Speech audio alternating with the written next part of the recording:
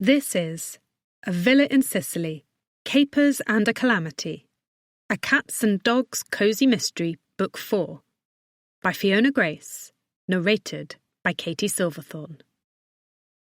Chapter 1. "You've done it again, Conchita," Audrey Smart said, checking out the wound her mentee had dressed on an injured Labrador. "This is perfect." "I know," the model pretty brunette said, finishing up the stitches and giving the animal an affectionate pat. "I love sewing. My stitches have always been the neatest."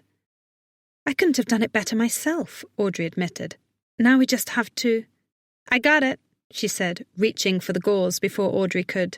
"All right, but—" I know, keep the wound clean," she said, reaching for the antiseptic. "It's all under control, this is easy peasy." It was. Conchita Bussillo, Audrey's new second-in-command at Musamelli, Sicily's new veterinary centre, was only a year into vet school, but she was already proving to be a very quick study. Not only was she young, beautiful, and fashionable, like a model who just walked off the pages of a magazine, but she was also capable and had the confidence to match. It was almost intimidating.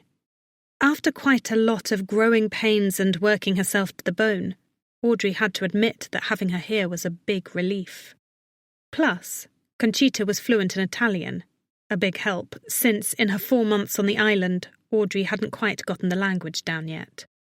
As a local, too, she'd given Audrey a good dose of the culture and history of the town. Yes, Audrey could safely say that Conchita was a lifesaver, and hiring her was one of the best decisions she'd made since moving to Musamelli. Not that she'd made many of those.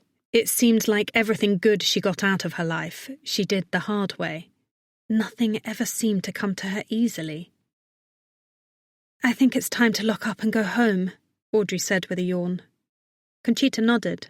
"Oh, I just want to check in tomorrow's appointments and make sure we're all ready. And this place could use a little scrubbing, don't you think?" "Yes, that's great." Audrey hadn't thought of that.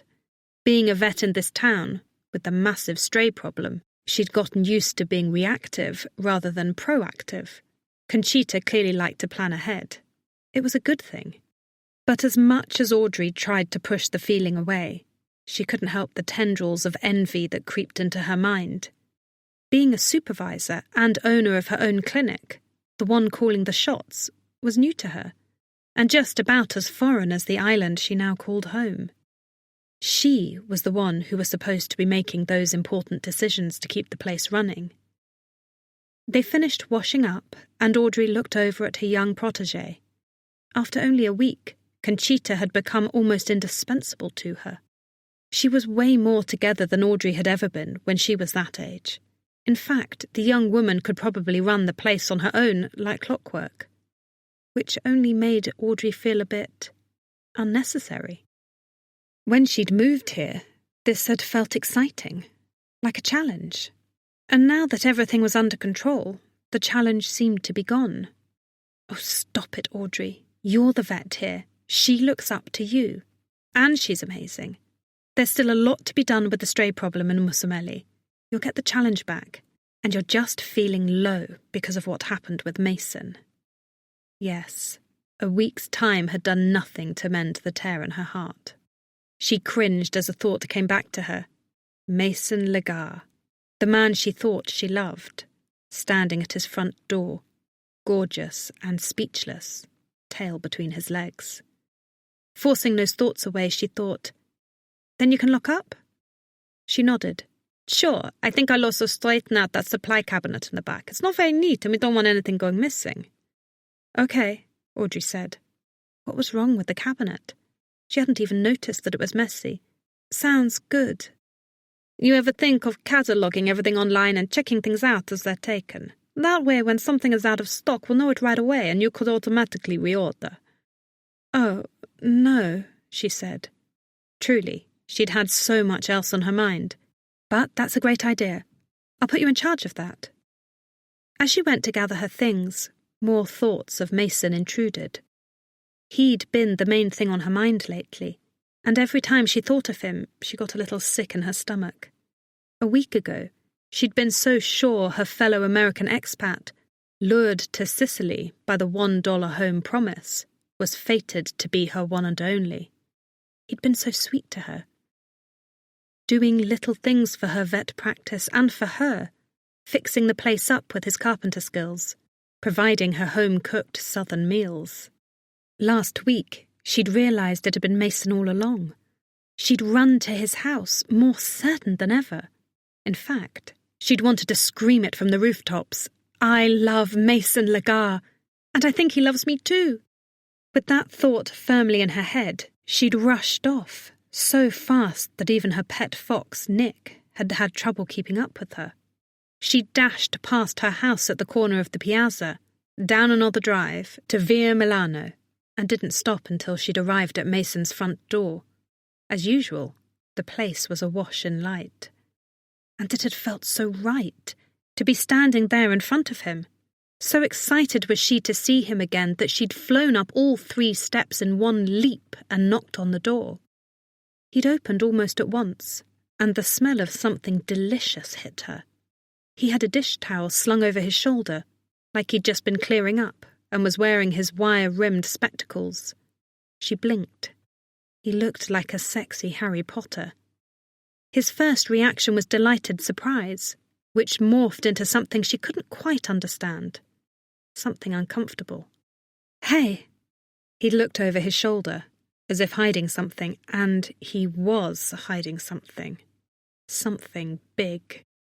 It was mortifying now to think how she'd begun to babble about how sweet he was and how she really wanted to tell him everything on her mind. Her face had been heating, and his seemed to heat right along with it. Right then, she didn't know why. But now she knew. He'd been embarrassed for her. She grabbed her purse from the hook on the wall of her office and cringed again at the thought of what had happened next with Mason. That woman. "Mace, who is it?" a female voice had called from inside.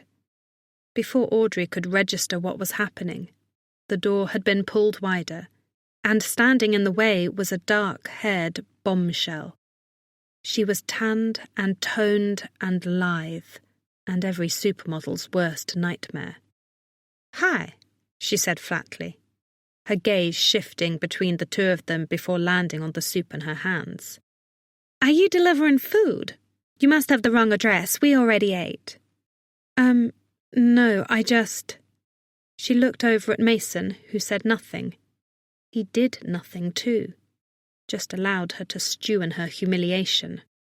She'd made up some excuse about how she was thanking him for fixing her mould problem, and started to back away. "Mould? Gross," the woman had said, flipping her long hair over her shoulder.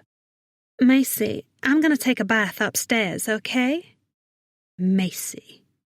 He didn't answer her. Instead, he just continued to stare at Audrey, a guilty look on his beautifully kissable face. It was all Audrey could do not to burst into tears. Instead, she'd rushed back home and consoled herself, alone, with a bowl of soup. In fact, she'd been consoling herself with a lot of bowls of soup lately. Soup, and some of the most decadent of Sicilian delights. Arancini, risotto, and lots of pasta. This morning she'd had trouble buttoning her jeans.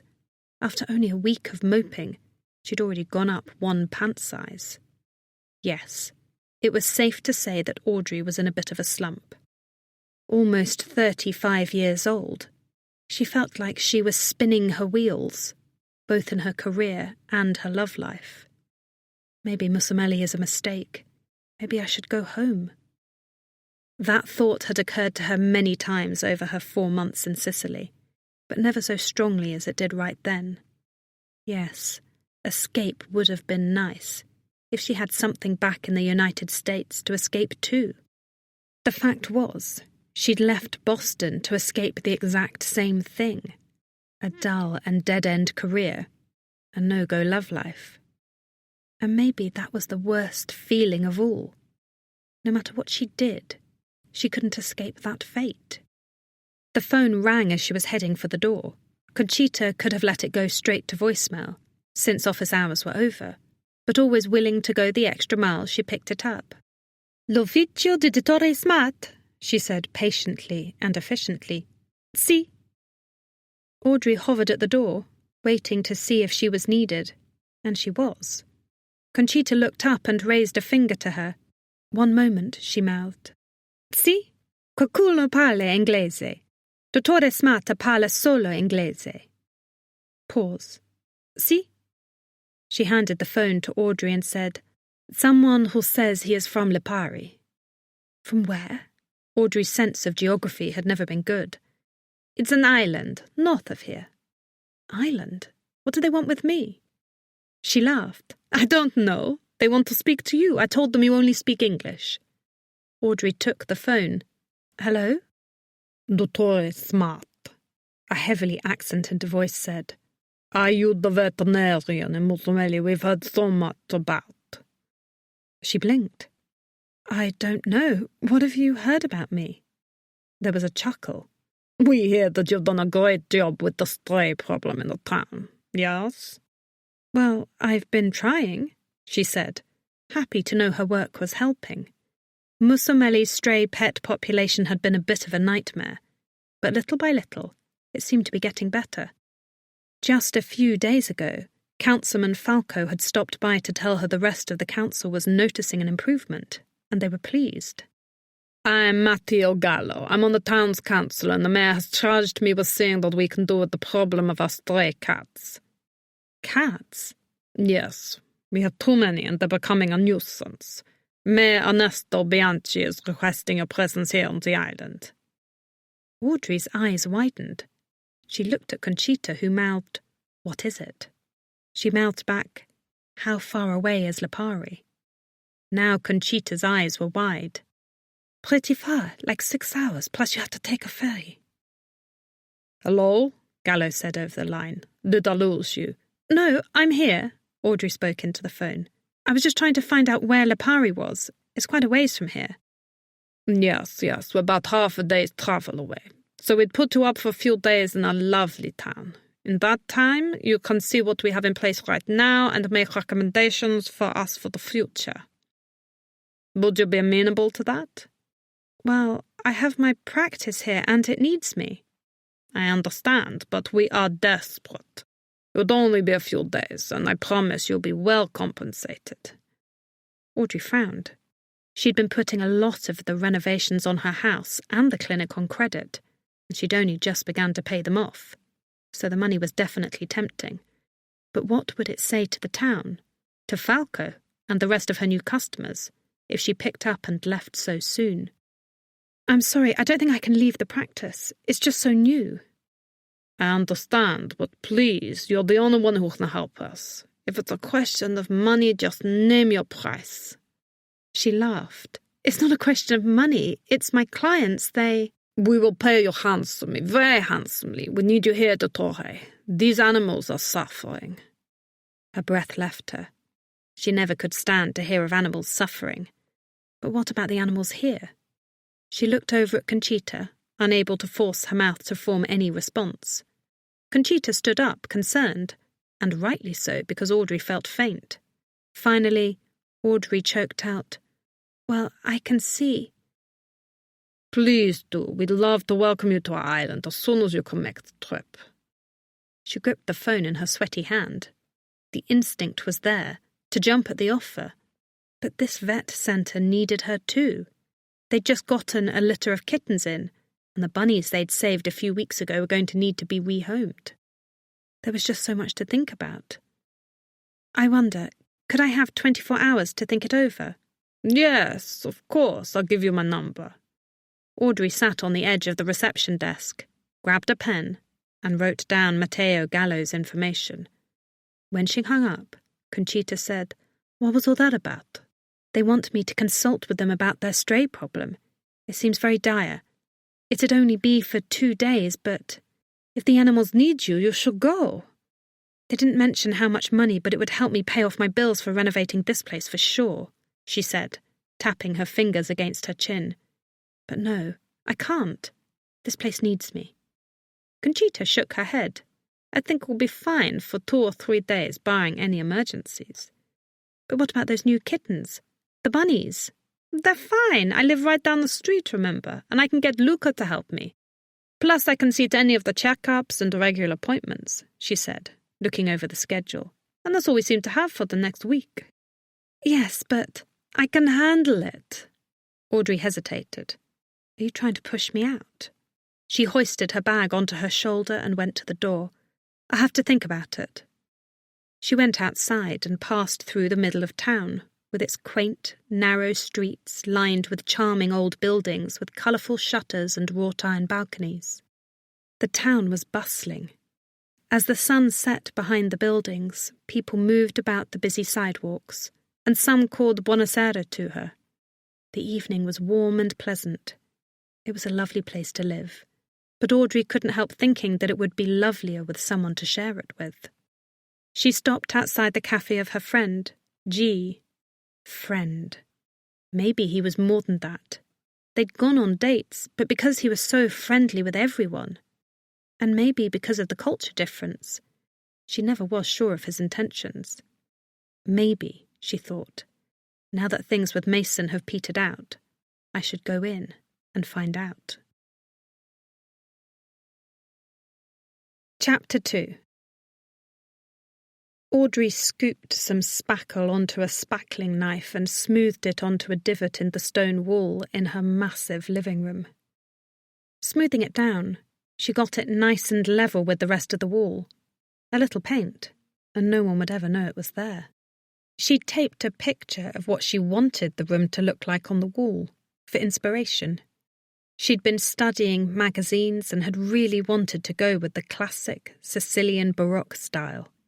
Gilded crown moulding, colourful tile floors, a frescoed ceiling, mirrors on the walls, and of course, she'd have to restore the massive and opulent chandelier hanging from the ceiling. That alone would be a chore. Then she sat back and looked over the rest of the walls in the room. 1 hole down, 5,000 more to go. The walls were atrocious. She'd thought ripping the wallpaper off would be half the battle, but once she saw what waited for her in the room, she realised she was wrong. The walls were in terrible condition. Someone had just covered them with ugly flowered wallpaper to conceal that fact. It was almost as if some rabid animal had taken bites out of the wall. Just another wonderful surprise that came with her $1 Musumelli house. She was making progress, albeit slow. The kitchen was just about done. The downstairs bathroom. She'd even planted a little garden out back, in the lovely space with sweeping views of the grassy, golden Sicilian hillside. She'd finally patched that massive hole in the floor of the bedroom upstairs, but much of the upstairs and this large living room were still very much works in progress.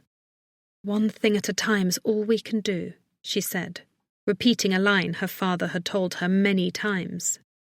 He was a general contractor, and though he'd been absent from her life since she was a pre-teen, his words always seemed to stick with her. Now he was who knew where. A place called Monte Magnera, maybe. She'd often thought about going to seek him, but now wasn't the time with everything she had to do. Right now, her one thing was getting this wreck of a house under control. Wearing pyjama pants and a tank top, hair done up in a messy bun, she figured she had no one to impress. This whole week she'd been like an automaton, moving from work to home to work to home, taking care of business with no time for a social life. She didn't want a social life now, after the number Mason had done on her heart. That's why, when she'd stood outside G's cafe, she'd decided not to go in. She didn't want to be rejected by him too. Better to forget about men and concentrate on the work at hand. There was a lot of that to do. She yawned, grabbed her glass of wine and took a sip. Meanwhile, her wild pet fox, Nick, a rescue of her own, came over, sniffing at the tub of spackle. He let out a little squeak of distaste. "I know, you're hungry." She stood up and dusted off her jeans. Me too. 1 apple coming up. She took the 3 steps down to the kitchen, cut an apple for him, and laid it in his bowl, saving 1 slice for herself. He eagerly scooped it up and began to nibble as she ate hers. Something delicious and fattening from Pepe, the market down the street, called to her, but she resisted. The reason she'd changed into pyjama bottoms the second she got home was because her jeans no longer fit her right. As she was turning to go back to her work, a bright beam of light shone through the kitchen window, momentarily blinding her. What the? She pulled open the front door to find an entire camera crew standing there, spotlights at full blast. Her eyes stung. There was a camera focused right on her. "What is this?" she cried, but she had a pretty good idea. Her American neighbour, Nessa, was about to star in her own HGTV programme. This had to have something to do with that. Nessa never stopped talking about the show. A large man in a t-shirt that didn't quite cover his giant beer belly shrugged. "Sorry, lady," he said, sounding less than apologetic. "My orders are to film the whole block." Filmed the whole block, including me in my pyjama pants. She wiped her cheek. And I have spackle on my face. Perfect. "Nessa," she growled. The door swung open and her California blonde neighbour appeared, petting her cat, Snowball. She was in full makeup, her platinum blonde hair piled on her head like a debutante. As always, ready for her close-up. "What do you want?" "Maybe not to be assaulted by your cameras. Aren't you supposed to get permission before filming anyone?" She rolled her eyes. "Oh, please. There isn't a single person alive who wouldn't kill to be part of this production. You're lucky your house, if that's what you're calling it, is even going to be filmed." Audrey frowned. "What's that supposed to mean?" "It means that I want people to envy where I live, which is pretty hard when it's across the street from a junkyard." Audrey's jaw dropped.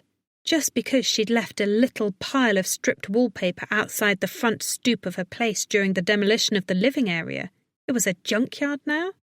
Forget the fact that Nessa had had crews of people and unlimited money to renovate her place to the lovely state it was in now. And Audrey was just one person with a limited budget. Audrey's place was the largest property in town, owned by royalty. It would be amazing. She just needed the time and the funds to get it there. But she didn't feel like arguing. Also, the guy still had a camera pointed at her. Was the film rolling even now? Please, just try not to shine in my windows all the time, and don't film me if you can help it." Nessa scoffed. "Audrey, please. They have more interesting things to film than you." She fluffed her hair and smiled as the camera swung towards her. "Namely, me. All right, I'll clean the garbage up, but just whatever. Can you see we're just a little busy here? This is our first day of filming." She looked at the cameraman. "Which of my sides is the best in this light?" Audrey slammed the door on the camera crew and turned back towards her kitchen. She touched the walls and sighed. "You're my beautiful home. You're not a junkyard," she whispered. At least, it wouldn't be when she was done with it. The money that vet job was offering sure would help speed it along. She could even hire someone to help. Things had been moving along steadily, though slowly, but Mason not coming by lately had brought progress to a near standstill. Macy. She sat on the stairs, grabbed her glass of wine and drained it in one gulp. Then she poured herself another. Who was that mysterious woman? The girl was probably a model. That's exactly what she'd expect for a man like Mason, who was such a pretty boy. He could be in movies himself. She looked exotic and wild and cultured and everything Audrey wasn't. She probably never tripped over her own feet or laughed so hard she snorted wine out of her nose. Her name was probably Philomena or Ishanti or Tamika.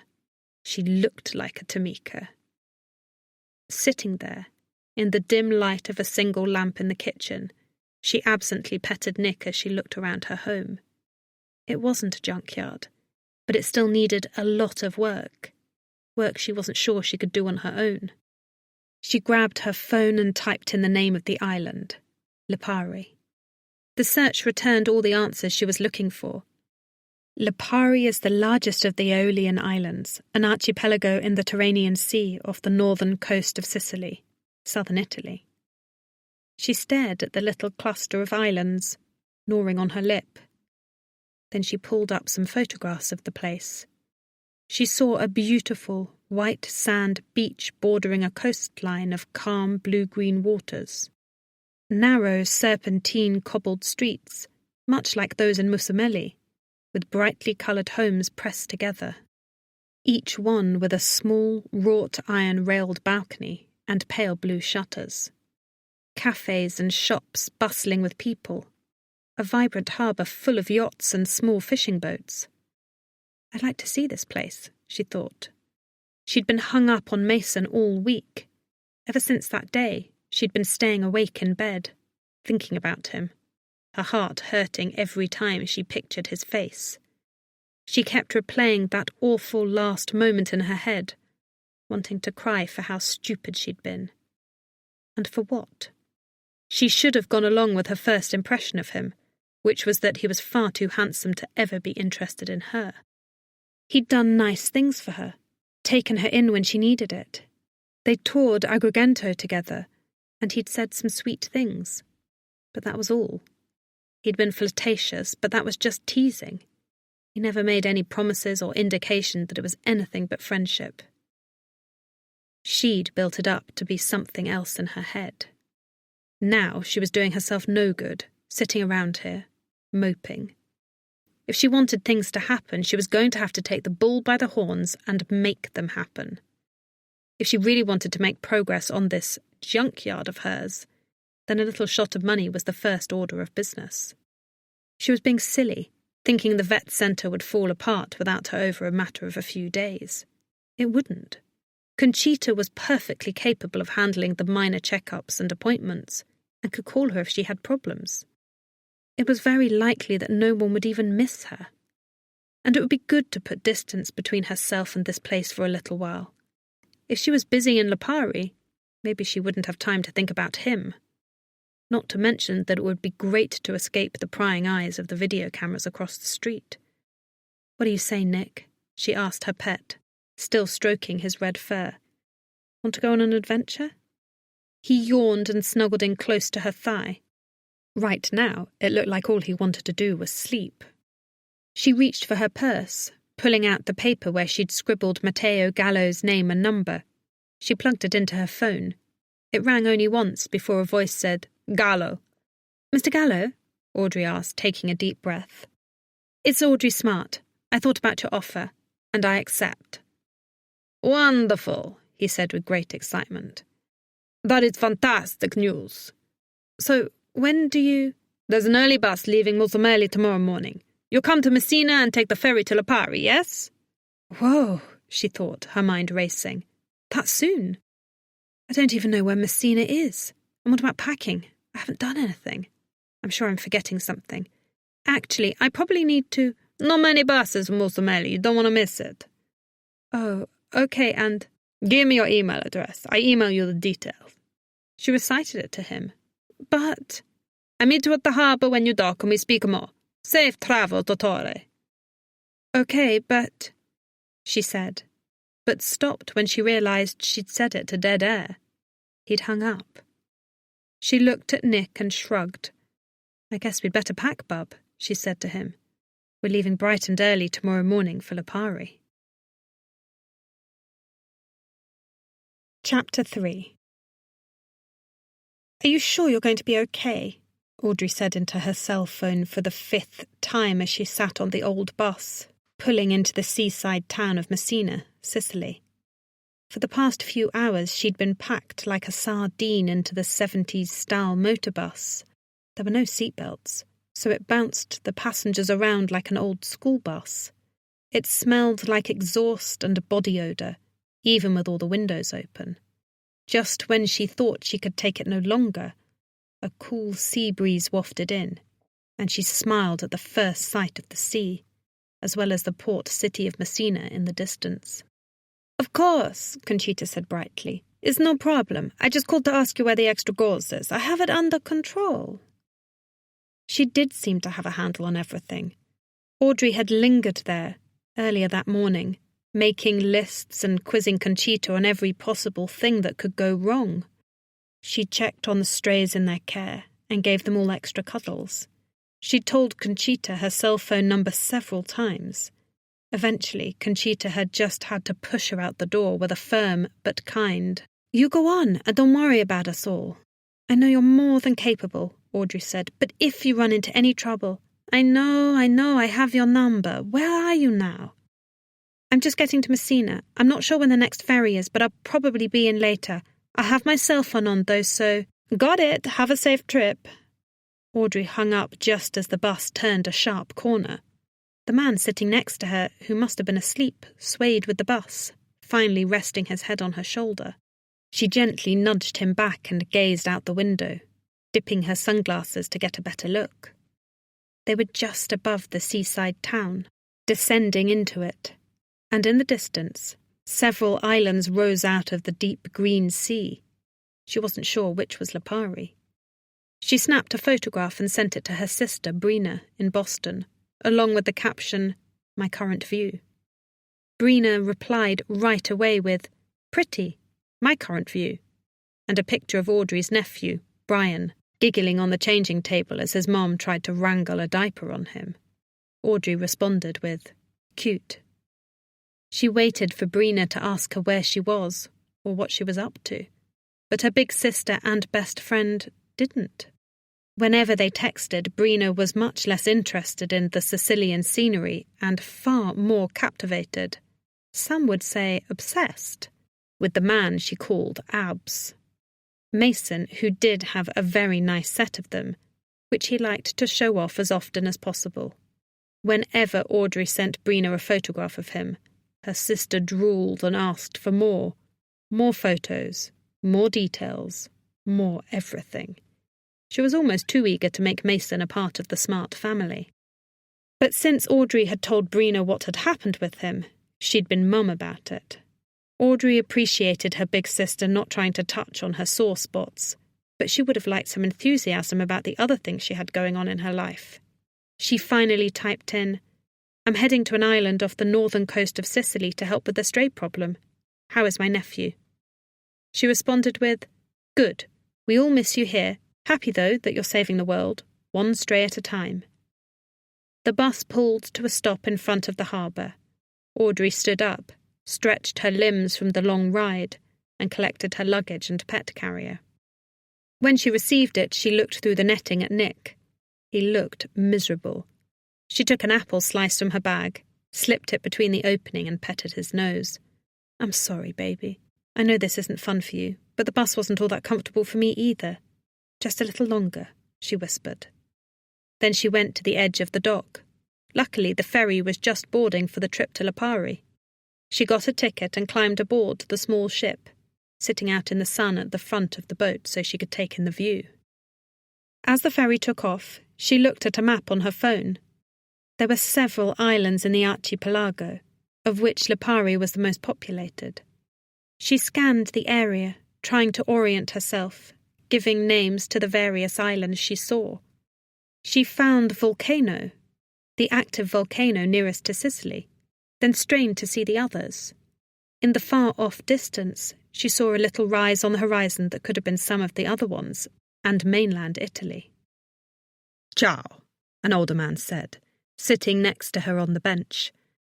She realised he was the same man who'd fallen asleep on her shoulder on the bus.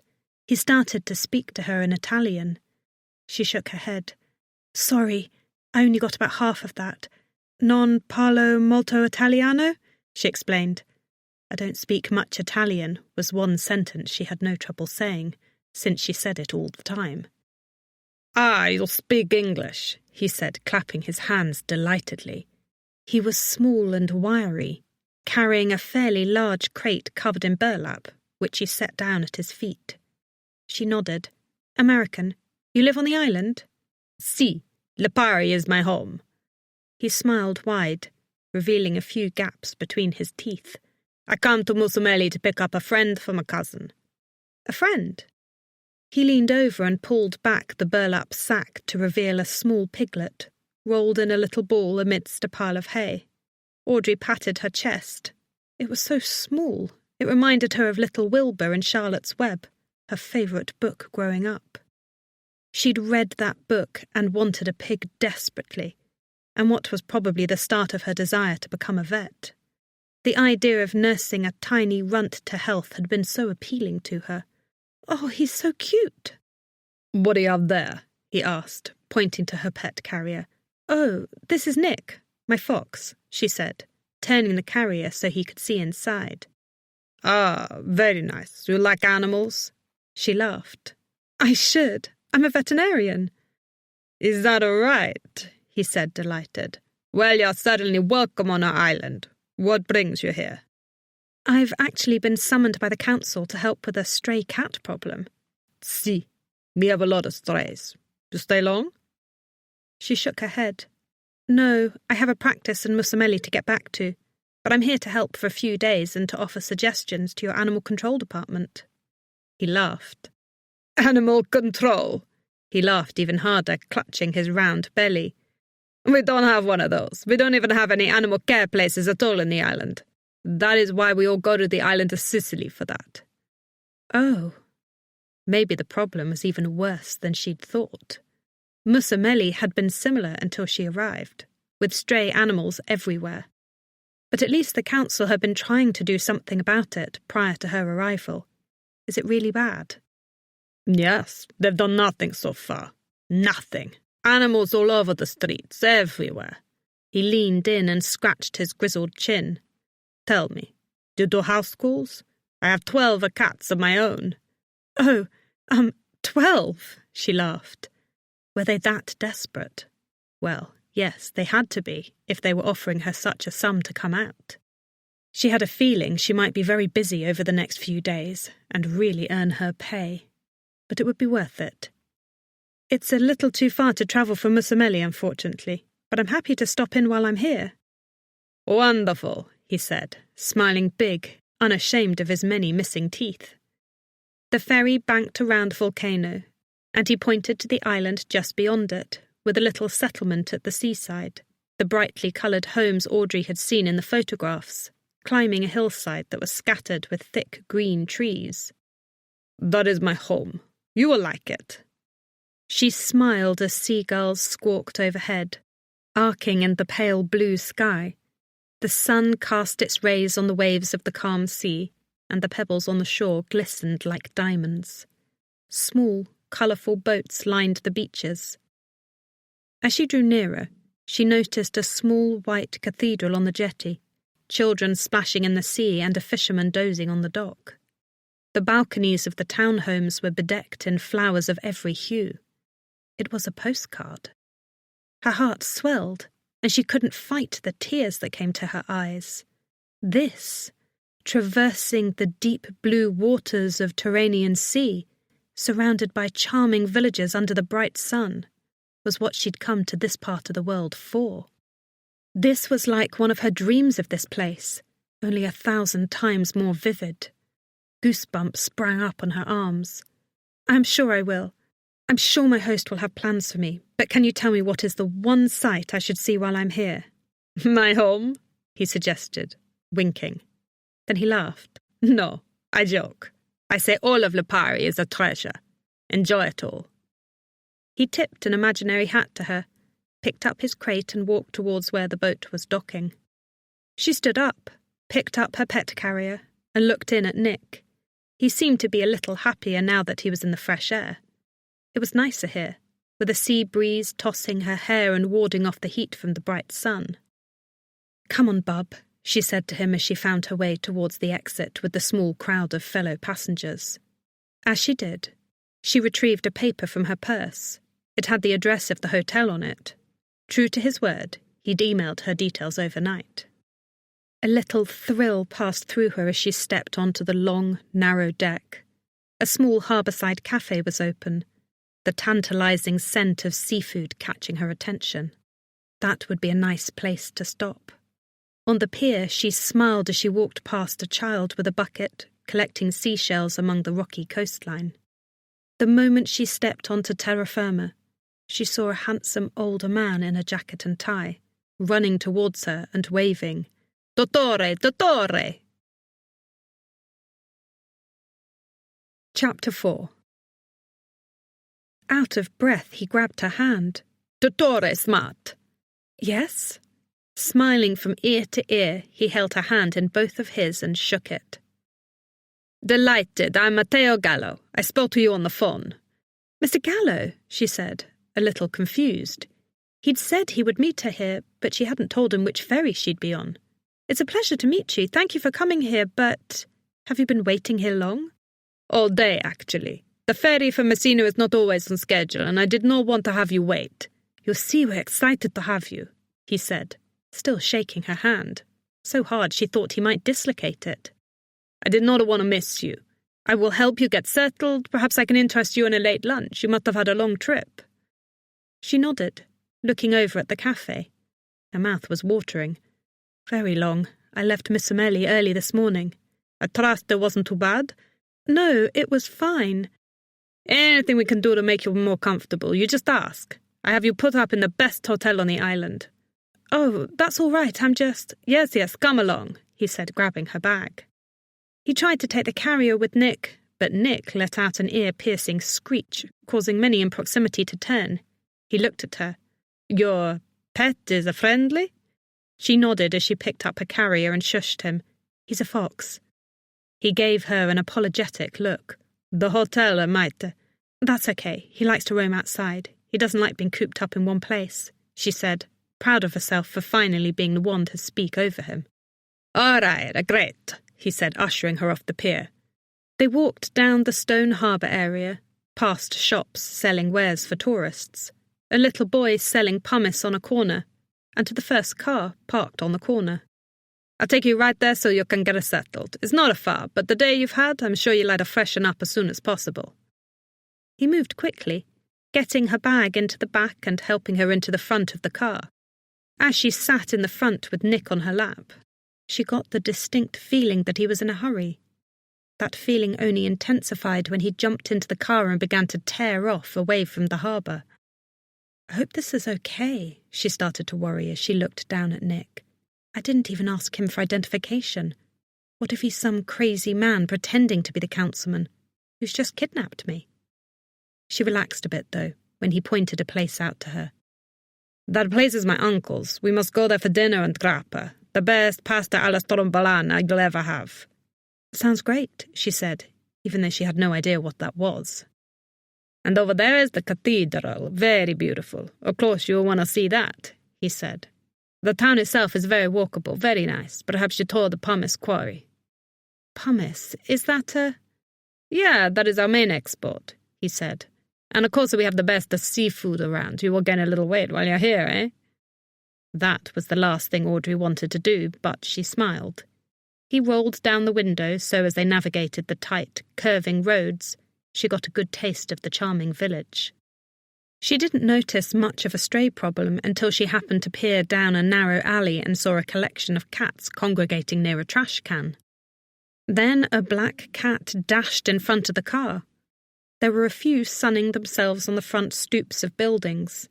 They may have belonged to someone, but they didn't appear to have collars. I see the problem with strays," she said.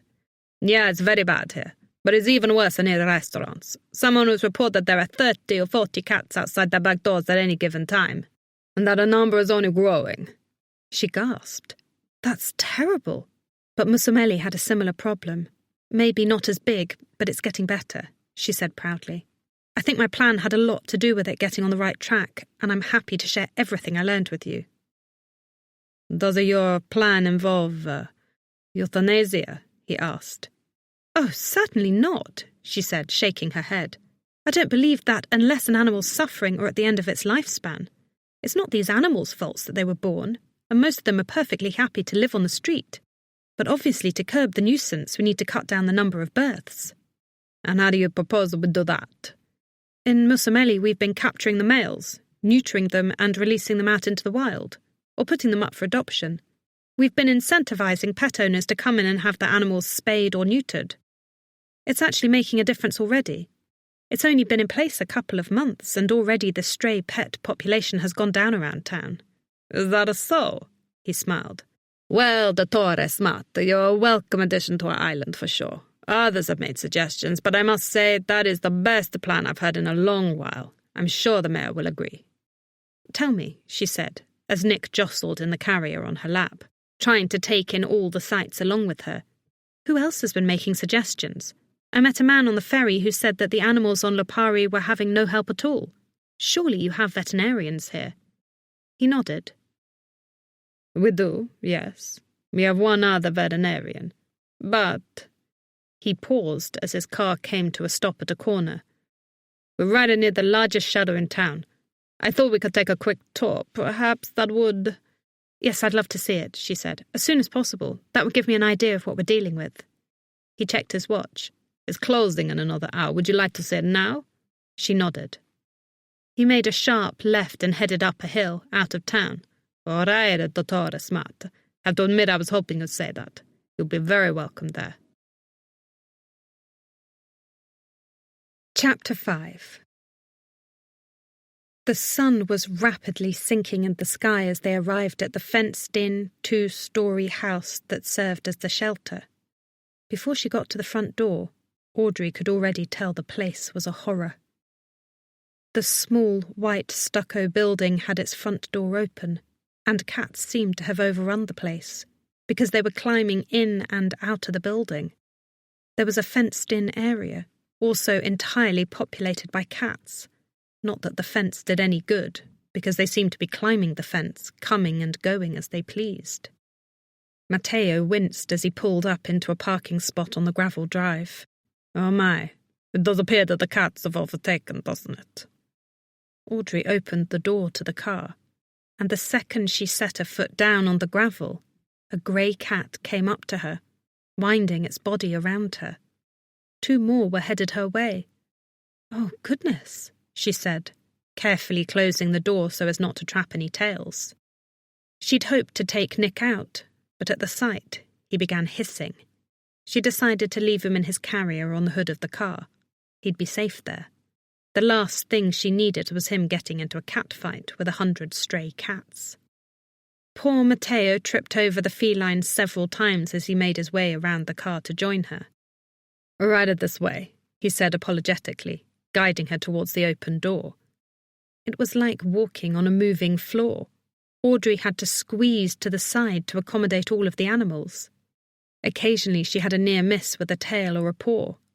The number of cat bodies of all colours and sizes only seemed to increase as she made it to the lobby. The waiting area may have once been a regular waiting room, with chairs, houseplants and a coffee table filled with magazines. But now, every available space appeared to be covered in cats. This wasn't like Musamelli at all. It was so much worse.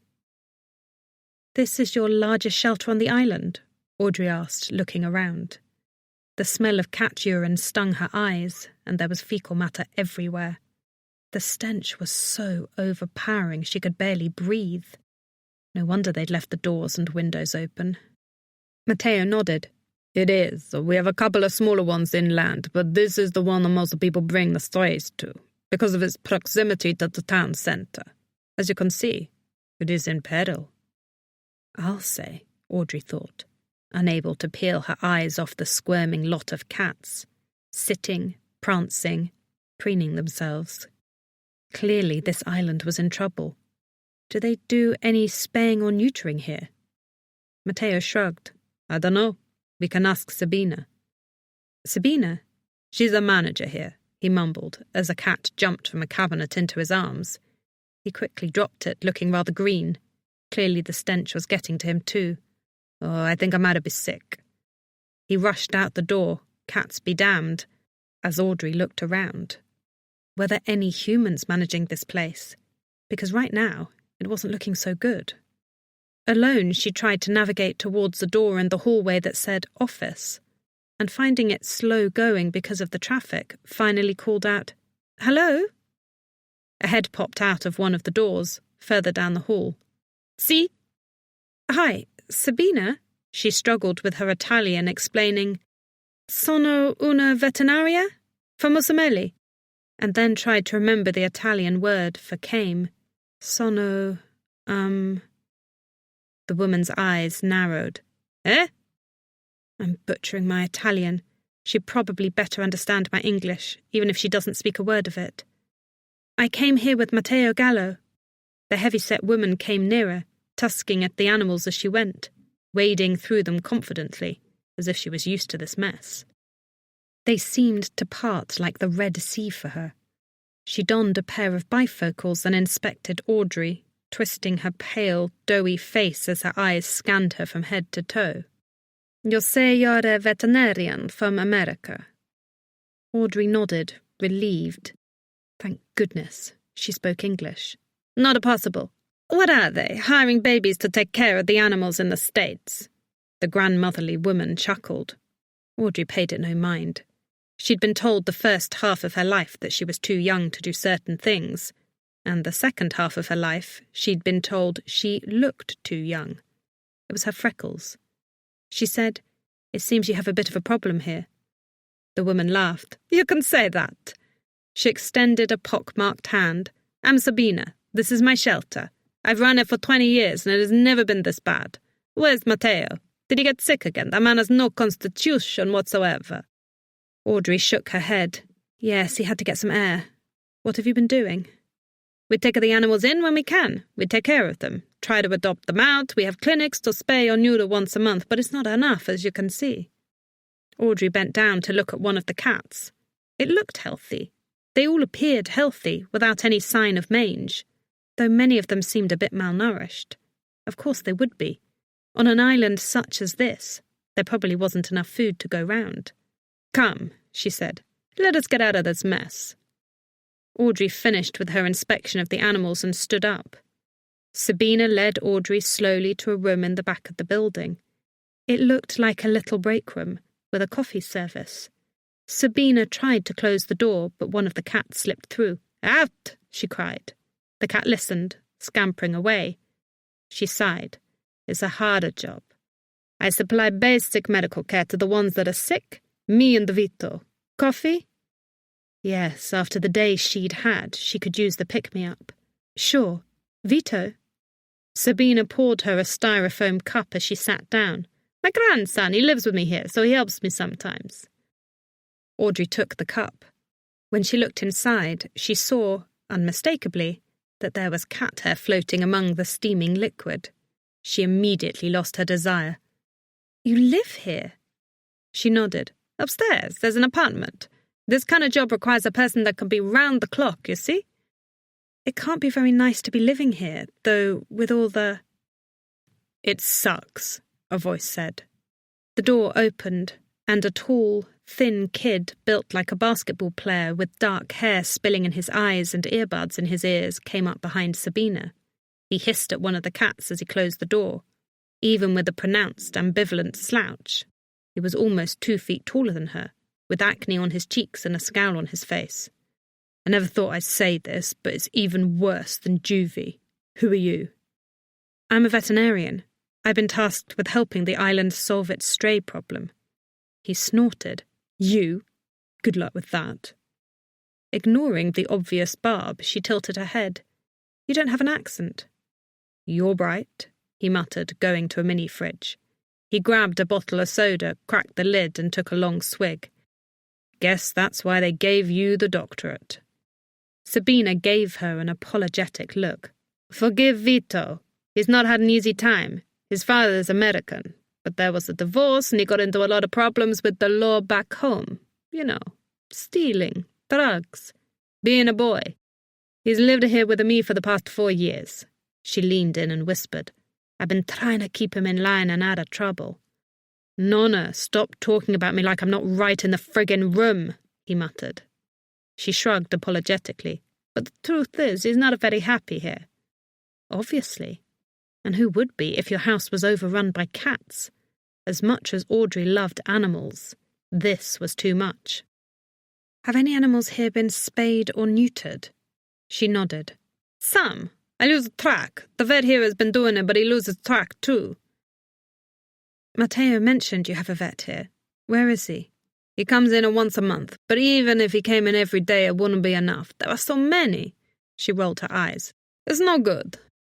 So you just don't have enough cages for all the animals, she mused. Vito laughed derisively. Oh, we do. Nonna doesn't think it's humane to keep them locked up. He rolled his eyes. Audrey's eyes widened. What? She shrugged. I know it seems strange, but I just don't think animals are meant to be in cages all the time. So I let them go in and out as they please. But at night, they have a place to stay. Okay, Audrey said, hardly able to believe she was hearing this. She didn't like putting them in cages either, but some things were necessary to control the population and prevent them from hurting themselves. Her head ached, probably from the stuffiness inside. She closed her eyes and started to massage her temples. You leave the cages open all the time? Like it's a hotel or something? She nodded. Yes, the animals love it. That is why they keep coming back to me. I treat them with so much kindness and they give it back to me. Sabina, Audrey said gently, it might seem humane, but it's actually not, because it's increasing the stray animal population on this island. That's why many of these animals are malnourished and not getting enough to eat. If you keep them in cages, letting them out only sporadically, it will help tremendously. They actually like having a place of their own to sleep and stay safe. Then you can keep track of which ones are spayed and neutered and sick. You understand that, right?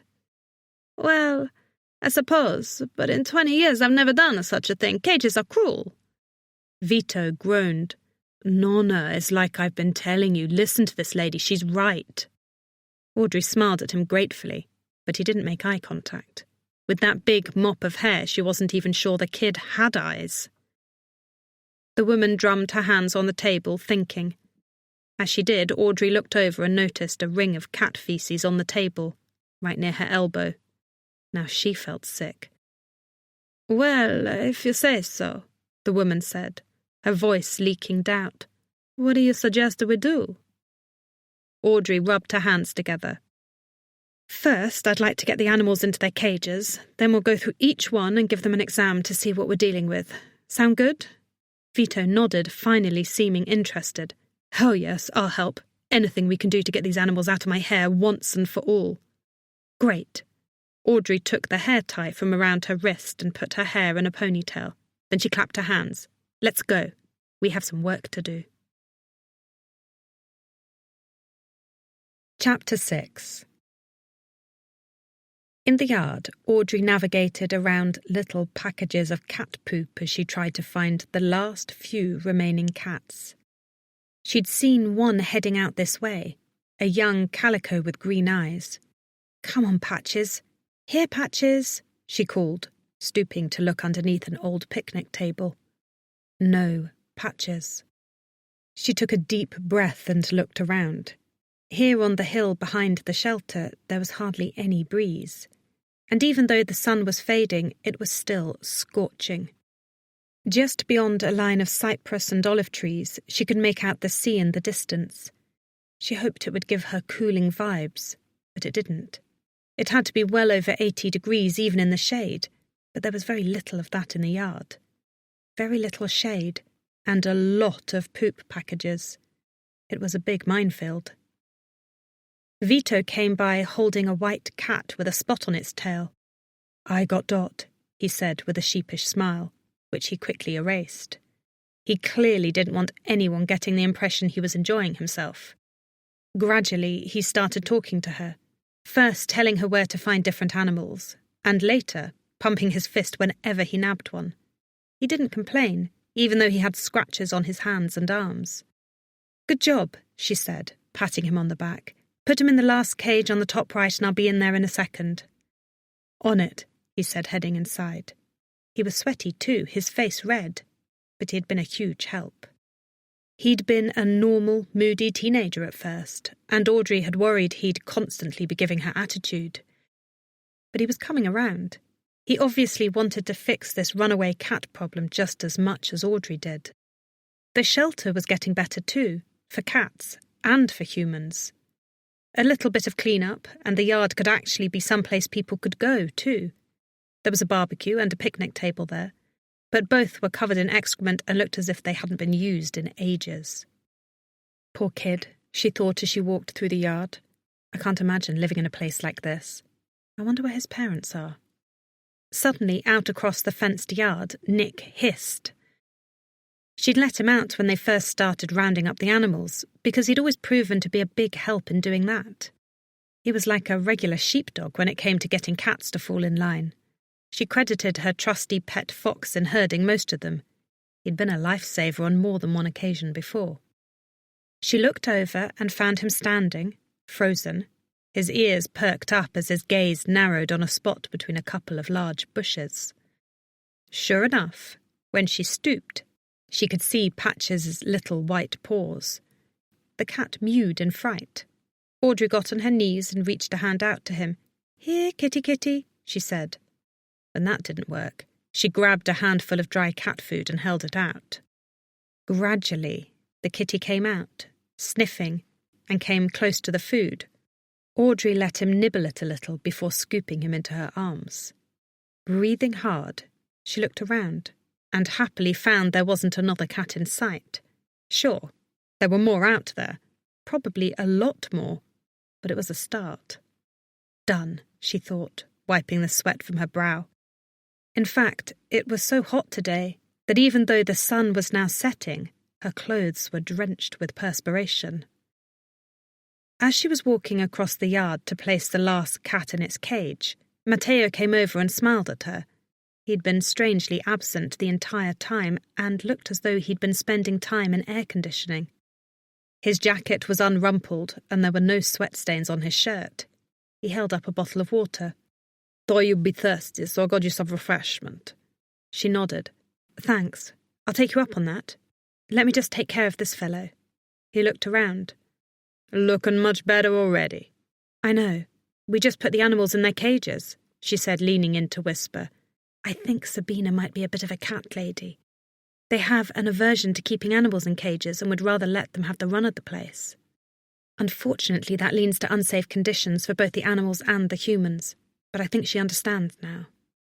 Audrey went inside, and as she expected, Matteo didn't follow.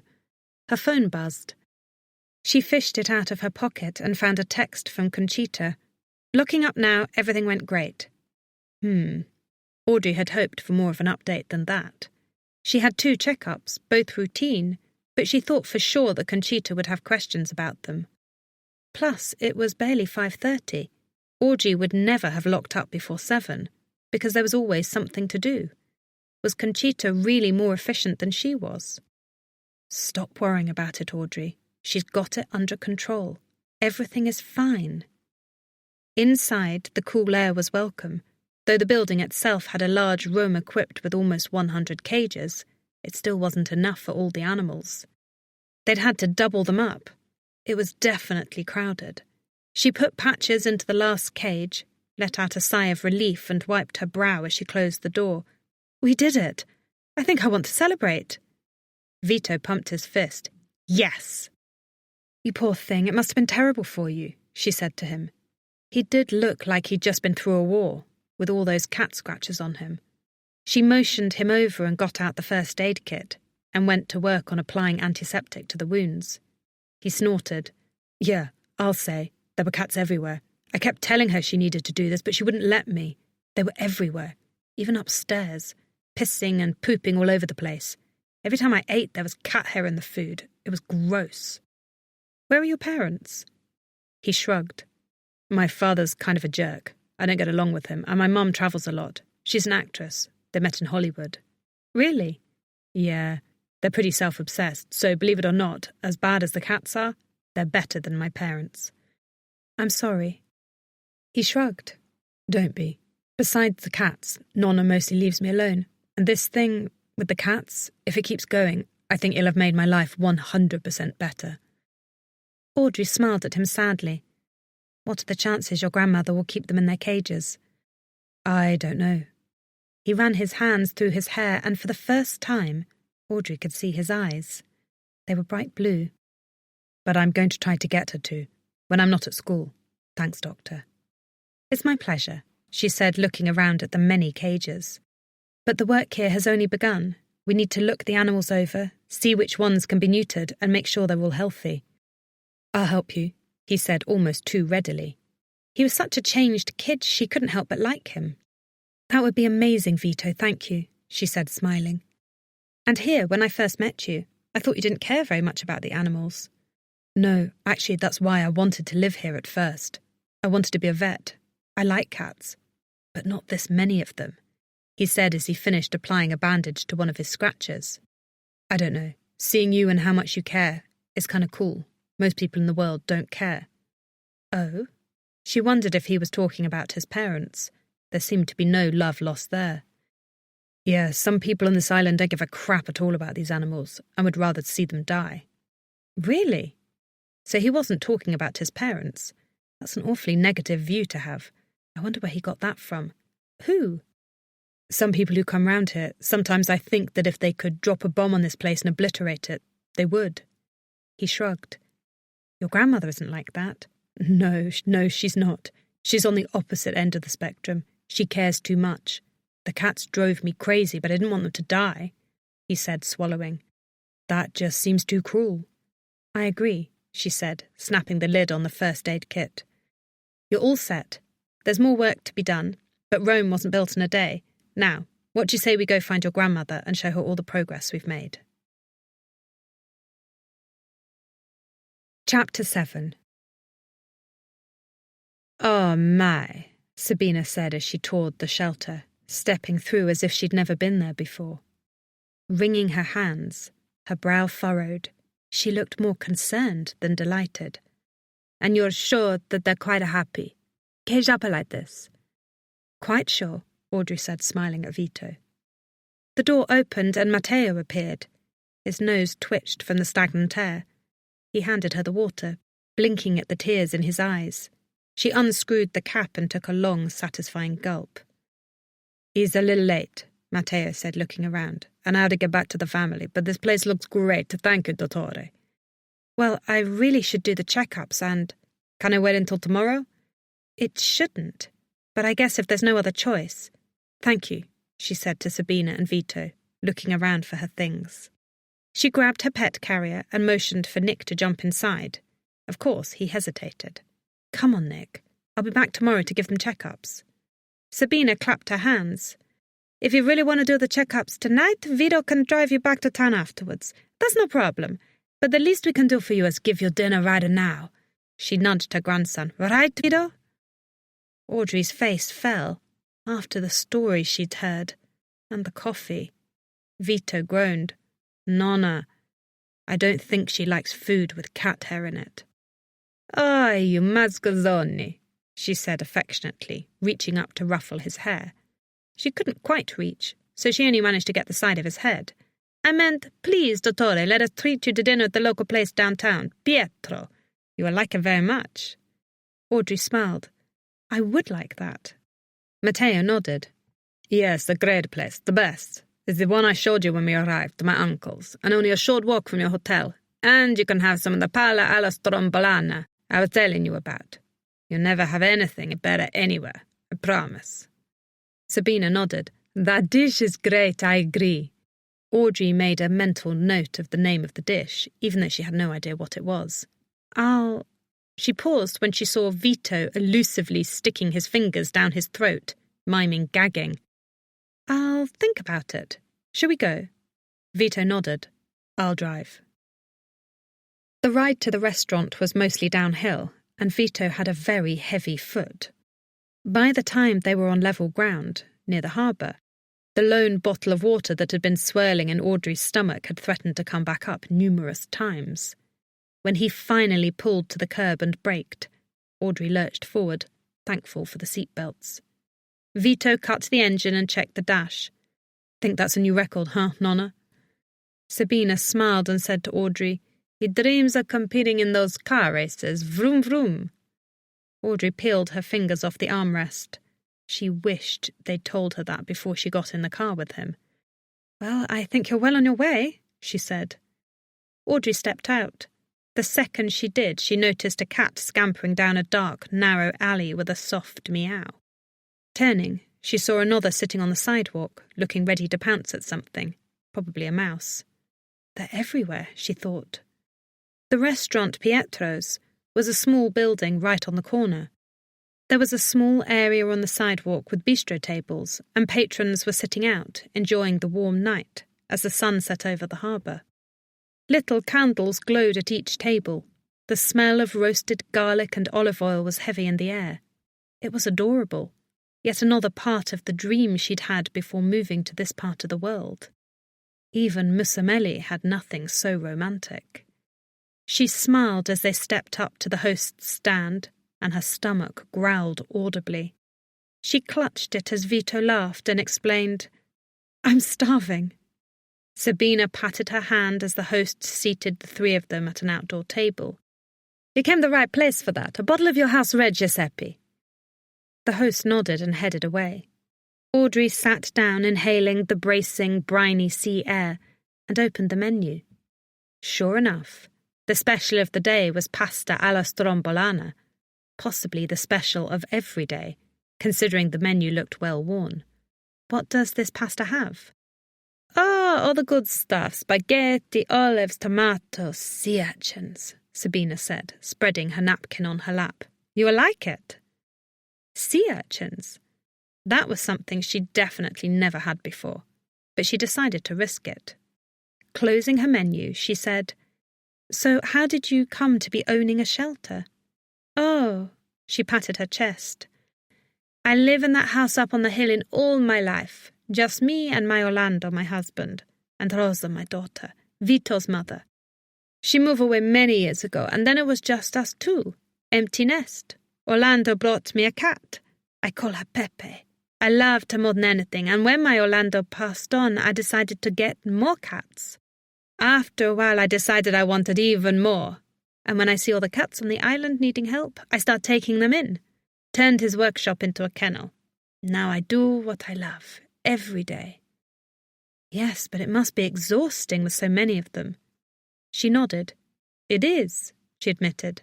"I think your way of organizing will help. I just suppose I was afraid to do it. But you're the veterinarian. You know your stuff." The waiter, who was just setting a glass in front of each of them, said suddenly, "Who? Veterinaria." Sabina said, "Si, Dottore Smart is visiting us from America." He'd been about to pop the cork on the wine, but he stopped and gaped at her. "Oh." He started to speak in Italian, so fast that Audrey couldn't translate even a single word. Sabina leaned in. "He says he has a puppy that is sick and hoping you can come and visit him while you're here." "Oh, what is wrong?" Sabina translated for the man and relayed his response to her. "He seemed to think it might be something bad, maybe a rash, because he doesn't eat or drink very much, and his hair is falling out." She smiled up at him. Yes, of course. Just let me know your address and I'll stop by as soon as I can. Perhaps tomorrow?" Once again Sabina translated. The man nodded and smiled brightly. Si, grazie," and rushed away without pouring their wine. Sabina took over, pouring a glass for herself and for Audrey, a half glass for Vito. Vito took a single gulp and finished the whole glass. He said, "I told you, you're going to be famous if you hang around here for long." She took a sip of her own wine and grabbed a slice of warm bread from the table. Taking a bite, she said, "I don't understand. Isn't there a veterinarian on the island that people can take their pets to? I thought you said there was one." Sabina nodded. "Oh, there is, Dottore Luciano Maro." She looked over at Vito, who was shaking his head and grimacing. "He's, how shall I say this, An idiot," Vito filled in, the smile on his face indicating he was only too happy to contribute the fact. In shock, Sabina nudged him. "That's not nice." "It's true," he grumbled. "It's a wonder we have a stray problem here, considering he's probably killed half the pet population with his bad advice." Sabina leaned in and patted his arm. "Vito, Pepe was just old. She was 17. Vito gave her a doubtful look. Pepe was fine. She could have lived another couple of years at least, and he insisted on putting her down. He snapped his fingers. Like that. Sabina sighed and turned to Audrey. Poor thing. Pepe was his first true friend when he moved here. Vito had a hard time adjusting. They went through a lot together. After Dottore Mauro got through with Pepe, Vito has never trusted the man. Still, don't, he mumbled, grabbing for the bottle of wine. Sabina started to put a hand on his to stop him, but then shrugged and let him pour himself a full glass. The waiter came back and asked for their orders. Audrey said, "Pasta alla strombolana." Vito mumbled, "Your funeral," and then looked up at the waiter. "Spaghetti." Audrey looked over at him and whispered, "What's wrong with what I ordered?" He shrugged. They sucker everyone into trying it when they first come on the island. It's super salty and weird. I had it when I was 11 and I still have nightmares. She laughed. "Well, I'm here in Italy to try new things, so I guess I'll just try to stomach it." When the waiter finished taking Sabina's order and left, Audrey said to both of them, "I'm sorry this vet is such a problem. That's a shame." Sabina nodded. "He's not quite the horror show Vito is making him out to be, but I'll admit he does not have the best reputation. There are cases of him misdiagnosing pets, treating them badly. His bedside manner leaves a lot to be desired, and... not to mention his clinic is a crap hole," Vito added bluntly. Audrey swung her gaze to Vito. "It is? Where is it?" "Oh, yeah, it makes our shelter look like a royal palace. It's down the street. You should take a look at it," he said, taking a piece of bread and dipping it in the oil with balsamic vinegar and rosemary. "But not on a full stomach because you'll probably want to retch." Audrey looked at Sabina. "Well, that's awful. I'm sorry." "That's not all," she said, shaking her head. "There's more. Let's just say there are certain rumours about him." "Rumours?" Audrey leaned forward, intrigued. Whatever it was clearly even worse than the other things they'd just spoken of. What rumours could be worse than him misdiagnosing and maltreating animals? Audrey couldn't imagine. "Yes, I'll leave it at that," Sabina said, giving Vito eye daggers that were impossible to miss. She'd also gone to kick him under the table. The only reason Audrey knew that was because she'd kicked Audrey instead. Wincing, she looked at the blunt teenager, hoping he'd say what his grandmother was clearly too polite to say. But he didn't. Instead, he simply raised his eyebrows mysteriously and smirked. Before she could ask him what that meant, the food came. She looked down at her dish. Thick coils of homemade pasta, bits of olives and tomatoes, all in a creamy sauce. It looked and smelled heavenly. She eagerly dipped her fork in, picked up one of the white, viscous things and took a deep breath. It was salty and a little sweet like the sea, a bit like oysters. She tried another, with a bit of the pasta, and it practically melted in her mouth. She let out a little involuntary, "I thought you said this was terrible," she whispered to Vito. "It's delicious." He laughed. "You don't let anyone tell you anything, do you? That's good. You'll probably need it here, with the doctor. Because he's like that too. Stubborn." She leaned in. "What are these terrible rumours about him?" she whispered to him. He glanced at Sabina, then back at her, then made like he was zipping his lips. "Don't worry. I'm sure someone like you will be able to find out eventually." His grin widened, because I can already tell, you and he are not going to get along. Audrey blinked. Was he really that bad? She wasn't sure she wanted to find out, but she had a feeling that eventually, whether she wanted to or not, she was going to. They finished their meals and relaxed and rejuvenated. Audrey clapped her hands. "I think we have a lot of work to do," she said, finishing her wine. "What do you say we get back to it?" Chapter 8. "Ouch!" Audrey shouted as a particularly feral black cat scratched her palm. She stared at the blood running down her hand and yawned. Then she went to the sink and ran the injury under the faucet, covering it in a paper towel. She let Sabina bandage it as she looked around at all the faces of the animals, peeking out from the cages. 176 cats. That's how many cats were at Sabina's shelter. Audrey and Sabina had completed the count shortly after 8 p.m. that evening. And that was the latest tally. Then she'd set to giving each one a thorough checkup, determining any treatment needed, and making sure it had its necessary medicine. Vito assisted, while Sabina went through the shelter, cleaning up as much as possible. At least she had a nice, full stomach. By 9 they were all dragging, but Sabina was the worst. Vito said, "Nonna, you're tired." "I'm fine," the fiery old woman said, waving him away. "I have so much to do." "Oh, you've done so much," Audrey said. "You should go rest." "Yeah, Nonna, go up to bed. I'll finish here with Dr. Smart," Vito said. "We won't be much longer." Audrey smiled at him. "Please, just call me Audrey, both of you." Sabina came over to her and gave her a big hug. "You're so wonderful.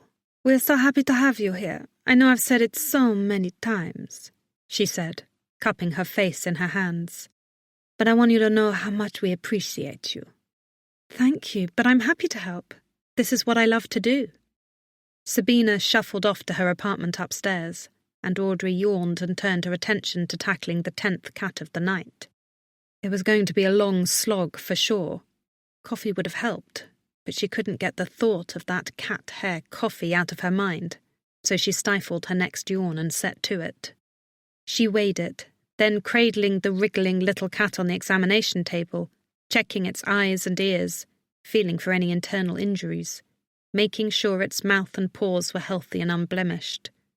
All looked normal. "This one's fine," she said, handing the grey one back to Vito. He lifted him up and stared into his eyes. "He's cute. I'm going to call him Spike." He put him in his cage and started to fill out an information card for him. "Sounds good," Audrey murmured, already reaching for the next one, a tan, older female who definitely had a litter or two before. She wondered how many cats in the shelter were hers as she set her on the scale to get her weight. Marking it down in her logbook, she said, "So when was the last time this other vet, this Dr. Mauro, was up here?" "A month ago." "Really? And he never suggested that Sabina caged the animals?" He laughed bitterly. "Making a suggestion like that would imply that he cares, and he doesn't." He shook his head. He neutered a couple of animals, then billed her a crazy amount of money for it. He's worthless, but he thinks he's hot stuff. "Really?" "Yeah, he's a big blowhard." Vito's face was twisted in distaste. Audrey could almost feel his hate for the man radiating off of him. No wonder he'd been so negative when she first met him. "I'm sorry he's been so terrible to you and your grandmother." He shrugged. "I can deal with him. My grandmother can't, though. She's too nice, and he took advantage of that. He needs to take a long walk off a short pier, if you ask me." He paused, and the next time he spoke, he was quieter. "That's why I'm glad you're here. We all are. I wish you could stay here permanently." She smiled. "I'm sorry, I wish I could." She looked around. "I guess I'd better call it a night and get to my hotel. Can you take me?" "Which hotel?" "The Hotel Lipari." He nodded and grabbed his keys. "Whenever you're ready." They walked together out to his car, and she sat in the passenger seat and braced herself for the wild ride. As they drove, she thought about what Vito had said. She hated leaving any animals in need. It was a shame that this vet didn't feel the same way. "I know I can't stay here permanently," she said to Vito, "but maybe I could give your vet some pointers." He snorted as he took a downhill bump so fast that they caught air and bounced so hard the top of her head grazed the roof of the car. Like he'd take it. I don't think he'd listen to anyone, especially someone younger than him. She gripped the armrest for dear life. "You never know, I can try. He might just surprise you, like that dinner tonight surprised me. I thought it was going to be awful." He shook his head. "Trust me, Dr. Mauro is awful. The only way he'd change is if he was dead." Audrey climbed the stairs to her hotel room in the Hotel Lipari on aching feet. When she opened the door, her first instinct was to collapse on the bed and never wake up. But she was covered in cat hair, and she knew she'd probably have a hard time falling asleep once she got into bed. She always had trouble on a new bed, in a strange place. The room was small but well-appointed, and had an enormous clawfoot tub. She planned to make good use of that. She walked through the room and smiled. Very charming. Yawning, she went to the window and threw back the drapes. There was a gorgeous view of the harbour, the dimly lit pier and the sea glimmering in the moonlight. In the far distance, the twinkling lights of the town of Messina pressed against the hulking silhouette of Mount Etna. She found the crank on the window and opened it, taking in the cool sea air, letting it fill her lungs. Nowhere in America could she see anything so beautiful. She stood there, listening to the waves lapping at the shore, and decided that yes, even with all the trials she'd had, coming all this way from Boston had been worth it, even just for a sight like this. Then she kicked off her shoes, went to the bathroom, and ran herself a nice bath. As the water filled the giant tub, she checked her texts. Nothing from Conchita. She had one from Brina, a picture of her youngest nieces snuggling together on a couch. She wished she could be there to give them a hug. That was one thing she missed most of all. Family. Mason had at least gotten his mom to visit, and his girlfriend? But no one had visited Audrey yet. Having no family at all in this hemisphere made her feel lonelier. Well, she did have one person. Maybe. She stripped off her clothes and slid into the warm water, thinking of her father. He was a general contractor in Boston. She'd been his right-hand woman right up until her early teens, always accompanying to his renovations of Back Bay mansions. Then, suddenly, he was gone.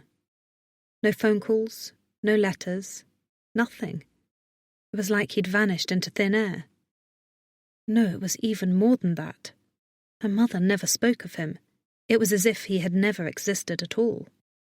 But from her dreams, she'd had an inkling of where she might find him, if ever she got the nerve to look. Montagnanera. It meant Black Mountains. He'd kept a postcard of it and had wanted to travel there one day. It wasn't far away, in the north of Italy, on the Mediterranean Sea. She'd seen pictures of it, with whimsical, brightly coloured buildings in the warm sun, cobblestone streets, quaint cafes. She'd never been this close to that place. She could go there, one day. Soon. But her life was busy. There was so much to do, here and in Musumeli. Of course, that was just an excuse. Really, she was afraid of what she might find, or what she might not find. What if he didn't want to see her? What if when he left her, all those years ago, it was on purpose because he didn't want to talk to her ever again? She dunked her head, took the sweet-smelling shampoo from the corner of the tub and lathered up her hair. As she did, she forced herself from thoughts of her father and concentrated on her to-do list for the following day. Morning house call to the sick puppy of the waiter at Pietro's, visiting the shelter and giving checkups to the remaining animals, neutering any males that have been caught, catching additional stray males to neuter. Yes, it would be a long day. Not only that, but she'd have to meet up with the other veterinarian, eventually, to see how she could help him. As she washed the suds from her hair, she thought about what Vito had said about Dr. Mauro. Was he really that bad? Or was Vito just teasing her, like he'd done with the pasta? She had to wonder. Trust me, Dr. Mauro is awful. The only way he'd change is if he was dead. When she opened her eyes, Nick was sitting on the edge of the tub, looking at her curiously. "So, what do you think, bub?" she asked him. "Do you think Dr. Mauro was as bad as they say?" He merely looked at the soapy water with a hint of disgust. She flicked a little water at him, and he scampered off, yelping. She climbed out of bed and sighed when she saw the time on her phone. It was almost midnight. I think we'd better get to sleep. She had a feeling that tomorrow she'd have her work cut out for her. Chapter 9. The following morning, Audrey set out bright and early. The GPS on her phone told her that the waiter's apartment was only a couple of blocks from the Hotel Lipari, so she walked outside, enjoying the cool morning air. Seagulls squawked above and locals called buongiorno to her as she walked. Nick stayed close by, weaving in and out of the many bicycles parked on the sidewalk. Occasionally he'd stop to sniff something interesting, then quickly scamper to keep up with her. As she was walking, a car beeped next to her. She looked over and saw Vito, leaning over from the driver's side. "Hey," he said, "I thought you'd be up early. Nonna said to come down and see if you needed a ride to the shelter." "I do," she said. "But first I need to pay a house call to this person. Our waiter, remember?" "Right," he said, flipping the locks on the old car. "I'll take you. Hop in." She winced. They'd nearly gone off a cliff the last time. She'd need a ride up to the shelter later, since that was an uphill mile. But for this, she preferred to keep her feet on the ground. "I don't think it's very far." "Suit yourself." He jerked the car into drive and screeched off. She came to a small townhome with a peeling blue front and checked the address. Dodici Via La Rada. "This is it, apartment A," she said to Nick, climbing the front step. As she did, someone came up behind her. She whirled to find Vito. He grinned. She gave him a confused look. "You're coming with me?" He nodded. "Marco doesn't speak English. You don't speak Italian. You need me." Oh, he was right. She hadn't realised he'd even spoken Italian, because everything he'd said to her so far had been in English, but it made sense that he knew the language. Yes, he could be helpful to her. "All right, thanks. Come on." She knocked on the door. The waiter who had served them last night opened the door immediately. His eyes widened with delight. "Dottore!" "Ciao, Marco. Posso vedere il tuo cane?" She spit out with some difficulty. Marco winced, so she looked at Vito, who shrugged. "I came to check on your dog, Cane?" "Grazie." He took her hands in both of his and dragged her inside to a small, dark apartment with dark panelled walls and 70s decor. As he brought her down the hallway, she looked around and saw crosses and religious relics all over the walls. A television played at a low volume somewhere. The hallway opened up to reveal a larger room with an overstuffed couch. Lying atop the couch was one of the biggest mastiffs she'd ever seen. And it was definitely no puppy. "What's his name?" she said, dropping her first aid kit and kneeling in front of him. Vito did the translation. "Fabio." "What seems to be the problem with you, Fabio?" she asked the poor animal in her sweet baby voice, lifting his paw. He gave her his sad puppy eyes as Vito did the translation. Vito said, "He thinks it's mange." "Mange? Who told him that?" she said, checking his skin. Sure, his fur was uneven and patchy in places, but his gums weren't healthy and his eyes were glassy. This was something completely different, the classic signs of a malnourished pup. "Why, it's not?" Vito asked. She shook her head. "Not at all, not even close. What has he been eating?" Vito translated to Marco, who responded. Marco brought out a brand of kibble that Audrey had never seen before. Whatever it wasn't the good stuff. The poor pup definitely needed a new diet right away. The dog was just not eating the right foods. She wrote this down on a pad and paper, as well as a couple of other items that she thought would help. All of the items should have been easily obtainable at any market. As Audrey finished writing the list, Marco and Vito continued to converse, Audrey only making out a few of the words. Suddenly, Vito let out a big, "Ha! I thought so. Get this." He leaned in close to Audrey, smiling smugly. "Dr. Marrow has been treating him for months, for mange, and no surprise, it's not getting any better." Audrey's mouth shaped an O.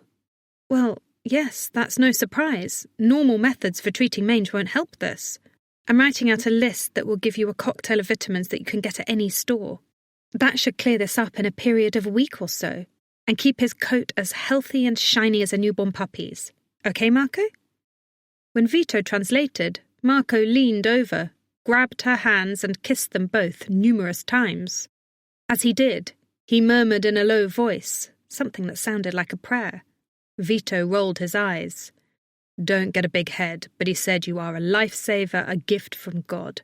I think he's asking for blessings from the saints to give you a long life and many children, or something." "That's nice.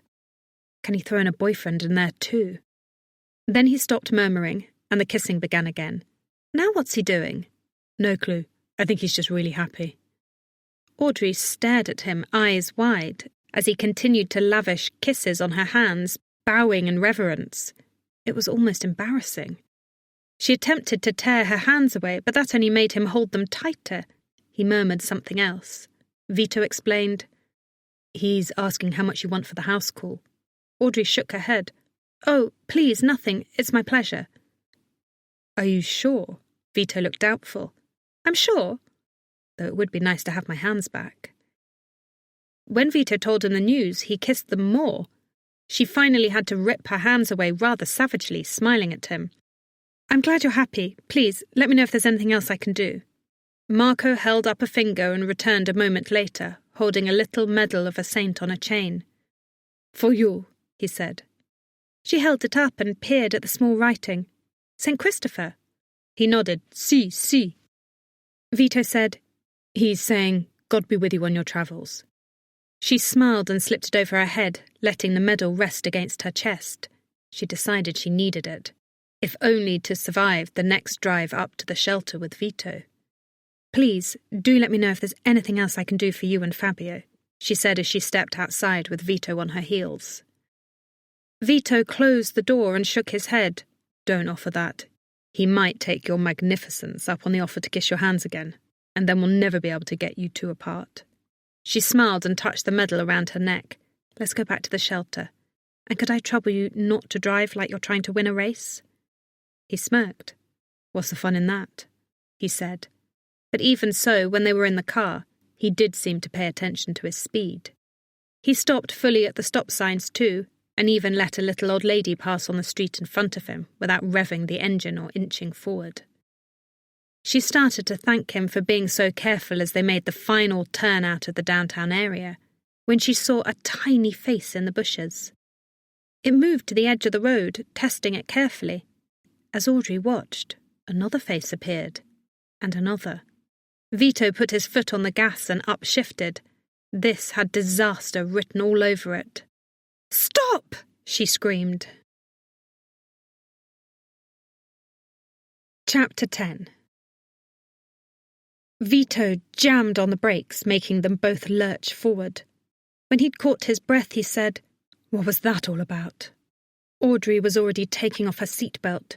She opened the passenger side door and scrambled out of her seat, then ran to the side of the road, which was covered with dust and gravel.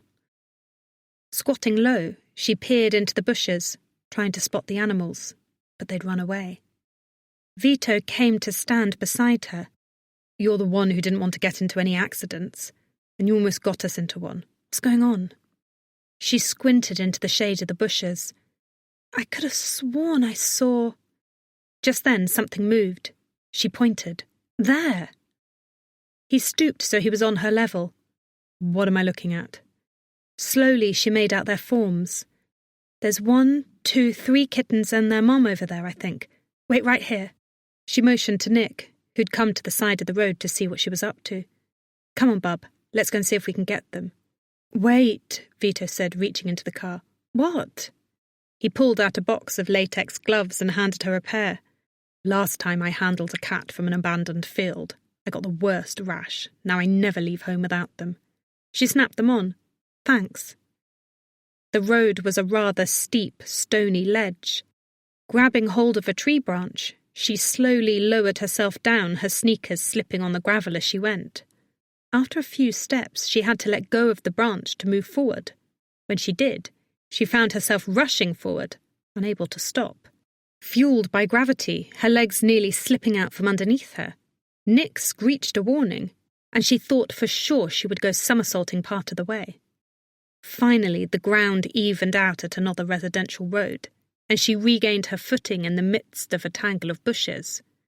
Now she was in an overgrown lot, bordered by chain-link fence. A virtual haven for cats, with lots of hiding places to duck into. She looked around, trying to gauge where the cats had gone. Predictably, her less than graceful descent had scared them all away. After meandering about the scrubby bushes and coming up empty-handed, she bent over to look under some cars that were parked at the curb in front of the lot. Nothing.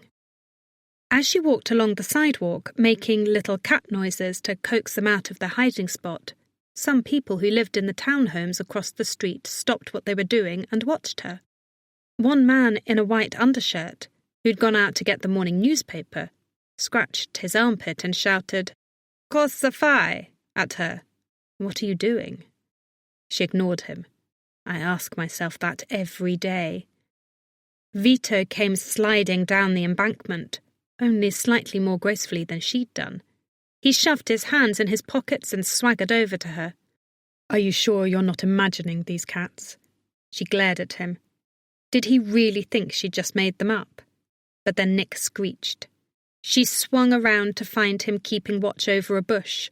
The bush was hissing slightly. She motioned to Nick to keep the pressure on from that angle and went round the other side of the bush. Somehow, Nick seemed to know exactly what she meant. He stalked forward, his ears perked up and his fur raised at his back, as if ready to pounce. The cat hissed some more, then backed out of the bush. Right towards where Audrey had positioned herself. The second it turned to run, she reached forward and scooped it up. "Aha! Got you!" The animal screeched and pawed at her. A claw sliced across the side of her chin. Ouch! She dropped the cat and he raced away. She touched the side of her face and found it damp with blood. Great. "He got you pretty bad," Vito announced. "She," Audrey corrected, wiping the blood from her face. It stung, but she'd had worse. "It's not too bad. I'll be fine. I told you there was a cat there, and a couple of kittens. There!" She started to run after it. Vito joined in with her. In this game of cat and mouse, they were definitely the losers. Every time they seemed to get close, the agile kittens would dodge away. They ran in circles until they were out of breath. Just when she thought she'd outsmarted them, they'd perform a bob and weave maneuver that left her hands empty. She couldn't even get her hands on them. Even Nick was stymied, and had gone off through the field to chase a butterfly. When she and Vito both lunged at the same kitten at the same time and bonked heads, Audrey groaned. The man on the other side of the street, who'd sat on his front stoop to watch the commotion, was laughing so hard his belly shook. "Idiotas!" he cried, as a man with his dog stopped to watch too.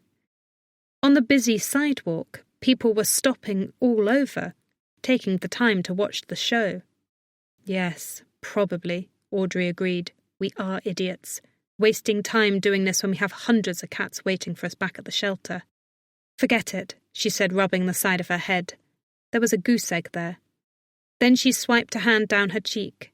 The blood was already crusting there, but the sting had already subsided.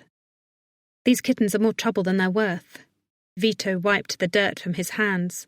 "I need a nap after that." Vito was already grabbing onto a branch and climbing up the way they'd come. Audrey looked up the steep embankment to where Vito had parked his car. "I'll probably kill myself if I try to climb up the way I came down," she thought, searching for another way. The road went uphill, switchback fashion, which looked considerably less arduous. She pointed and called, "I'm just going to go round. I'll meet you there." He gave her a thumbs up and continued on his way. She headed for the sidewalk. Even that wasn't an easy route, because it veered sharply uphill, but it was better than scaling the side of the ledge. By the time she'd taken a few steps, she was really out of breath. As she paused, she saw it. A little black and white striped kitten, sitting on the curb, meowing miserably. "Ha!" she said, reaching down. The little kitten actually moved towards her, allowing her to scoop it up. She cradled it in her arms. "Got you, cutie. What's your name? Let me see. I guess Vito would probably call you Stripe." She was so busy checking the animal over that she didn't notice anyone approaching until a shadow descended over her. She looked up to see a man in a red windbreaker rushing towards her. The man was slight, balding on top, the dark hair from his comb-over standing straight up on the breeze. He had a benevolent smile on his face, but his cheeks were mottled with scars which gave him the appearance of toughness. That's probably why she took a step back. "Can I help you?" "You were attempting to catch that kitten. Is it yours?" the man said in perfect English, with just the slightest hint of an accent. No, but I'm the new vet here, and I'm trying to round out the strays, she explained, stroking Stripe between his ears. He purred contentedly. There were quite a lot of them around. Oh, I know, the man said, scratching the side of his mouth, where he had only the thinnest line of a moustache. They are a problem. You are a vet? She nodded and checked her phone. It was after 9 now. Oh, he's going to ask me to pay a house call to his sick pet now too, I bet she thought hurriedly. And then I really better get going to be able to finish up with all those animals at the shelter. Yes, it's very busy. She moved past him on the sidewalk. I'd love to chat, but... I'm a vet too, he said, a sick smile spreading over his face. And I'm a little concerned with something I've been hearing. Audrey inhaled sharply. Was he Dr. Mauro? The other vet on the island? The man Sabina and Vito had said was messy, egocentric, and prone to misdiagnosing pets. What is that? Well, he said, now smoothing his moustache as he gave her a hard stare. I've been hearing that someone else, another vet, has been seeing my patients. Audrey's mouth opened, but nothing came out. She'd been stunned and speechless. You wouldn't know anything about that, would you? He asked, almost sweetly. Her first instinct was to lie, but she knew that would get her nowhere. She lifted her chin and said, Well, I suppose that would be me. Are you Dr. Mauro? He nodded. Indeed I am. Jostling the kitten in her arms, she stuck out a hand. Then, wonderful. I've been meaning to meet with you. I only arrived yesterday, but I'm sure we have lots to discuss. Do we? He stared at her hand as if he'd never been offered one to shake before. I don't think we do. This is my town, my island, Lipari. She nodded, lowering her hand. I understand that, Doctor, and it's not at all my intention to step on your toes. In fact, I have a practice in Musameli. I only... Then I suggest you go back there. I was invited here by the council to look into the stray problem. The council? One of his eyebrows arched significantly higher than the other. Who on the council asked for you? It can't be anyone of importance, because the mayor knows that I'm taking care of the stray problem. She looked around. From what I can tell from my short time here, the stray problem is bad and only getting worse, she said, her tone flat. Look, as I said, I don't mean to step on your toes. I'm only here for a few days. But I thought you could use the extra manpower, and that maybe you and I could put our heads together and... Nonsense, he said, waving his hand at her to silence her. His eyes scraped over her from head to toe. What are you? Just a child, and an American at that. You think you're going to tell me my business? You're out of your mind. I've been practicing veterinary medicine for more years than you've been alive, little girl. Little girl? Audrey's brow wrinkled. I'll have you know that I graduated from vet school almost 10 years ago and was employed by one of the best clinics in Boston before... He snorted. I don't care. You know nothing. If you did, you'd understand that this profession is not about where you graduate from. It's about years in the field. That's where a vet proves his worth, not by anything else. Audrey stood there, stunned, vaguely aware that the people who'd been watching her try to collect the strays were now watching this whole altercation. She started to argue, but he turned away. Then he turned back quickly, wagging a finger at her. Spittle flew from his thick lips as he spoke, spraying her in the face. You stay out of my way, little girl. If you want, stick to catching strays. You'll at least provide a source of amusement for people, but leave the real vet work to the professionals. I'm warning you. Audrey's jaw dropped. Was that a threat? And she'd only been offering to cooperate with him, not move in on his business. She thought he'd be happy. Her mind raced, searching for a witty reply, but the only thing that came to her was the classic, uber-professional comeback, I know you are, but what am I? Before she could think of something intelligent to say, he stomped off. As he did, a young woman approached. She had a bandana on her head, corralling a mass of long, light hair and a long skirt. She was barefoot and carrying a small pit bull. Dottore, she said sheepishly, I hope you don't mind, but I overheard you talking. Could you look at my dog, please? He has something in his paw. Certainly, she said loudly and extra sweetly, looking round for the crazy vet who'd threatened her. But he was already gone. Has he been seen by Dr. Mauro? The woman shook her head. Oh, no, he's not a good doctor. Audrey bent to have a look at the animal's paw. Apparently, neither am I. When she turned the paw over, she saw the problem. A thorn. Nothing too terrible. Come with me, I have my bag in the car just up the street, she said. She and her newest patient went to the car, where Vito was waiting, leaning his long, lanky body up against the side of it. She handed the cat to him. Got one at least. This little guy is named Stripe. Let me just check on this dog and then we can be on our way. She grabbed some tweezers from her medical bag and performed the simple operation right there on the curb. Her patient was very good, only squirming a bit as she pulled the thorn from between the pads of his paw. As she wrapped his paw in gauze to stop the slight bleeding, he licked her face. Well, at least someone on this island appreciates me. All done, Audrey announced proudly. The woman smiled and thanked her, then offered to pay her with a beaded necklace she'd been wearing. Audrey shook her head. No charge, please. The woman was dumbfounded. Are you sure?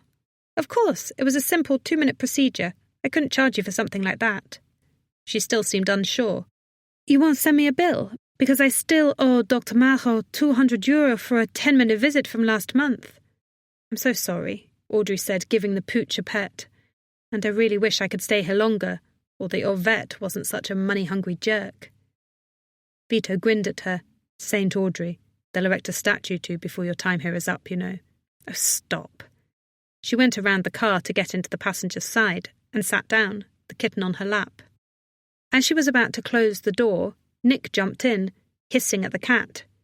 He was always so possessive of Audrey. Sit in the back, Nick, and don't be a baby. You should know by now, you're not being replaced. As Vito drew his long legs under the steering wheel, he said, I told you the vet here's a piece of work. She sighed. I know that now. I actually just met him. Now it was Vito's turn to look. What? When? In the street. Oh, well, that makes sense. His clinic's right up there. He pointed vaguely. Where? She followed his pointed finger to a tiny building with a placard on the door that said, in letters so faded it was hard to see, .M-A-O. The U and the R were missing entirely. Not exactly great advertising. It was almost as if he didn't want anyone to know he had an office there. The rest of the place looked just as shabby. There were a bunch of grass clippings out front that hadn't been swept up. The stones on the sidewalk were a trip and fall accident waiting to happen. And the orange paint on the facade was peeling to reveal the rotten wood underneath. She said, peering up at it. I wish I'd known before we stopped here. Maybe I could have met him under better circumstances. It can't have gone good. You're all red. She peered at her face in the side view mirror. She was beyond that. Red, sweaty, and tired. She looked as if she'd run a marathon. He threatened me to stop intruding on his business of taking care of the animals in this town. Can you believe that? Yup. He shrugged as he pulled away from the curb.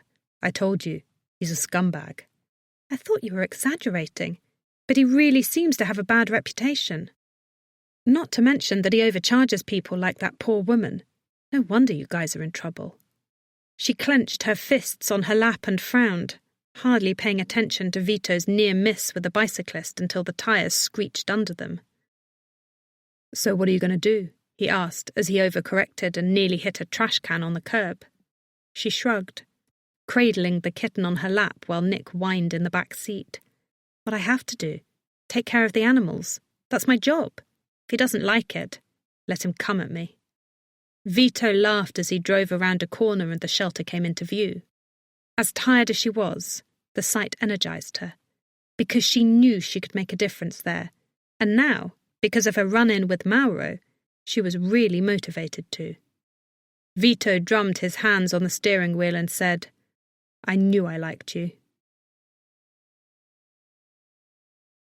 Chapter 11.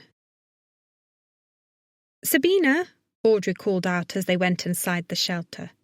She looked around, still cradling a squirming Stripe in her arms. "We're here, reporting for duty." "Over here," Sabina called from the kennel area. Audrey peeked into the reception area and smiled. They'd been busy while she was gone. The place was now animal-free and clear of cat hair and feces. Someone had even put a few magazines on the coffee table. It looked like an actual waiting room. "This is looking good," she remarked to Vito. He shrugged. "Well, you might be the guru of everything animals, but I know my way around a mop. So there," he teased. She laughed and followed him into the kennel. There she found Sabina, sitting in a rocking chair near the window, with 5 of the cats surrounding her. She was reading them an Italian children's stories. Audrey cast a confused look to Vito. Vito rolled his eyes and said, "They're her babies." "I see that," she whispered, taking Stripe to an empty kennel. When she'd successfully gotten him situated, she looked around. "Okay, I'm going to continue giving the examinations. Vito, I want you to make sure you keep a list of the males that need to be neutered, because we'll be handling that next, and then releasing the animals into the wild to make room for the ones that need us. Make sense?" Vito nodded. They washed up at the sink, donned gloves, and started where they had left off the night before, easing into a groove, inspecting the animals one by one.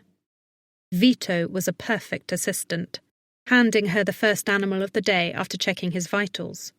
Which reminds me, I haven't heard anything from Conchita today. Should I be worried? As she examined a grey kitten, she peered in her pocket at her phone. No messages. Not even a "everything's going well."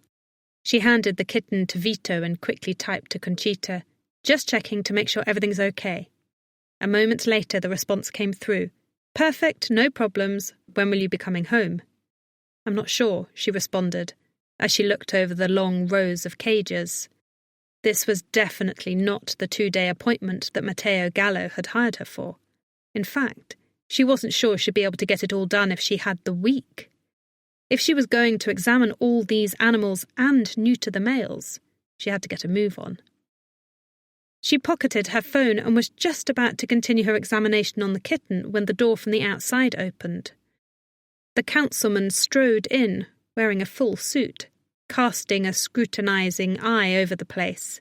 He glanced at Sabina, who didn't even pause from the story she was animatedly telling to the cats, who seemed more interested in cuddling Sabina than the story itself. His lips curled into something like disgust, but his expression changed when he saw Audrey. "Ah, Dottore Smart," he said, clasping his hands together. "The woman of the hour. I was just telling the mayor about the way you transformed this place from a wreck to a respectable shelter. We are so—" He paused and touched his cheek. "What happened there?" "Oh, nothing, just a war wound," she said, touching her own face. Crusty blood flaked off. She probably should have seen to it, but she had other things on her mind. "Well, as I was saying, we are so proud." "I beg your pardon, Councillor Gallo," she said as she removed the stethoscope from her ears. "But I had a lot of help with Vito and Sabina. I helped get the animals caged, but they're the ones who've been cleaning this place up. It looks good, doesn't it?" "Incredible. My allergies are barely acting up. I don't sneeze like crazy when I come in here," he said, peering into one of the cages. "It's miraculous change and it's one we're very happy for." "Of course, I'm happy to help," she said, almost feeling guilty. They might have been happy, but they were paying her an arm and a leg for the service. Considering most of the island was struggling to pay for basic animal care, she wondered if she should be doing more. "I still have much more to do, but I think it's coming along. I'll have the males neutered by tomorrow and released, and then—" "Would you be able to stay on another day to catch additional strays? I'd love you to talk to the council about the plan going forward.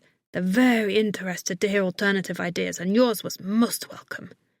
"I supposed, but—" "You'll be compensated, of course, the daily rate." Whatever that is. She couldn't argue with that. Not with all the bills she had waiting for her at home. Plus, Conchita was fine back in Musamelli. She couldn't complain. "I'd love to." "Perfect. Now, do you have any other recommendations you'd like to go over with me?" She did. Most importantly, she'd wanted to go over her findings and thoughts with Dr. Mauro. That way she could help him make the needed changes so that he could carry the torch when she was gone. But it was clear Dr. Mauro wanted nothing to do with her. Without his help, all of her recommendations wouldn't be worth anything, and it was going to be an uphill battle to get these animals the care that they needed. It was on the tip of her tongue to say, find a different permanent veterinarian for the island, but she hesitated. Yes, she said instead, but why don't I put all of my recommendations together and we can discuss it later?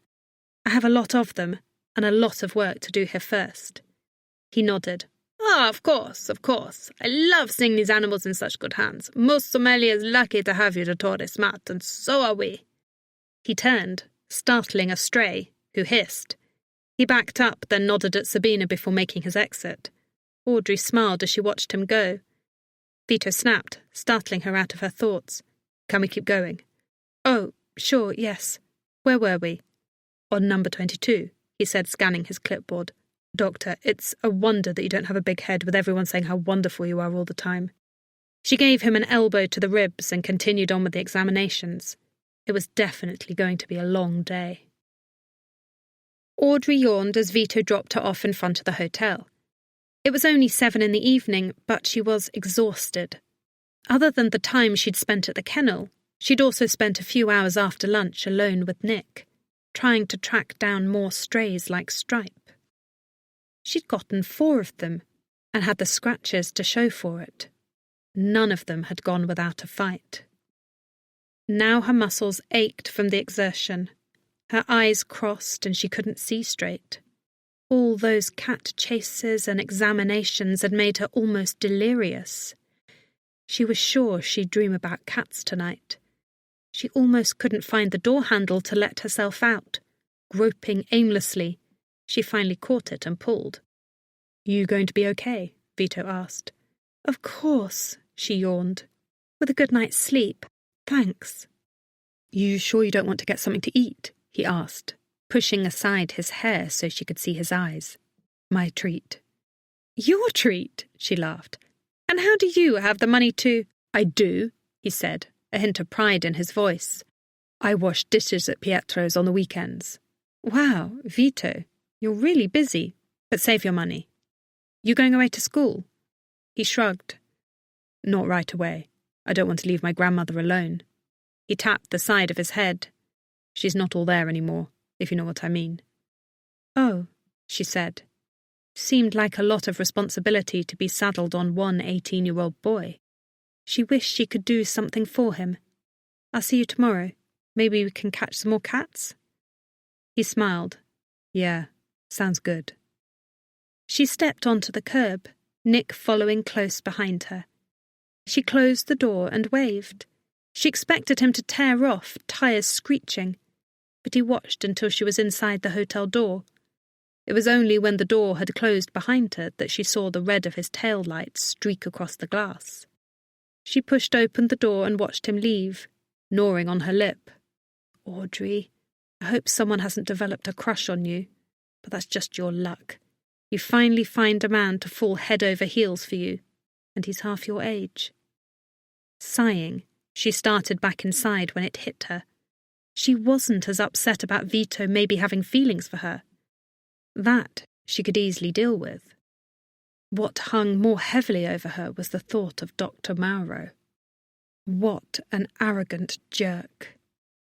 Then she thought about Conchita, who was only doing her job and doing it well, and Audrey couldn't help but be a little jealous. For what? Conchita didn't even have her license yet. Envy was totally unwarranted. She had to admit that if Conchita had moved in on Musamelli and started caring for the animals without so much as a word to her, she'd have been upset too.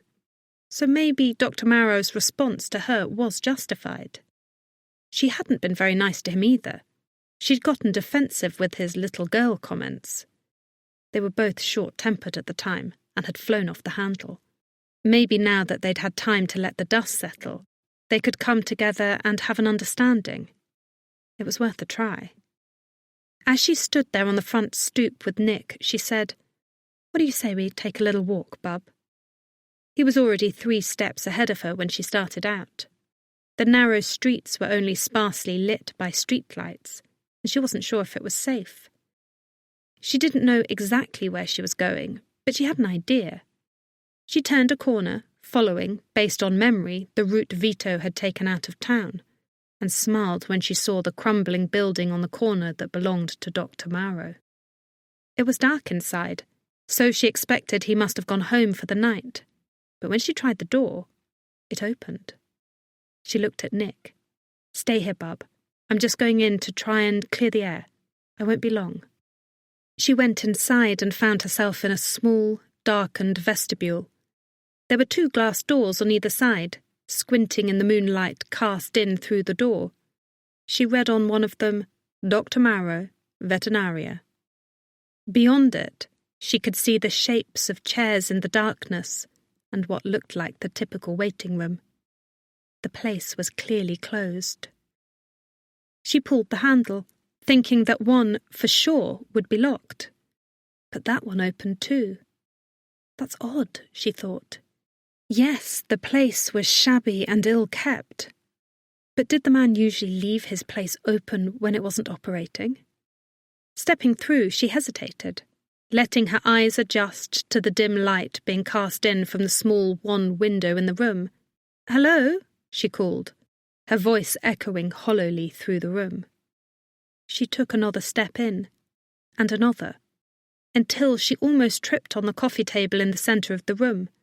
Looking around, she could just barely see the old pictures of animals on the wall, the old mismatched vinyl chairs bleeding their stuffing, a fish tank humming in the corner of the room. The place was hopelessly cramped and small and smelled like cat litter. There was a door near the reception desk, but it was closed. "Turn around," a voice inside her said. "This isn't good." Audrey ignored it. Instead, she focused on a sound, beyond the gurgling of the aquarium's filter in the corner. It was the sound of running water, and it sounded like it was coming just beyond the door. Had someone left a faucet on? "Hello?" she called again. "Dr. Mauro?" She took a step towards the door, miscalculating where the coffee table was, and jammed her shin against the sharp corner of it. The pain was like fireworks. She hunched over, mouth shaped in a silent scream before clutching the sore spot and letting out a muffled "Sugar!" Once the pain had subsided, she carefully navigated around the rest of the furniture and made it to the door. Now the sound of running water was even louder. The door wasn't closed. It was open, just a crack, and beyond it, she could see a slim strip of light. She pushed it open and peered around it slowly. "Hello? Anyone here?" The first door was dark, but open. From there she could hear a scratching sound, and then the whimper of a small animal. She flipped on the light, her eyes slowly adjusting to a couple of kennels. Most of them were empty, but there was a single pup carrying the middle of one. He yipped when he saw her. "Hey, sweetie," she said to him, offering him her hand to sniff. "Where's the doctor? Do you know?" He pressed his wet muzzle against her fingertips in answer. "I'll be right back," she said, going out to the hall again. There was a bright light coming from the room a couple doors down. The sound of water was definitely coming from there. Audrey took a few more steps towards it, noting the fixtures similar to the ones in her own exam room. A prep table with a sink, cabinets, and an examination table. These were worn and rusty, and the instruments were scattered about with no rhyme or reason, as opposed to Audrey's method of neat arrangement. The linoleum tile was dirty and worn. But yes, the water was running in the sink. Her heartbeat quickened. Something was definitely wrong. She went in and saw no doctor, no patient. Someone had just left the faucet running. She quickly went over and shut it off, confused. Had Dr. Mauro just left here without turning off the faucet or light, or locking the door? Had he been in a rush? "Dr. Mauro?" she called again, scanning the room. Her breath caught when her eyes fell to the floor. There was a man's scuffed dress shoe, there, behind the exam table. She craned her neck forward. Not only a shoe, but a leg. A man. Dr. Mauro? She tried again, recognizing the pants, the shirt as she moved forward, revealing more and more of him. Yes, it was the doctor. He was absolutely motionless. His eyes, open, nearly rolled back into his head. There was a little bit of froth at his mouth, and one hand still clutched at his collar, as if he'd been having trouble trying to breathe. He was definitely having trouble now. He was dead. Audrey leaned over and touched the skin of his hand, cold and waxy. She put a hand over his eyes, but the lids stayed open. She staggered back against the wall and stifled a scream, then fumbled for her phone. Chapter 12. Audrey sat on the edge of a planter filled mostly with weeds at the front of the vet centre, trying to keep her breathing normal. Nick sat at her ankles, providing quiet emotional support. The same 3 police officers kept roaming in and out of the building, collecting evidence and speaking animatedly in Italian. 2, a man and a very pretty woman with long blonde hair and a ponytail, were young, almost as young as Vito, and the older one was old enough to be their mother. She's probably my age, Audrey thought sourly. They were all dressed very neatly in blue, but something about them seemed much more like the Brady Bunch than CSI. As thorough as they were being, going in and out of the place, Audrey gathered they hadn't had to deal with much death during their time on the force. As she waited patiently for them to ask questions, she yawned, forgetting about getting back to the hotel at a reasonable hour. Not that she would ever sleep now. She shuddered as she thought of the body lying there on the linoleum.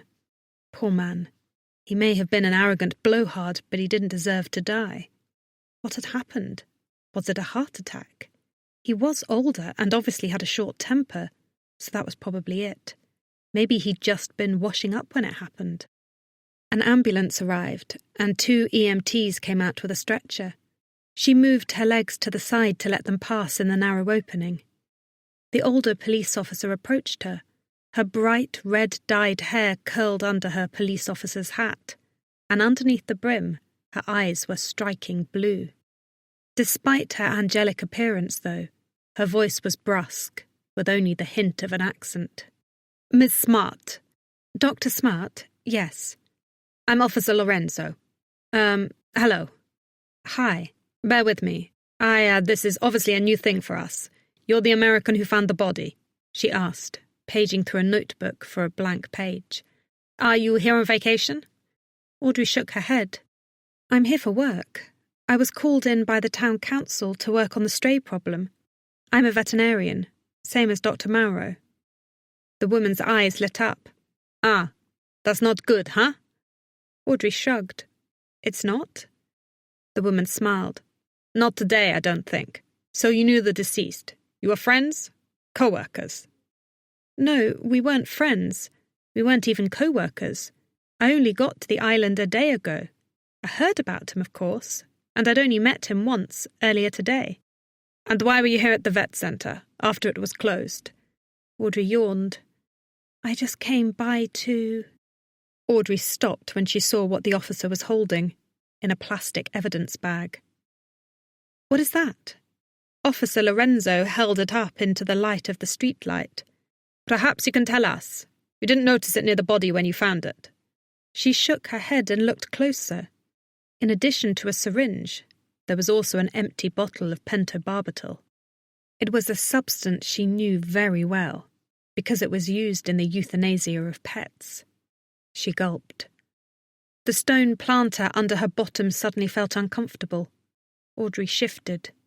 "Do you know what this is?" the officer probed. There was no use lying. Any veterinarian knew pentobarbital. "Of course. Are you saying that he was injected with that?" She nodded. "'Pears so. What is it?" "It's lethal to animals and to humans in the right dose. It's used to put down animals. I don't understand. Was it suicide? Possibly. Or murder, she said, eyeing Audrey very closely. We haven't ruled that out. You don't get murders at all in this town. Not at all. It's strange. You've only been here a few days and already you've found the first murder in Lipari for over 50 years. Or suicide, she added. Right? The officer ignored her. No sign of struggle, so we think that it's someone who he knew. He knows himself, Audrey offered. Ignoring her again, the officer said, not to mention that whoever murdered him clearly knew how to use pentobarbital, the correct dosage, where to administer it. Well, I'm sure Dr. Marrow knows all that information fairly well, she said weakly, knowing exactly what she was getting at. Again, she shifted, the familiar feelings settling over her as she avoided the officer's damning gaze. Audrey was a suspect. Maybe their main suspect. For a place that hadn't had a murder in 50 years, they were awfully quick to classify this as a homicide. Officer Lorenzo went through her notes, looking a little confused. Could you tell me, you said you met the doctor before? She nodded, wincing a little when she thought of what had happened between them. But there was no sense in trying to hide it. They'd had a full audience. It would come out eventually. Well, we'd had a bit of an altercation earlier in the day, she explained, only realising when the words were out how bad it was. Maybe with her fighting words, she'd driven him to suicide. She didn't murder him, that much she knew, but he was an arrogant jerk. He probably had tons of enemies. But I came here to offer an olive branch and see if there was some way we could clear the air. You did, huh? The woman said, sitting down beside her, as if she was ready to pounce and pin her quarry. What was your altercation about? Of course, she'd narrow in on that. Like I'd be so upset at him calling me a little girl that I'd murder him. Ridiculous. It was all a misunderstanding, you see. I think he thought I was looking to cut in on his business, which wasn't the case, Audrey explained. Like I said, the council hired me to work on the stray problem. I'm only here temporarily to get that under control. I was hoping to work with him, offer him recommendations, but he didn't want to hear them. I came back here hoping to get him to listen to reason. And he wouldn't, and so you... No, she burst out. Holy cow, are they ever going to stop? I never even talked to him. The last time I saw him alive was in that field across the street. When I found him in his office, he was already dead. It looked like he'd been dead for a few hours. A few hours. Now the officer tilted her head. How did you know that? Audrey said, Well, I'm a doctor, officer. And the Mortises were already well on their way. The officer hesitated. The Mortises. Audrey counted on her finger. 1, the body was cold. Yes, I touched it to confirm he was dead. 2, rigor mortis had set in. I couldn't close his eyelids. I didn't look for livor mortis, but those 2 facts alone signalled that he'd been dead for more than 2 hours. You don't need a coroner for that. The woman stared at her, dumbfounded. Yes, these people have never worked a murder before. Finally, Officer Lorenzo said, Nevertheless, the coroner is on his way. Of course, I wouldn't expect you to take my word for it, Audrey said, hugging herself. As the night wore on, it had begun to get cold. But I'll have you know that I spent the last 3 hours up at the animal shelter, and I have 2 witnesses who were with me the whole time, who can corroborate that fact. Lorenzo wrote something down. I need that information. Sure, it's Vito and Sabina. They're at the shelter at the top of the hill. I don't know what it's called, but it's the biggest one in town. And before then? Before then, I was... She stopped. She'd gone out after lunch to get some air, and ended up spending a few hours tracking down cats. I was collecting strays out near the beach. Can anyone confirm that? No, she said, a familiar feeling gripping her throat. She hadn't seen a soul. She looked down at her scratched hands and added weakly, But I got these scratches from one of them. I caught 4 of them. I can show you? The officer held up a hand. And you're staying where? At the Hotel Lipari. You'll have to stay there, Miss Smart, in case we need you for anything else. You understand, right? She didn't feel like correcting her to doctor again. so she nodded. Officer Lorenzo gave her a business card. If you think of anything else, please give me a call, all right? Sure. She'd been through this drill before. 4 victims. This was the 4th dead body she'd found in Italy in as many months. Had to be some kind of record. Or the result of really bad luck. Of course, if there was anything you need, I'm happy to help. The officer nodded and headed back inside. Audrey forgot to ask if she was dismissed, and she so desperately wanted to go back to her hotel, take a bath, and rest. The 2 other officers were excitedly nudging one another and giggling.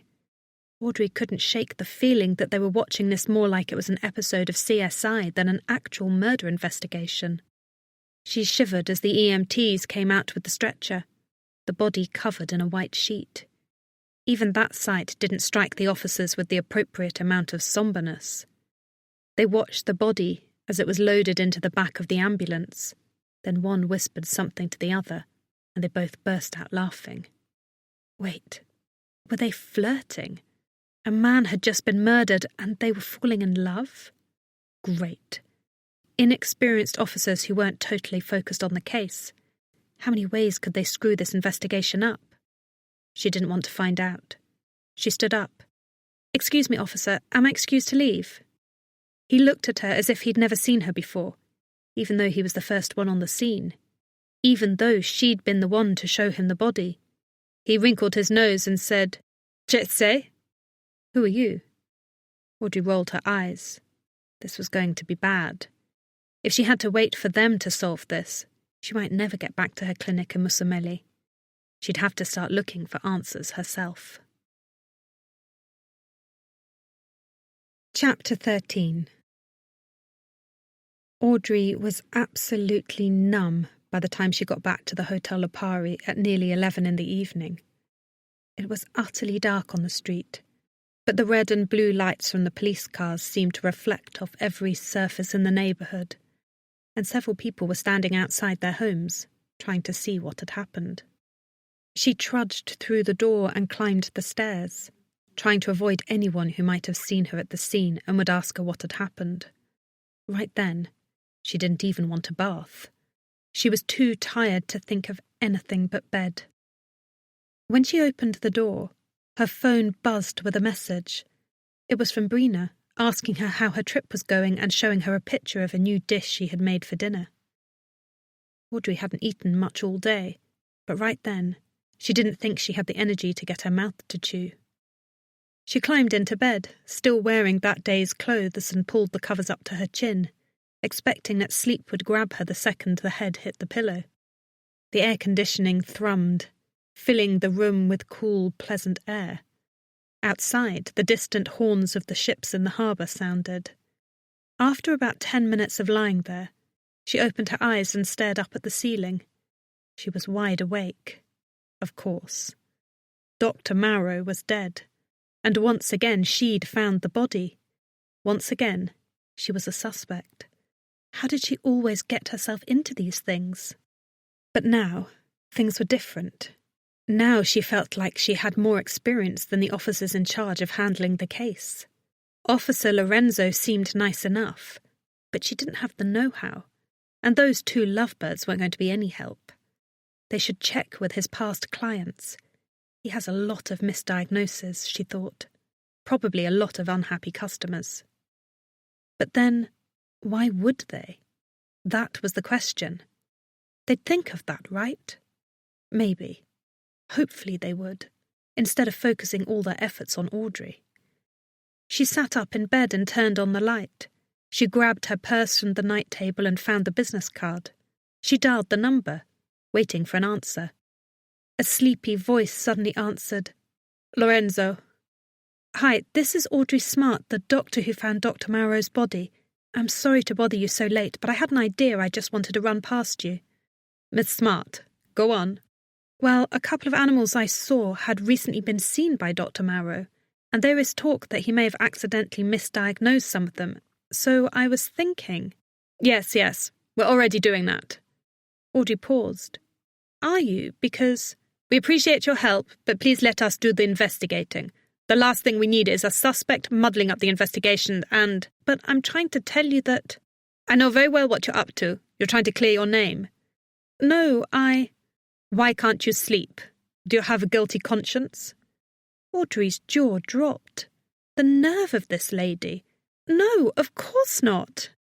I'm just trying to... Miss Smart, do you have any additional evidence or something else you remembered from the scene? No, I was just... Then thank you for your time, but I will be in touch if we need you. Click. Okay, that was rather rude. Audrey sat up in bed, listening to the dead air. Did they really have it under control? Audrey didn't want to doubt. Dr. Marrow had doubted her abilities, based solely on her appearance. She didn't want to cast the same doubt on this police force for theirs. But she couldn't help it. Especially knowing that the longer they took, the longer she'd be stuck on the island.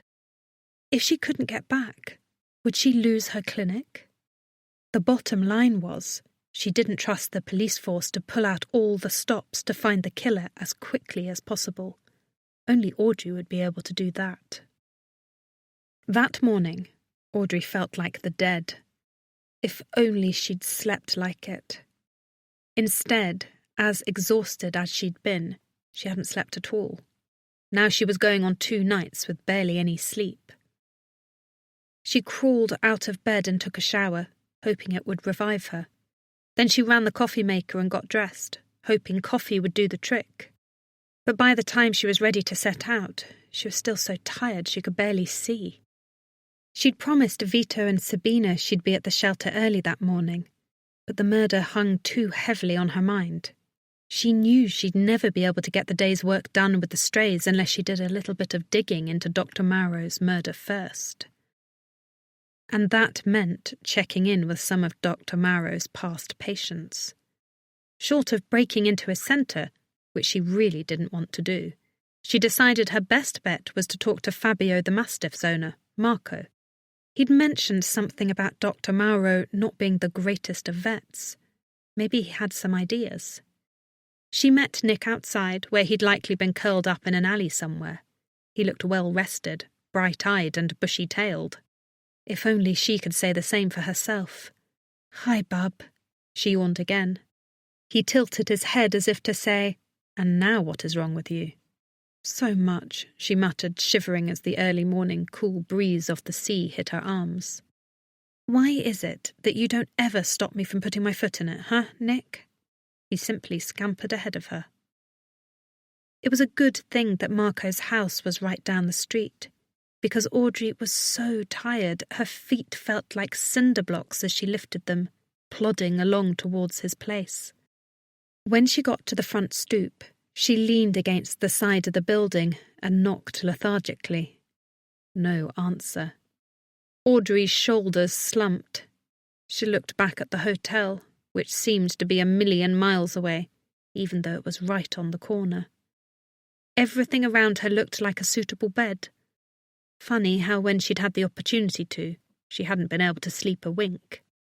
Now her eyelids sagged. She just wanted to lie down and take a little nap. Honk! She was startled upright by the sound of Vito's car, pulling up to the curb beside her. He rolled down the window and grinned at her, doing a follow-up. "No, I've got news for you," he said, smiling smugly. "You will not believe it." She only hesitated a second. It wasn't a bed, but it was close enough, and a better option than collapsing on the sidewalk, which was very possible with the way she was feeling. "I've got news too," she thought as she sunk into the seat. Even though the vinyl was warm and sticky, it felt good. She yawned and closed her eyes, and sleep nearly took her right then. Vito took off, nearly giving her whiplash. "So how was your night? You didn't sleep good?" She yawned again. It was like every time she opened her mouth, a yawn came out. She couldn't control it. "I have had better nights. You said you had news." "Yeah, I do. Get this. You know Dr. Marrow?" She turned to look at him, now more alert. News certainly travelled fast in small towns. Did everyone know? "Let me guess. He's dead." Vito's mouth hung open. So you heard. I was there. What? Are you kidding me? He wiped his hair from his eyes and looked at her. His expression was more like awe than fear. You're like a witness. How'd that happen? I'm not a witness. I just found the body. Seriously? Yes. Remember that altercation I had with him? Well, after you dropped me off at the hotel, I decided to go to his office and clear the air with him. And I found him in the exam room. Dead. Vito looked like he'd won the lottery. No kidding. Holy cow. What happened? Was there a lot of blood? I heard they think there was foul play involved. The police do, yes. And maybe there is. I suggested suicide because, no, there wasn't a lot of blood. He was injected with pentobarbital. You mean the euthanasia medication? She nodded, which he obviously had on hand. But for some reason the police don't believe that. Even though they told me there's never been another murder here in 50 years, they seem to think it is murder. Holy freaking cow, he said again. No wonder you didn't sleep. Right. So I'm sorry if I'm not thinking too much about the clinic right now, she said. The police seem a little uneducated about these things, and they're actually thinking I might have committed the murder. You? No way. Besides, you were with me yesterday. Audrey appreciated the vote of confidence, but she didn't think his opinion would carry weight with the police. She said, They seem to think I could have done it while I was off collecting strays after lunch. Remember? I was alone. Still, you. How could they think that? And I do have a little experience in amateur sleuthing, so... You do? He gave her a doubtful look. Yeah, I actually solved a couple of murders in Musamelli. When he started to look impressed, she added, It was really no big deal. On top of saving strays, one animal at a time? What other superpowers do you have? Audrey shook her head. Like I said, it was not a big deal, but I'm afraid the police aren't listening to me. I tried to tell them that for possible suspects they should be looking into the misdiagnoses that I'd heard about. But they pretty much stonewalled me and told me they didn't want my help. Guess it makes sense that they wouldn't want my help, since they think I'm some dastardly murderer. She ended the sentence with a foreboding voice and wiggled her fingers together like an evil genius. Oh, so that's why you were at Marco's place, huh?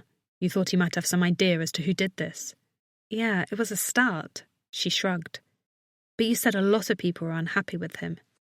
He nodded.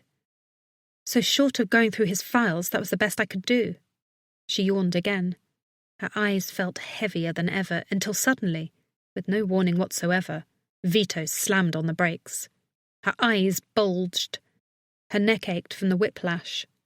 Massaging it, she looked over at him, her voice raised in alarm. What the... I have an idea. I have one too, Vito. How about not getting into an accident? No, we should go over to his place. Check around. I bet we can get in. We? She shook her head. No way. I'm not dragging you into this. You're not dragging me into anything, he said, doing a U-turn in the middle of the road. I'm doing it of my own free will. Wait, where are you going? She asked, stiffening as he hung a right and a sinking suspicion settled over her. He's going to the vet clinic. He's going to break us in and get us both arrested. Relax, we're just going to check it out and see what's going on in there. She gave him a doubtful look. You're not going to try to break in? He shrugged. Not yet. Let's just see what we're dealing with. Vito? Not yet. Never. Promise me. You could get in so much trouble. He didn't promise. He simply waggled his eyebrows and grinned mischievously. Audrey wrapped her hand even tighter around the handle on the door. This is not a good idea. They pulled up the street and he settled into a crawl as they came to the clinic. She felt like a criminal, casing the joint. Remarkably, there was no police tape there, no police presence at all. Nothing to alert anyone to the fact that a murder had taken place there. Look at that. I could just mosey on in there with a sick. He looked over his shoulder at Nick. Fox, and pretend I didn't know anything about the murder. He grinned. Audrey shook her head. This has bad idea written all over it. She looked back at the building on the corner. It was strange to see it so deserted, considering how busy it had been last night. What if we go there and touch something and they look for fingerprints? Then I'll really get tied to the murder, and so will you. He pulled to the curb. No, we won't. First, you were already in there, right? You found the body, so your fingerprints are already everywhere. And secondly, he reached into the seat behind her and pulled out the box of latex gloves. Good thing we came prepared. Vito, no, absolutely not. She shook her head vigorously. You're right. The police are bumbling idiots. You're going to leave the investigation in their hands? I don't know, she hedged. But even then, she knew he was right. What was most important now was finding the killer. She had more experience than the police force on the island, and if they were going to continue to stonewall her and not accept her suggestions, what else could she do? He handed her the gloves and slipped his own on. Come on, you might be an expert in animals, but this is where I'm the pro. Trust me. He stepped out of the car and jogged across the street. She gathered Nick into her arms and hurried after him. When she got there, he tried the front door. It opened, but the one in the vestibule was locked. A quick glance through the glass door confirmed the place was empty. Audrey sighed in relief. Oh well, too bad. Can we go now? 1 second. They went back outside. Nick wriggled from her grip and disappeared behind some bushes. Audrey made a beeline for the street where the car was parked. Time to go, she sang under her breath. Vito hesitated, scanning the area around the building. I have a better idea. She shook her head. Oh no, please, no! He pushed his hair off his face and winked at her. Follow me. Before she could protest any more, he stuck his fingers in his pockets and looked both ways as he nonchalantly backed towards the alley behind the building. In a blink, he slipped inside. She hesitated. The most important thing now was finding the killer, she reminded herself. Slightly less gracefully, with a lot less composure, Audrey followed suit. She found herself in an alley so small she practically grazed both walls with her shoulders. They were covered with a thick mass of ivy. The floor was brick, with a narrow gully of murky water flowing out of it towards the street. Though it was a bright, sunny morning, the walls and vegetation blocked out a good deal of sun. She had to squint to see Vito standing in front of her. He was smirking as he motioned with his chin. Here we are. She looked up to see a window. It was covered in a dirty screen and rather high up on the wall. From what she could tell, it was the window that she'd seen in the waiting room. Don't tell me. Why not? I've broken into a lot more secure places than this. Fantastic, but I thought you turned over a new leaf. I did. I'm helping the good guys now. He reached up to fiddle with the lock, then looked at her. You have that. Can I borrow that? He pointed to the hair clip holding the stray, short hairs off her forehead. She unclipped it and handed it to him. Awesome. He took it, bent it in a certain way, and fiddled with the latch again. As nervous as she was also a little impressed. Because whatever he was doing it in darkness, under stress. She kept glancing towards the street, thinking she might pass out. Ah, voila. The hinges creaked as he tilted the screen up, then gave the window a few shoves. It budged a little each time. Before long, there was a narrow opening. Now what? She asked, not liking where this was heading. I'll give you a boost, you go in. What? No, you're not coming with me. He started counting off on his fingers. 1, if I give you a boost, who gives me a boost? 2, you need someone to keep watch. 3, there's no way I'm fitting through that window. She glanced up at it, worry creasing her forehead. Taking a deep breath, she let it out slowly, psyching herself up for it. Okay, fine. Give me a boost before I lose my courage. Chapter 14. I can't believe I'm doing this, Audrey thought as she stepped onto Vito's laced fingers and he boosted her up to the window. As he lifted her, she grabbed a hold of the window ledge and slid in the narrow opening. Unfortunately, sliding in head first meant that her head would be the first thing to hit the ground on the other side. And Vito was being a lot quicker about shoving her over than she would have liked. "Hold on," she cried over her shoulder as he pushed her through. Yes, it was the waiting room, as she'd expected, but she had other things on her mind at the moment, in particular, how she was going to wriggle herself down from the ledge without doing a faceplant. She nearly lost her balance, but then grabbed a hold of the wall to steady herself. Sliding her hands down it, she fisted a chair's armrest in both hands and slowly wormed her way onto it. When her feet were the last thing clinging to the window ledge, she tried to bring them down, one at a time to cushion the fall, but the chair slipped out from under her and she went sliding, landing on the floor with a bang. Her elbows took the brunt of the fall. "Ouch!" "You okay?" The threadbare carpet her chin was resting on was so covered in dust bunnies, it was amazing the floor was as hard as it felt. She stifled a sneeze. As she rolled to the side, everything hurt. She faced the aquarium where 2 goldfish swam, unconcerned with her predicament. Then she looked around the rest of the dim, cramped waiting area. Nobody was there. That was good, at least. "No," she called back, massaging a sore hip as she rolled all the way over and climbed to her feet. "Really?" He sounded worried. "I'm fine," she muttered, as suddenly something appeared in the window. She sucked in a breath, sure it was somebody coming to arrest her. But it was just Nick, who stood there for a moment, gauging his next steps, before gracefully scurrying across the window ledge, hopping to a bookshelf, then to a chair back, then finally to the ground. Audrey shook her head. "I wish you could read, Nick. Then you could have done this for us. Come on." "If you hear me whistle," Vito called, "that means someone's coming, and to get out, okay?" A shiver went down her back.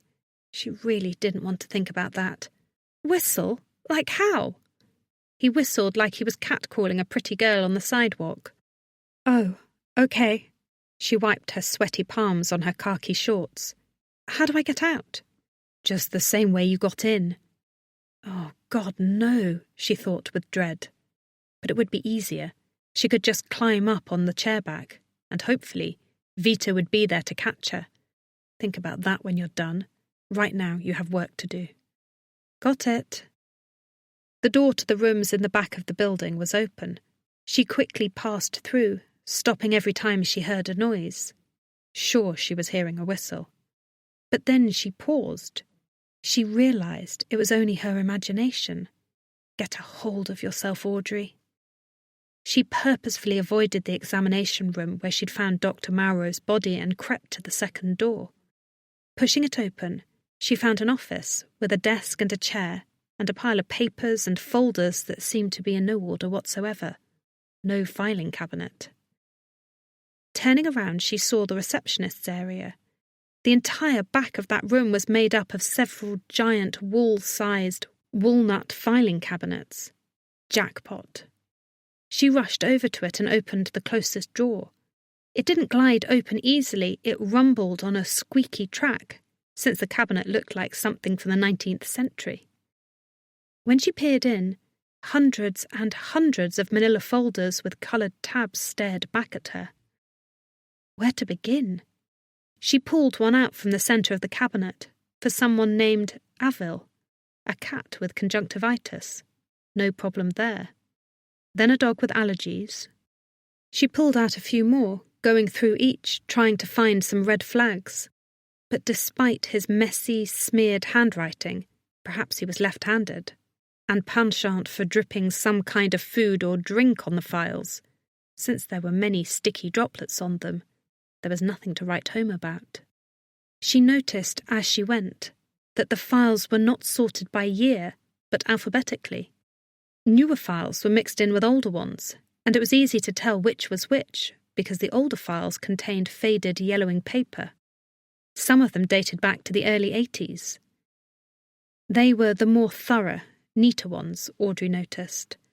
But though the newer of his reports were very terse, his handwriting a little shakier, everything seemed to be in order. She looked around. No computers. There was, in fact, a vinyl-covered typewriter sitting in the corner. He doesn't keep any of his files online. They're all in here. No wonder it's such a mess. Dr. Marrow was old school. She went back to the file and pulled out a thicker one for the Bustantes.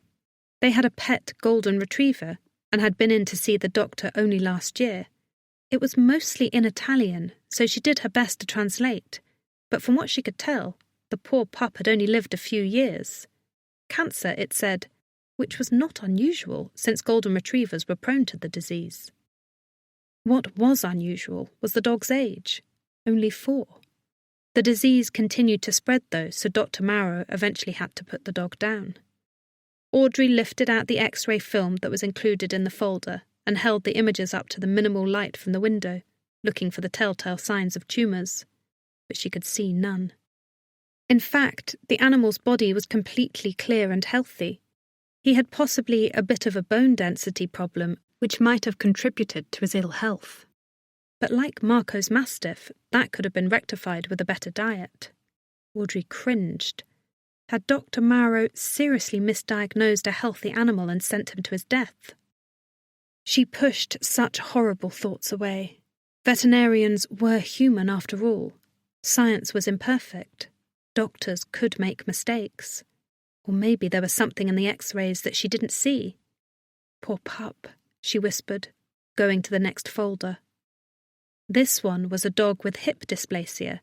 From the X-rays, yes, the beginning signs were there, but according to the file, he'd performed euthanasia on the dog only a month after diagnosis.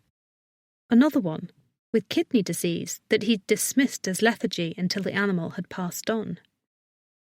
A sickness swelled in Audrey's gut. Unless she was missing something in the translation, Dr. Marrow was clearly euthanasia-happy and too quick to diagnose without the proper tests. She pulled out a few more recent folders, noticing the same thing, and piled them together. There was a photocopier in the corner of the office that she could use, but the file folders were something like a rabbit hole, and one of Audrey's favourite parts of the job was diagnosing patients, so she found herself getting a little lost in them and forgetting where she was. It all came flooding back, though, when she heard a strange whistle. What kind of crazy bird is that, she wondered for a split second, before she remembered. That was Vito's signal. It meant someone was coming. Chapter 15.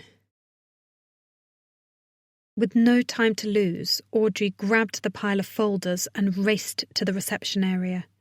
As she did, she saw shadows behind the glass in the front vestibule. Someone was standing there, going through keys, trying to find the right one to open the door. Meanwhile, just outside, Vito whistled, again and again like a bird caught in a hurricane. Audrey eyed the window, her escape. She didn't have the time. Even if she jumped up and dove through the window with all the grace of an acrobat, the person at the door would be inside in seconds. Looking around for an alternative plan, she quickly spotted it. There was a hat rack near the door, covered with a number of jackets and hats. It didn't quite occur to her why there were so many jackets on the rack, since it was still very warm in late September, and obviously there were no patients to be seen. But it was full of them, which was the one break Audrey got. Holding the folders to her chest, she edged towards it and slid in the small space between the hat rack and the wall. She closed her eyes and said a little prayer as a second later there was the sound of the key turning in the lock and the door opening. The coats had clearly been there a while because they smelled like dust and mothballs. Audrey stifled a sneeze as she peered between them at the male police officer who'd been there last night. He walked in, gnawing loudly on something, an apple maybe, and strolled past her, not even looking her way. He went through the doors to the back room, completely oblivious to her presence. Without wasting a beat, Audrey slipped out the other side of the coat rack, nearest the door, pushing it open, and escaped into the warm morning. When she got there, she looked around, sure one of the other officers would be waiting there, to snap some handcuffs on her, but the street was empty. She went around to the alley and casually peered down it. Vito was still there, still whistling. She snapped her fingers. He caught sight of her and followed her down the street. When they were far enough away, he caught up with her. "What did you get? Did you find anything?" "I found loads of stuff," she said, holding up the files, including a man named David Bustante, whose pet golden retriever was euthanized by Dr. Marrow a month ago because he was suffering from cancer. But guess what? He didn't have cancer. "Yeah?" He looked at the folders in her hands. "Are all of those?" She nodded. "All of them are misdiagnoses, and fairly new cases that resulted in the animal's death. There's a lot more where this came from, but it's a start." Vito stopped walking suddenly. Audrey turned back to look at him. "Bustante. I know that guy. He works at the gym down by the harbour. He's interesting." "Interesting good or interesting bad?" Audrey asked, but she could see the answer by the constipated look on his face. "What's wrong with him?" "Let's just say I wouldn't put it past him to murder someone who killed his best friend," Vito said, raking his hands through his hair. "But let's go." "Hold on," Audrey said. "Gallo hired me to help with the stray problem. I haven't done anything to help today. Maybe you should go back to the clinic and help your nonna. I'm sure she has a lot to do. Tell her I'll be there as soon as I talk to this man." He grinned. "Bustante doesn't speak English, so you need me," he announced. "All right," she said with a shrug. "Lead the way." Audrey had passed Palestra Bustante right at the harbour front when she first arrived on the ferry, but she hadn't known what it was until now. She peered inside the small storefront and saw the gym mats, mirrored walls, weight benches and large racks full of huge dumbbells and weights. A few very large, muscular men were standing in the front window, lifting what looked like cartoonishly large barbells and grunting as sweat poured down their brows. When Audrey walked in, her nostrils flared, accosted with the saline scent of fresh sweat. The few men there scoured her with their eyes like she was a piece of meat. The air seemed charged with steroids and testosterone. This wasn't the juice bar and elliptical machine type of gym she knew from Boston. This was for some seriously scary-looking dudes. No wonder Vito had warned her. Some of these guys had thighs the circumference of Vito's entire torso. "Lovely," she whispered to him, just as a tiny puppy barked announcing their arrival. The second it bounded up to her, Audrey felt 1,000 times more at ease. That was the usual effect animals had on her. As she leaned down to pet it, she realised it was a tiny version of the golden retriever she'd seen in Bustante's files. "Hi there, baby. Who are you?" A loud voice boomed from the back of the room, behind the various weightlifting equipment. She grasped a few words from the rapid-fire Italian. The puppy's name was Pico. The gym was running a special and would Vito-like membership application. His tone wasn't solicitous, like he wanted them to join. He sounded more doubtful, as if he already knew they'd have their work cut out for them. When he appeared, Audrey understood why. He looked like Mr. Clean, right down to the gold earring. He was bald, wearing a tank top that showed off his massive muscles and trim waist. The only thing was, he wasn't smiling. Audrey said, "No, we don't want an appointment." Vito began to speak over her, translating her thoughts into Italian. "No, we wanted to ask you a few questions about your visit to Dr. Mauro." Bustante's eyes narrowed, shifting between the two of them. "Mauro? Che vuoi?" "What do you want?" Audrey said, "Did he meet with Dr. Mauro? Did Dr. Mauro tell him that his dog was sick? Did he—" Vito held out a hand and spoke to him. Bustante nodded and spoke some more, gesticulating wildly. "What is he saying?" Vito said, "He's saying that yes, this dog, Pico, is Pico Jr. Pico Sr. died a month ago. He had cancer and was very ill, according to Mauro. One day he was fine, the next the doctor said he was too far gone and needed to be put down. Audrey frowned. Euthanasia wasn't something she didn't take lightly. She always tried to find an alternative method. It was a last resort, and unless the animal was in substantial pain, it was never something that she rushed into. The pet owners were always prepared for it, because it was an important part of the process. And Pico Senior was only 4 years old, so he didn't seem sick at all? Vito translated, and Bustante shook his head. Then his eyes narrowed. Si c'è. Who are you? Audrey completely understood what Vito meant. This man looked like "heads are gonna roll" was the motto he lived his life by.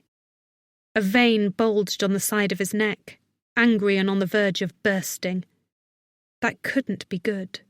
If she were looking for guilty parties based on temperament alone, David Bustante would be at the top of the list. Time to diffuse the situation.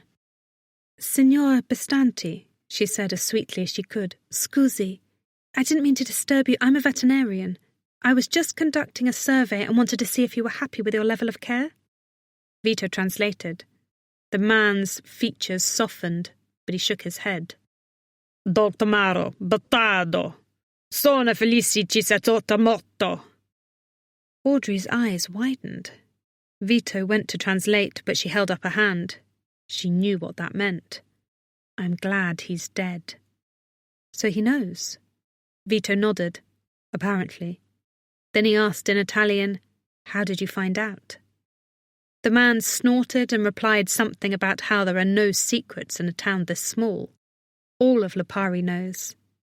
Then he narrowed his eyes again and said something that Audrey didn't understand. She looked at Vito.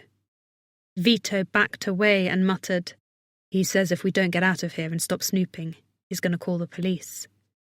Then Vito seemed to have second thoughts. He said something about Pico to David. David nodded and his face fell. For a moment he looked like he might cry. Then he leaned down and picked up his puppy and said something, again, that Audrey could barely make out. Vito nodded solemnly. Then he said to Audrey, "I think we should go." "But what did he say?" Audrey whispered. "I'll tell you when we're outside," he said, still eyeing him and trying to nudge her towards the door. Eventually she gave in and followed him out into the bright sun. "Well?" "He said that he tried to sue Maro, but the local judge is a friend of Maro's and the case was dismissed, so there's no love lost there." "Aha!" Audrey said, eyeing him through the storefront. He was eyeing her right back, looking absolutely guilty as sin. "Why did you make me leave? I could have asked him more." "Because he said he was in Messina yesterday for the whole day. He only got back last night." "He did?" Her spirits plummeted. He could be lying. Vito shook his head. "I don't think so. He said he was at a wedding and that there were hundreds of people who could vouch for his whereabouts and that he didn't come home until midnight." She sighed. Oh. That meant that, for all their crazy, dangerous escapades today, they were at a dead end. She walked towards his car, her stomach swirling with a combination of relief and dread. "Come on, let's go, Vito. We have some animals to take care of." Chapter 16. Audrey was lying on the beach, wiggling her toes in the warm water. The sun hot on her face. She had a tropical drink in her hand. A buff waiter at her beck and call, and no cares in the world. In the distance, seagulls squawked, and every so often a cool breeze caressed her face. It was heaven until... "Wake up." She squeezed her eyes tighter, trying to ignore the command. "Audrey, wake up." The voice was more insistent this time. She blinked and found herself in Vito's car, with Nick and Vito both staring at her. Her cheek was pressed against her shoulder at an unnatural angle, and a line of drool dripped from her chin. She swiped at it and looked around. "What? Where are we?" "The shelter. It's after 1. We have to finish the checkups on the new cats we brought in yesterday." "Oh, right." The fantasy popped in her head. As much as she loved the job of caring for animals, she had to admit she liked that dream a lot better. To be sitting there, with no pressing engagements, No murder investigation going on. The murder investigation. Ugh. She rubbed her sore neck, thinking of everything they'd done that day. From breaking and entering, to interviewing David Bustante and a number of other names from the list she'd collected. They'd been all over the island, and they had absolutely nothing to show for it. Her stomach swam with the realization. That was a waste of time, wasn't it? Vito shrugged. It depends on how you look at it. It's like Edison, finding 2,000 ways how not to make a light bulb. We just found 4 people who couldn't have killed Dr. Morrow. She laughed bitterly. I hope you don't have to do that 2,000 times. I can't take it, she said, yawning and sitting up in the front passenger seat. Sure enough, the shelter stood in front of them. She must have fallen asleep after their last visit to the old lady with the dog with kidney disease, because it all felt like a faraway dream. It was amazing that Vito's crazy driving hadn't woken her up at once. She pulled on the door handle and got out, still rubbing her sore neck. That catnap had only served to make her feel more exhausted. As they went around to the front of the building, she noticed Councilman Gallo's car parked out front. Great, just what I need right now, an interview with the boss. I wonder if he's going to think I murdered Mauro too, she thought, smoothing her hair back into a ponytail and letting it fall neatly behind her back. She paused in front of the window and inspected her reflection. She had enough bags under her eyes for a trip to Japan. Let's get this over with. She went inside just as Gallo was unleashing a series of robust sneezes. She found him rushing out of the kennel room, eyes watering. "Oh, Dottore Smart," he said, relieved. "Thank goodness, I need to talk to you." "Would you like to go outside?" she said. He sneezed. "Yes, grazie. I think that would be best." She told Vito to get started tending to the animals and headed outside with the ailing councilman. When she got there, before he could turn around, she said, "I know why you're here." He turned, a confused expression on his face. "And why is that?" "Dr. Mauro, I'm sure you've heard." He nodded, his face full of regret. "Indeed. It's a shame what happened to him. Lipari is a quiet place. I can't quite believe it happened." She swallowed. "That's why I wanted to let you know. I understand the reservations you must have about working with me and trusting me to care for these animals. But I wanted to reassure you that as long as I can, my focus has been and will be on the animals first." Confusion darkened his expression. "Reservations?" He started to laugh. "Oh, no, Dottore Smart. Of course it was a shock, but I have no reservations where you're concerned. None at all." She rocked from her heels to her toes. "You mean you don't think that I killed him?" He laughed even harder. "Now why would I think such a thing?" "Well, first, because the police seem to think it was me. I suppose they think I was jealous and wanted to take his position from him. And since I found the body, I know how to administer the pentobarbital, and they don't have any other suspects." "Ah, well," he paused. "You found the body. Why on earth were you—" "I had had a bit of a fight with him a few hours before, and I stopped by his clinic to clear the air with him, not to kill him." He stared at her, a peculiar expression on his face, almost as if he was suddenly deciding the police were right. Maybe she'd said too much. It was better when he thought she could do no wrong. "That's astonishing." "Yes, but the fact remains, I didn't kill him." "Oh, I know that, dear," he said, waving it off.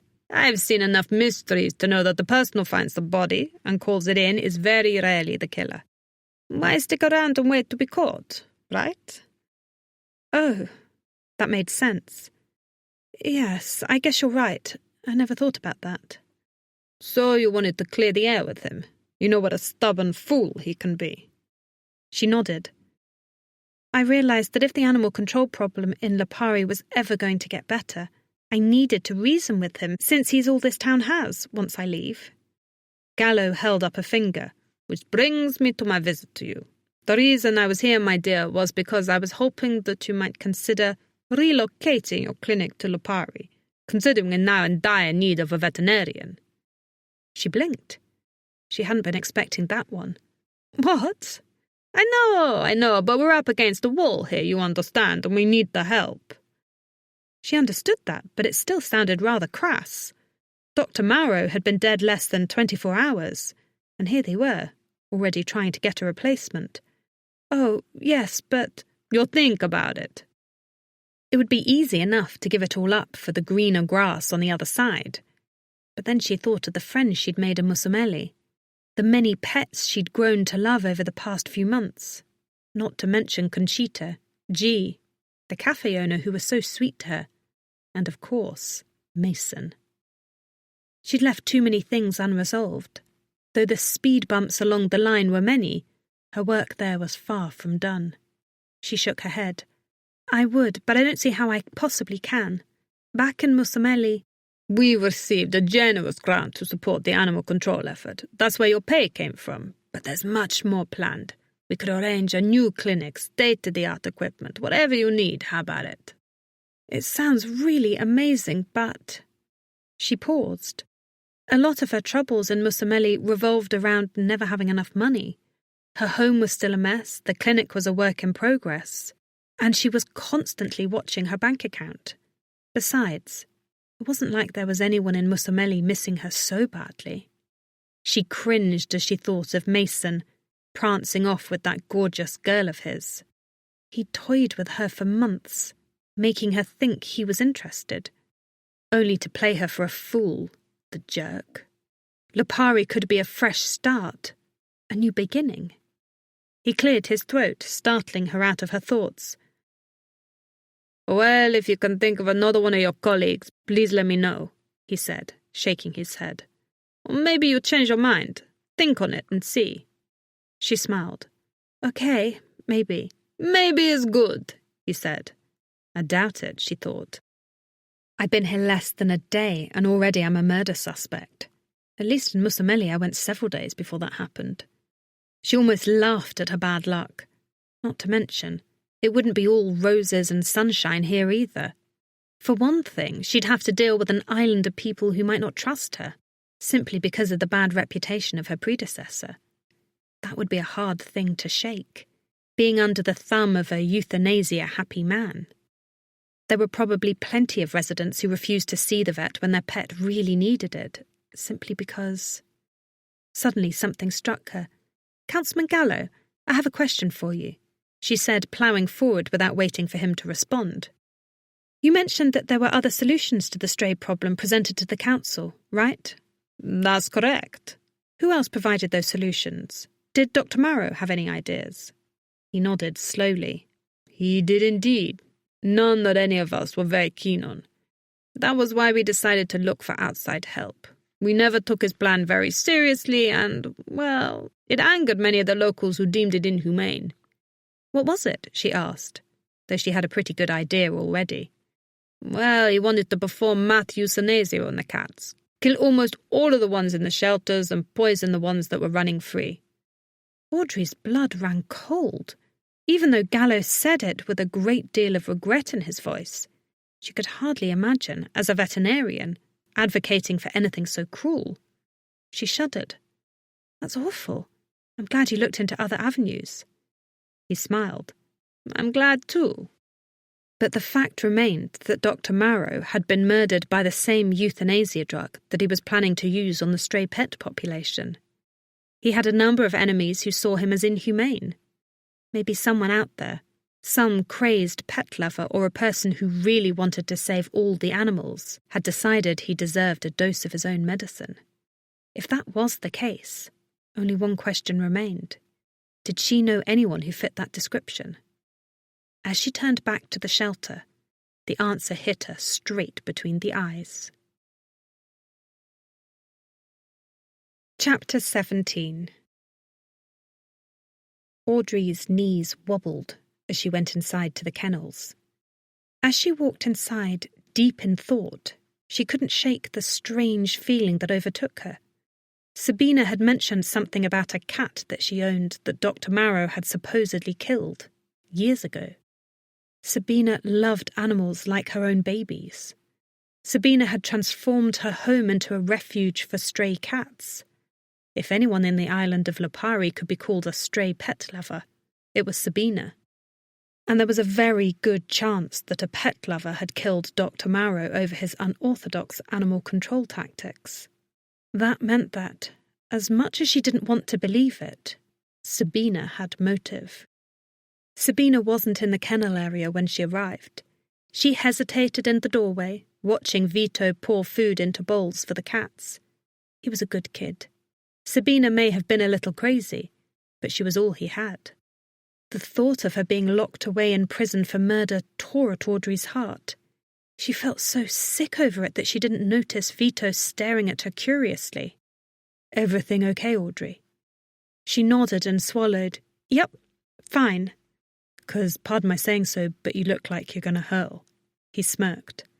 Truthfully, she did feel like she was going to be sick. She swallowed the bile in her throat and shook her head, just a little tired. "Okay, ready to start the exams?" She ducked her head out and looked up and down the hall. No Sabina. "Can you finish the feeding? I just have something to discuss with Sabina. Do you know where she is?" "Sure thing," he said, pouring more cat food into the bowls. "I think she went out back."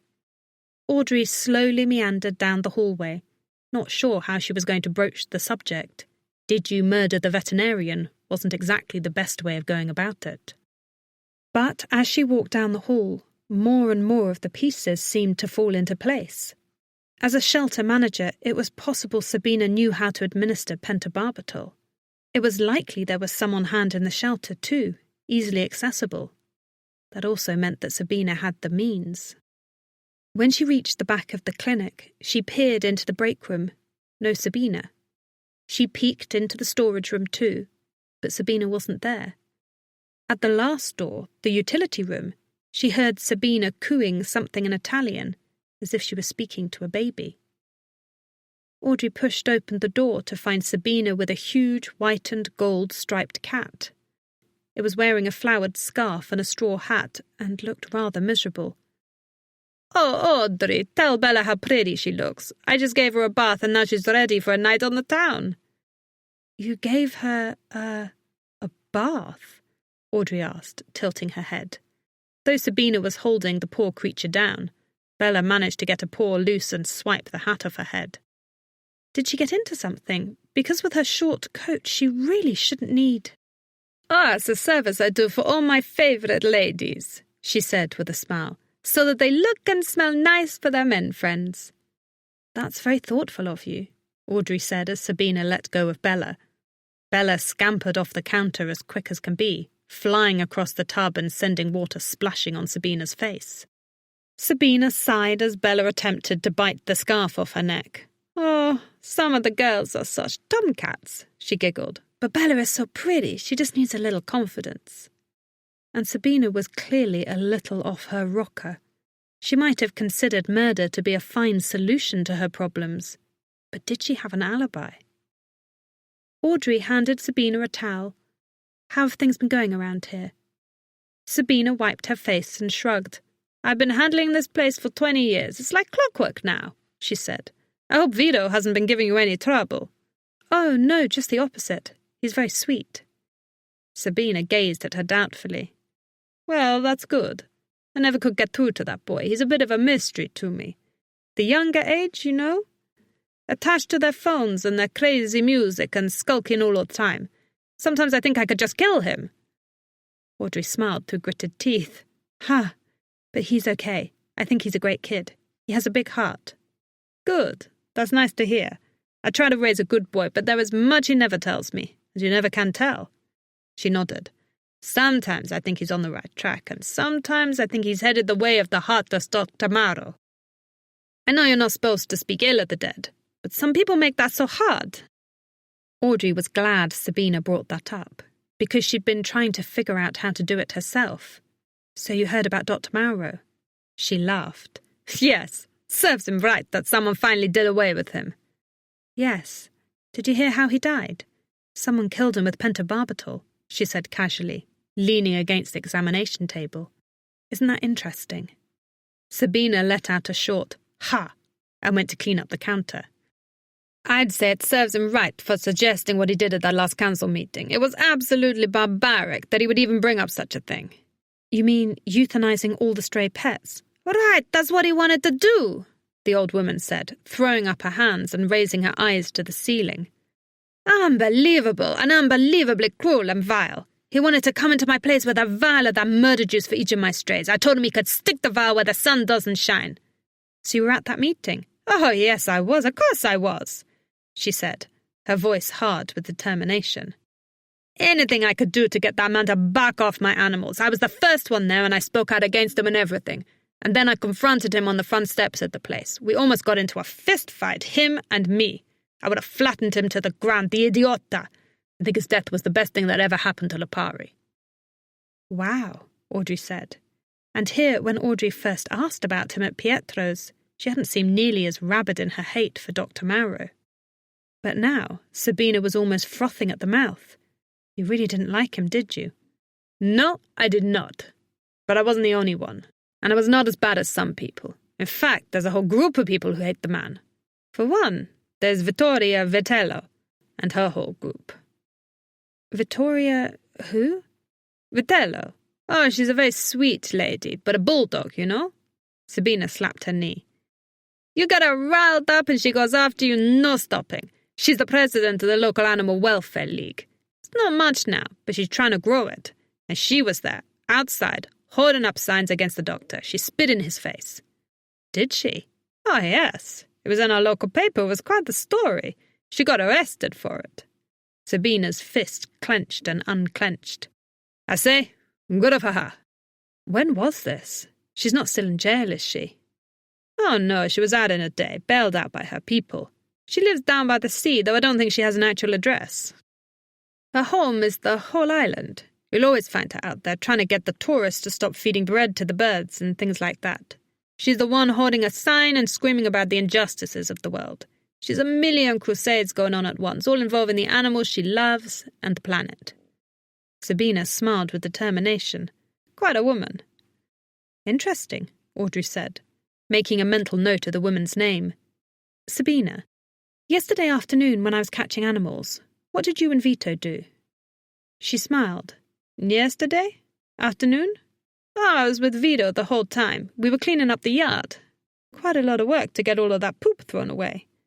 Oh, yes, Audrey said, relieved. Vito would be able to confirm that. And so, unless they were both lying, it meant that she could strike 2 possible suspects off her list. Only 1,994 more to go, starting with this Vittoria Vitello. Because any woman crazy enough to spit in someone's face over something they were passionate about was probably brazen enough to commit murder over it too. There was still a lot of work to be done at the clinic, so as helpful as Vito had been to her, Audrey slipped quietly out just before closing time. The kid already had a few strikes against him. She didn't want him to follow her around and risk getting into trouble again. The walk to town was downhill, so it wasn't a difficult one. And from going back and forth the past few days, Audrey already knew her way around the winding streets. At the end of the block, she turned towards the harbour and the rocky beach to see a small collection of people gathered there. A woman was shouting something in Italian into a bullhorn about tartaruga as she passionately stalked the beach, attempting to rouse up the crowd like a general would an army of soldiers. Unfortunately, no one seemed very interested. There was a family of tourists on beach towels there with 2 small children who kept snapping pictures as if she was a famous attraction, and a few sulky teenagers were smoking cigarettes and mimicking her. I wonder what that is all about, she thought, quickly putting the word tartaruga into her Google Translate. Turtles. Ah, save the turtles. Audrey kicked off her shoes and sunk her toes into the sand. It was cool now that the sun was setting. The beach was nice, the waves calm, dappled with orange rays of the dying sun. And Audrey thought for a moment how she'd have loved to sit out here and just relax, maybe read a book, if I ever have the time while I'm here, which, face it, isn't going to happen. She snorted at the thought. Then a little voice said, "If you accepted Gallo's offer to be Lipari's veterinarian, you would have the time. You could come here after work, every day, and unwind." She sighed and looked down at Nick next to her. Even he seemed to enjoy frolicking in this new world. He was digging in the stony volcanic sand, letting his tail sweep across it, making footprints in it. He wouldn't mind, that's for sure. As she got closer, she saw the sign the woman was holding. It had a picture of a turtle on it. The woman had long, flowing grey hair streaked with white, and was wearing an amorphous, flowing tunic and skirt that reached her toes. She screamed and shook her fist, pausing for effect, and Audrey had to believe that she was a great speaker, even though Audrey had no idea what she was saying. A few admirers applauded and gazed at her with awe, but as Audrey approached, some people peeled off and headed away, laughing, muttering, "Pazza." That was one word Audrey knew. It meant crazy lady. Finally, she finished her speech, and the random applause quickly dissolved. The woman put down her sign and sighed. Audrey stepped forward. "Vittoria Vitello?" The woman's eyes narrowed. "Si." "Buonasera," Audrey said unsurely, wishing she had Vito to help her. Sapevate dottore Maro?" She frowned. "Cretino, perché lo chiedi?" Audrey stared. She laughed. "Sorry, I don't know what that means. You don't speak English, do you?" "I do," she said, her voice a low, no-nonsense rasp. She grabbed her signs and her sandals and began to trudge towards the street. "I was asking you why you ask about such a low, bad man. Terrible scum he is." "Oh, thank goodness you speak English," Audrey said. "I suppose you already heard what happened to him?" "Of course I heard. Nothing escapes my ears, especially in a town as small as this," she said. "I've been living here in Lipari all my life. That's 50 years. I was born here. I know everything and everybody. I even know you." Audrey blinked. "You do?" She nodded and swept her long hair back behind her shoulders. There were long scraggles of black seaweed in there. Maybe she did sleep on the beach. "Yes, you arrived here on a fair couple of days ago. I watch. I see Matteo Gallo come and meet you on the pier, and that says to me you are someone important, no?" She stroked her chin. In the dying sunlight, Audrey could see a few black whiskers there, sprouting from an unfortunate dark wart at the very tip of it. As they approached the street, a striped yellow cat came up to Vittoria. She reached down, petted it, and then pulled a handful of what looked like dry cat food from the pocket of her flowing skirt, feeding it to the kitty. "There you go, Luna," she said. "Good girl." Then she straightened, and almost looked surprised that Audrey was still standing there. Audrey got the feeling that most people tried to steer clear of her, or didn't stay in her company for long. Audrey understood. Even in the fresh air, the woman smelled heavily of incense and body odour, sweet and yet a bit putrid. The kitty ran off, and Vittoria continued. "I see you around with that Sabina's boy, that handful Vito. That tell me that you know Sabina. And I hear through the grapevine that there's big fight between a new young veterinarian and the old cretino." She smiled widely, revealing yellow crooked tooth. "Something tells me that you are that new veterinarian." Audrey nodded, astonished. Wow, either word really did get around fast, or this woman was extremely nosy. Or both. "That's right. That's pretty impressive." "Ah." Vittoria waved the notion away and headed to a bench across the sidewalk from the beach. She set down her sign and began to wipe the sand from her feet. "You live here long enough, you hear all, notice all." That was promising. "So you didn't like Dr. Mauro?" She snorted. "That's like asking me if I like the devil." "Oh," Audrey said, trying to choose her words carefully. The last thing she wanted was a woman who'd spit in her enemy's face on her bad side. "Do you have any idea who could have killed him?" "No, but I wish I knew who did it. I'd like to go and pin a medal on his chest. The man was no good, very bad man," she said, plopping down on the bench and shaking her head as she gazed out at the shoreline. "Why you fight with him?" "I didn't want to. I'm here to help control the stray pet population. All I wanted to do was give him some advice. Speak to him, vet to vet. But he accused me of moving in on his business. That's not what I was trying to do. I have my own clinic in Musamelli." Vittoria nodded. "I believe you. He's a big idiota. He don't let no one tell him his business." Audrey sat next to her. "I heard that you saw him at a council meeting and had words too?" She laughed, with a glint of pride in her eyes. "I spit in his stupid face." "Yes, that's what I heard. Why did you do that?" Her laughter grew. "Oh, I had many, many reasons. The latest was that he was a murderer. He called it euthanasia, and I call it murder. Wiping out the stray pet population by poisoning their food supply was not humane. Not to mention that I would have murdered countless other wild animals. It was cruel. Too cruel. He was not a doctor. He was supposed to save lives, not destroy them." Audrey nodded. "That's what I heard." "You're no better. You put those kiddies in jails. They don't want to be in prison. They did nothing wrong." "Well, they're suffering because there's not enough to eat. There's too many of them. I hope to control the cat population by neutering the male animals, but he didn't seem to want to listen to outside ideas." "That's right," she huffed. "I can tell you one thing. I'm not sad he's dead. Typical sexist man. Big ego. Thought he knew everything. He would not let any woman tell him his business. I heard his office was a horror show. All the people who go and say it's not a good place. Dirty. Falling apart. Old equipment. He was too set in his ways to change anything." "So you've never been inside his clinic?" Audrey asked. "Do you have any pets?" She smiled. "All the animals in Lipari are mine. The ones in the sea, the ones on land, the ones in the air. I care for them all. To me, a house, 4 walls, is a jail. The world is my home and the home of all creatures. And one of the ways I take care of the animals in this island is by not taking them to see that butcher." She leaned in, as if imparting a secret. "I can see why you not like him. You care for Earth's creatures, even if you want to put them in prison." "Not forever. Just until they're neutered. That way they won't reproduce." She smiled. "You're a good one. I like you." "Signorina Vitello," Audrey said, relieved to have gotten on her good side. It emboldened her enough to ask the next question.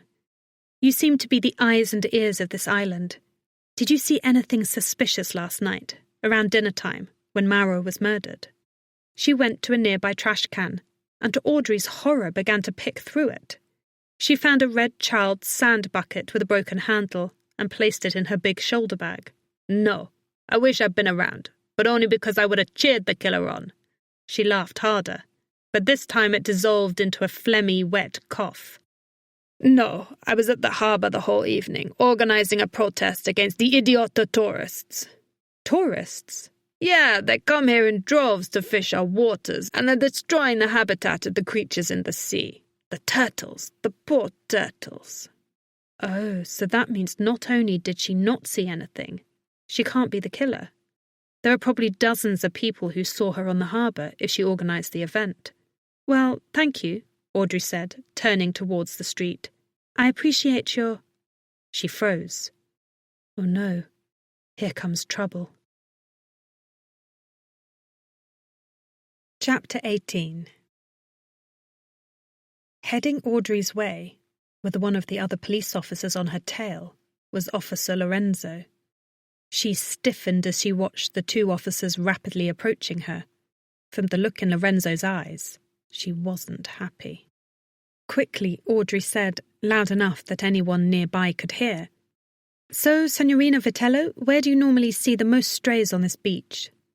Vittoria gave her a confused look as the 2 officers stepped onto the sidewalk. Officer Lorenzo motioned to Audrey. "Can I speak to you, Miss Smart?" She crossed her arms tightly in front of her. Sure, of course. What can I do for you?" The officer motioned her forward. "Privately." Then she looked at Vittoria. "Don't go anywhere, Vittoria. We need to have a word with you too." Vittoria rolled her eyes. "As usual." There was a definite familiarity in their banter, as if they were old friends, or probably more accurately, old rivals. Audrey followed the older female officer down the sidewalk until they were a safe distance away. The woman sighed. "What are you doing here?" Audrey shrugged. I was appointed by the council to solve the stray problem. I was just trying to get local opinion as to where the biggest stray population is usually found. I heard Ms. Vitello is the person to ask. Lorenzo gave her a doubtful look. Right. It's true. At least, partly. But you're wasting your time if you're interviewing Vittoria about the murder. She was at a protest last night at the harbour. At least, that's what she told me. We know that already. Remember what I told you, Miss Smart, she said, seeming to emphasise the word miss just to get under Audrey's skin. We don't need anyone meddling in this case. We have enough work to sort through on our own without you adding any more to it. I'm not trying to add trouble. I was only trying to... Whatever you were doing, whether you try to do or not, is causing trouble. It's best if you stay in your lane, stick to your job, and leave the investigation to us. Officer Lorenzo had to have been a mother, because after that stern tongue-lashing, Audrey felt a lot like the child found with a hand in the cookie jar. She nodded and started to back away. But since you're here, I will fill you in on an interesting development, she said with a sly smile. Audrey bristled. If the officer did want Audrey out of the investigation, giving her news of interesting developments was probably not the way to do it. Unless there was something else up the officer's sleeve. A chill went up Audrey's spine as a terrible thought came to her. Maybe they had discovered someone had broken into Mauro's office. Maybe the vet had a hidden camera somewhere in his office, or a witness had seen her climbing in the window. She stiffened as she realised that she had a few of the stolen files in her bag. All it would take would be one search, and she'd be in some big trouble. She pulled her purse closer to her side. Oh, what would that be? There were no fingerprints on the syringe. Not a single one, not even Mauro's. She nodded lightly. But there was a fine powder found, indicating that the killer had likely worn latex gloves. So that's really going against your suicide theory of yours, don't you think? Audrey's heart quickened. I suppose it is. And the latex gloves are concerning. Where did they come from? Audrey's breath caught as she thought of the box of gloves in the back of Vito's car. But many people used latex gloves. It wasn't strange, considering the profession. Dr. Mauro probably used them all the time. She opened her mouth to say that, but Lorenzo beat her to it. Interestingly enough, Dr. Mauro was allergic to latex and didn't use them at all in his practice, she said, making all the air leave Audrey's lungs in a rush. So the killer must have brought them along with her. Her. There could be no mistaking the officer's intention. Oh? Audrey asked, nonchalant. Yes. Interesting, don't you think? She said, her eyes carefully trained on Audrey. She's trying to get me to give something away, she thought. But Audrey shook her head, trying to keep her reaction as normal as possible. Not really. Latex allergies are common. Are they? Are you allergic? No, she said. In fact, I carry a package of latex gloves in my medical case. A lot of people do. They used at Sabina's shelter. They're used everywhere. And if the killer brought his own gloves with him, it tells me that it was planned ahead of time. The officer considered this. Yes, I suppose it does. Whoever went there with the sole purpose of killing him, Audrey continued. And like I said, I went there to talk reason into him. I didn't bring my medical bag, and I wasn't wearing gloves. I'm sure you found my prints everywhere.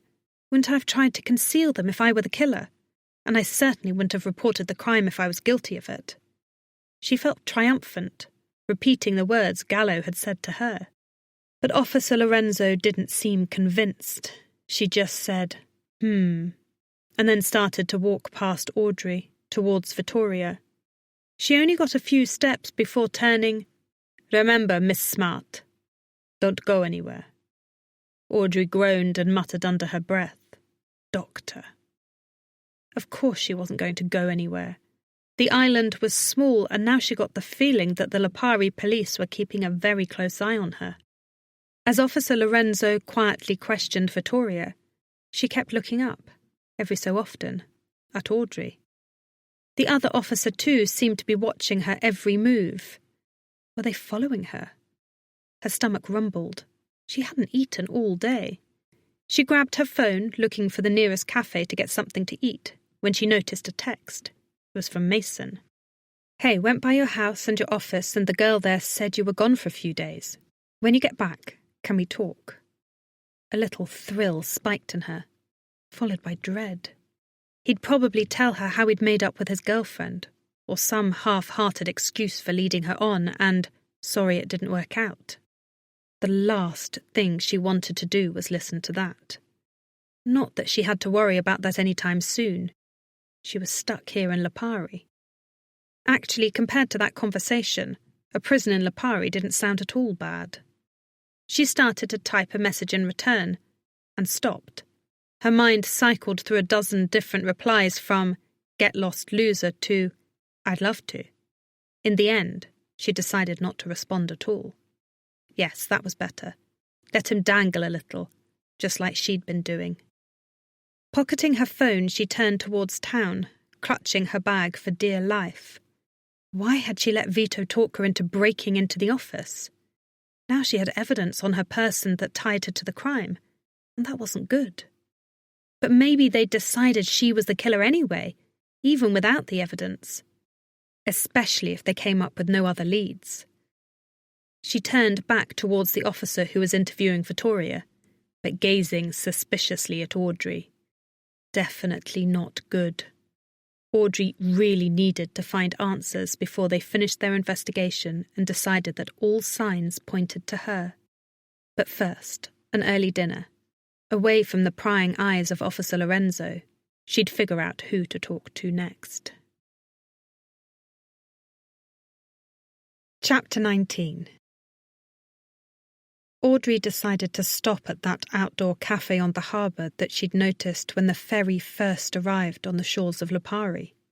It was on a wooden pier, hanging over the sea, and all the tables had red and green beach umbrellas, tilting different ways to shield against the bright sun. She got a table in the corner, closest to the ocean, and ordered a San Pellegrino and a Calabria panini, with pepperami, pepper jack cheese and pesto. There, the only thing to break her concentration would be the occasional cry of a child down by the seashore, or the squawk of a seagull overhead. She needed to concentrate now. She needed to think about just who she should interview next. It was good that Officer Lorenzo was thinking to interview the town busybody, especially considering Vitello didn't like Mauro and had made such a scene at the council meeting. Audrey had to give the Lipari police force props for that. But since Vittoria Vitello was also the eyes and ears of the town, Audrey got the feeling that they were interviewing Vitello not as a suspect, but as a potential witness. Sipping her drink while she waited for the food to arrive, she shivered in the shade and the sea breeze. Her bare arms were slightly sunburned from her earlier foray on the beach. And I didn't even get a chance to chill out and read a book, she thought a little sourly. The restaurant was busy, but it seemed to be mostly tourists. She scanned the area, half expecting one of the Lipari police to be watching, but nobody was paying attention to her. She was in the corner, in a relatively secluded section of the pier, backing up to the ocean, so she carefully reached into her bag, leaving it on the bench beside her, and cracked open the next case file. She didn't accomplish much. Every time someone came by, she quickly slammed the file closed, afraid that someone would see her with the stolen files. Even when the waiter came with her food, she jumped nearly sky high, expecting to see Officer Lorenzo ready to snap handcuffs on her. There has to be something here, she thought, taking a bite of her sandwich. The gooey, melted cheese stretched out, clinging to her chin, but she wiped it hastily away. She got so involved in the research that before long, she went to grab her sandwich and realized she'd eaten the whole thing without even stopping to enjoy it. Had it tasted good? She swallowed, but couldn't remember. Oh, but your hips will remember. I'll probably add another pound to your waistline at least, Audrey thought as she pushed the plate away and continued to turn the pages. She paused as she found something slipped haphazardly into one of the files. It was in Italian, but she quickly translated in her head. It was a third notice, dated only a couple months before, saying that the vet was required to cease operations until he took the proper steps to reinstate his license. So the doctor had been operating under an expired license, and his receptionist, whoever that was, hadn't attempted to renew it. Perhaps they'd forgotten, or had he had it revoked for some reason. That was serious business. If he was ever found out, the fines would be enormous, and it could be even worse. He could have gone to prison. Whatever the reason was, it meant one thing. Dr. Marrow shouldn't have been practicing veterinary medicine on the island. And yet he was. He'd been their only hope. At that, Audrey thought about Gallo's offer. The poor animals of Lipari, and the people who cared for them, certainly deserved better. Audrey felt sure she could give them that. It wouldn't take very much, and Gallo definitely seemed willing to make her comfortable here and support her efforts. Not to mention that it would be nice to avoid Mason Legar. Possibly forever. Take that, Legar. I didn't need you anyway. She could just imagine the look on his face when he learned she was never coming back, moving on to greener pastures. As she was entertaining that thought, smiling a little, she looked up and saw a familiar face beyond the tables, at the host stand. It was Sabina. Audrey quickly stuffed the files away and waved to her. She spotted Audrey and said something to the host, who handed her a menu. Then she came forward, weaving around the tables until she reached Audrey. "I see you've already eaten." "Yes, I have. It was very good, I think." The woman struggled to pull her body behind the bench and plopped down, opening the menu. "The paninis are delicious here," she said. "I asked Vito to come with me, but he said he'd have too much work to do. I think you created a monster." Audrey frowned. That was a little suspicious. Yes, Vito was a good kid, but Audrey didn't know many teens who'd turned down food. She had to wonder if he'd gotten rid of Sabina simply so that he could do a little sleuthing of his own. "Is he back at the shelter?" She nodded. "He said you've probably gone out to try to round up more strays." "Oh yes, he's right. That's what I've been doing." Sabina laughed. "Haven't been very successful, eh?" "What do you mean?" Audrey shifted uncomfortably on the bench. Sabina shrugged and peeked under the table. "Well, if you're collecting strays, then, where are they?" That was what she should have been doing. That was what Gallo was expecting her to do. It was what he was paying her for. But all she'd been doing was meandering about, trying to find out more about his murder. "Oh, I haven't been having much luck," she said, throwing up her hands. "They must all be avoiding me." Just as she said that, she watched a mangy cat meander underneath one of the nearby tables after a scrap of food. Luckily, Sabina didn't notice. She said, "I suppose you've gotten a reputation among them," with a giggle. "Yes, and running after cats works up an appetite, so I just stopped for something to eat." She reached for her purse. "But if you'll excuse me, I'll leave you here, in the best seat in the place, and get back to it." "Of course," Sabina said with a smile, glancing down at her menu. "Good luck." Audrey managed a smile as she slid out from behind the table. Catching strays while I'm the main suspect in a murder investigation. I'm going to need it. As soon as she paid for her lunch and headed off the pier, Audrey noticed another couple of cats scampering across the road towards a fenced-in lot with a broken-down building, its windows boarded up. Audrey watched them go inside and gritted her teeth. It was a perfect refuge for stray cats. She'd likely find a slew of them in there. Nick met her on the sidewalk and was already on high alert, his ears perked up and his nose twitching. "What do you say, bub? You think we should check it out?" He raced off towards it, narrowly avoiding a couple on a bicycle built for two lazily meandering down the road.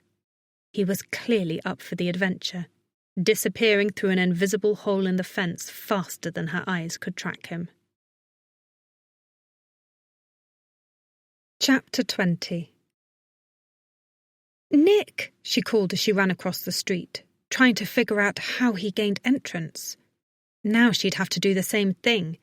but she was nowhere near as small and spry as her pet. She inspected the chain-link fence and found an opening in it that would allow her to pass through. She reached into her bag, found her gloves and slipped them on. Then, taking a deep breath, she hurried across the street towards the old stone house and ducked through the gap in the fence. She heard the sound of something inside, even before she reached the window.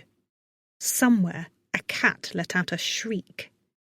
Climbing over the rubble and debris scattered over the front lawn, she stepped up the crumbling front stoop and leaned over, craning to see through a place in the window where one of the wooden boards had been pulled back. Blinking, she tried to adjust her eyes to the darkness. Several small forms moved within. The first thing she saw was several sets of eyes, unblinking, staring back at her.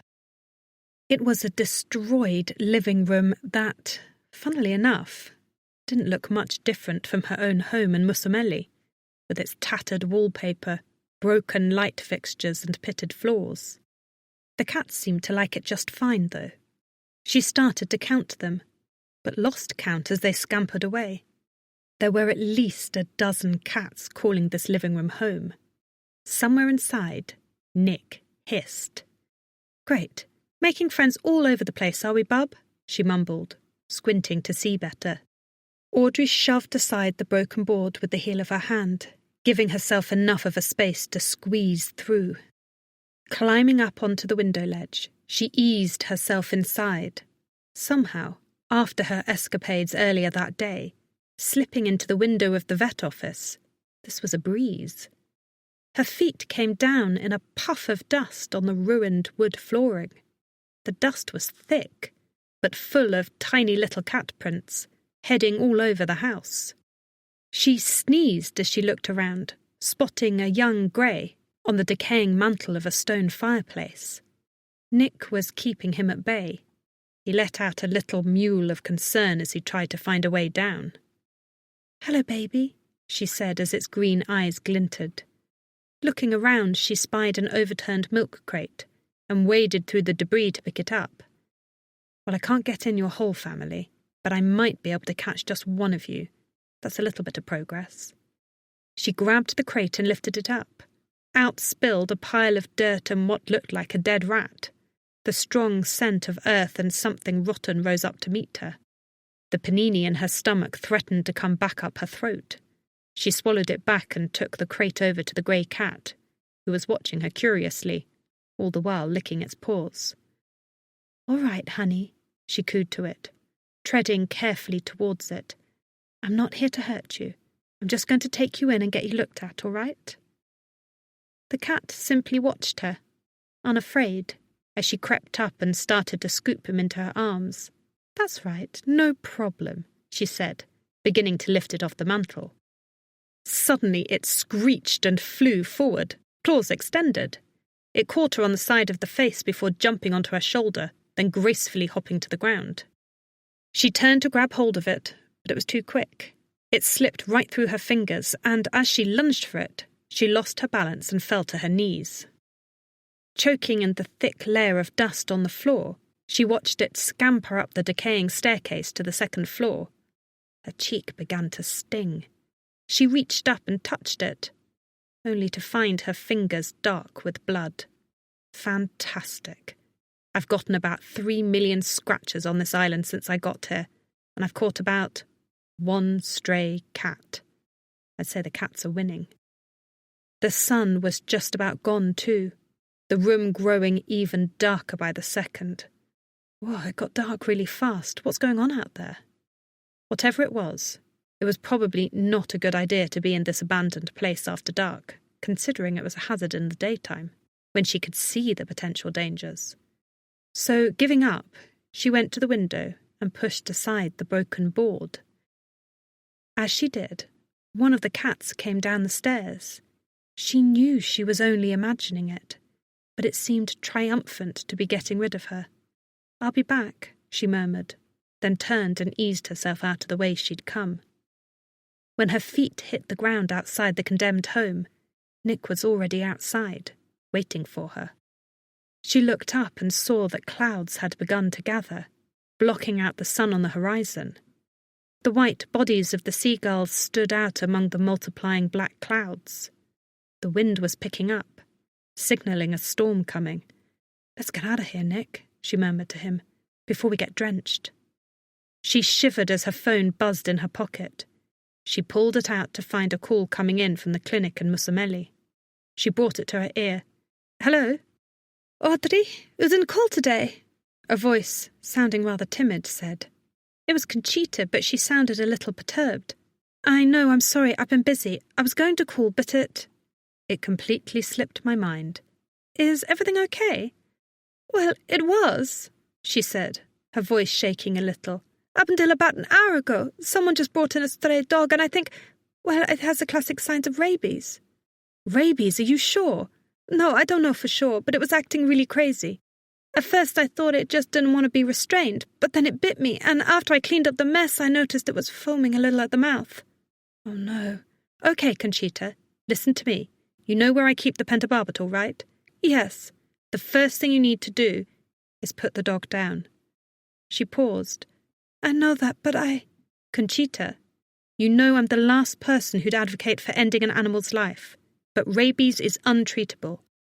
It's going to die anyway, and painfully, and it might infect other animals while it's at it, so the most humane thing you can— Well, that's the problem. It escaped." Audrey blinked. "It escaped?" "Yes, I tried to go after it, but it disappeared, and now that bite, it's getting a little puffy." Conchita sounded far from the calm, controlled woman whose favourite refrain was, "I got it under control."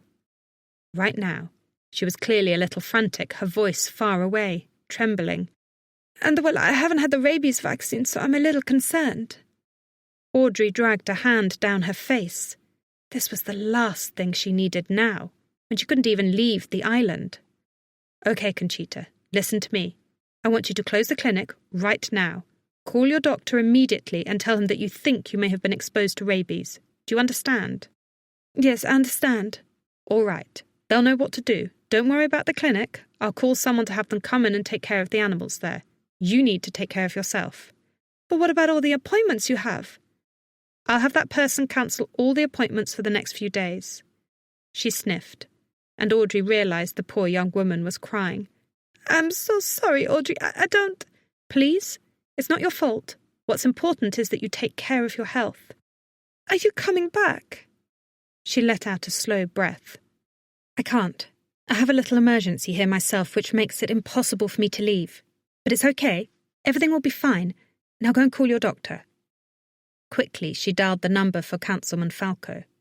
The telephone rang several times before going to voicemail. "Hai raggiunto l'ufficio del consigliere Falco." When she heard the beep, she said, "Councilman, it's Audrey Smart. Please call me when you get this message. Thanks." She hung up. That wasn't good enough. She needed to get in touch with someone now. Quickly, she dialed G at La Mila Verde, but hung up when a woman answered, sounding annoyed and harried. It was the dinner rush, and his cafe was always hectic during the dinner rush. She couldn't saddle him with this. Audrey hung up the phone and shivered. Everything seemed to be falling apart there, and there was very little she could do about it. Don't even think about it, you can't. But the more she tried to think of alternatives, the more certain she became. Her hands were completely tied. She had no other choice. So she did the only thing she could think to do. She picked up her phone and placed another call. A moment later, a voice said, "Hello?" And she let out a shuddery breath. "Mason." Chapter 21. "Yeah, that you, Boston?" Mason's gruff voice, with a bit of a southern twang, came through. He sounded so far away. But even far away, that drawl of his made her heart flutter. "Yes, it's me," she said, reminding herself to be aloof. He broke your heart, remember? You need his help as a neighbour. That's all. "Hello, you get my text? I've been looking all over for you. That girl at your clinic said you went—" "Yeah, I did," she said, cutting him off. "I'm here in Lipari on another assignment, working with the strays here, and there's a big problem in Musamelli. I need you to do a big favour for me." "Sure, name it." She let out a little sigh of relief. That was one thing about Mason. He may have broken her heart, but he was dependable, and always willing to help her out in a jam. And she'd had many of those since moving to Sicily. Thank you. Okay. A stray dog was brought into the clinic and it bit Conchita. She thinks it might have had rabies. Rabies? Yeah? That ain't good. She hasn't been vaccinated, so I told her to close the clinic and get to her doctor. But I need you to do a few things for me. You might want to write this down. That's all right. I got it. You sure? My mind's a steel trap. She wasn't so sure about that, because he did have a bit of an ego on him, but she wasn't in the mood to argue with him. All right. First, call Falco on the council and tell him there's a stray dog in town, possibly infected by rabies. They should keep a lookout for any animal acting strange. Please tell Falco that I will be there as soon as I can, but at the moment I'm held up. Held up? Everything okay, Boston? You don't sound good. Hope you're not getting yourself in any trouble. Yeah, I mean, no trouble at all. She tried to sound nonchalant, but it didn't work. Her voice had an obvious tremor. I'm fine, but I can't talk about it now. Also, I need you to go into the clinic and take care of the animals there, just as you have done before. She knew he could handle that. He'd done it before. If any of them seem to be acting violent or strange or foaming at the mouth, do not go near it. Call me immediately. All right, I got it. And then I need you to go through my appointment book and cancel my appointments for the rest of the week. Call them and tell them I've had an emergency and I'll be in touch to reschedule. Consider it done. And call me, please. I feel terrible I can't be there. Don't worry, Boston. I'll take care of it. She sighed with relief. Despite what had happened, she still trusted him, probably more than anyone else in this country. That's it. Thanks, Mason. Okay, call the council, take care of the animals. I'm on it, he said in that confident drawl of his. Then there was a pause. Audrey, I came looking for you because I wanted to talk to you about... Mason, she blurted, cutting him off. She didn't want to go into this. Not now. Not when everything was falling apart. I can't talk, I'm sorry. Just call me as soon as you hear anything. She quickly ended the call and threw her head back, staring up at the darkening sky. The clinic in Musameli would be closed. The stray population was in jeopardy, and the people in town were in jeopardy too. This was the last thing she needed to worry about now, in the midst of a murder investigation in which she was the prime suspect.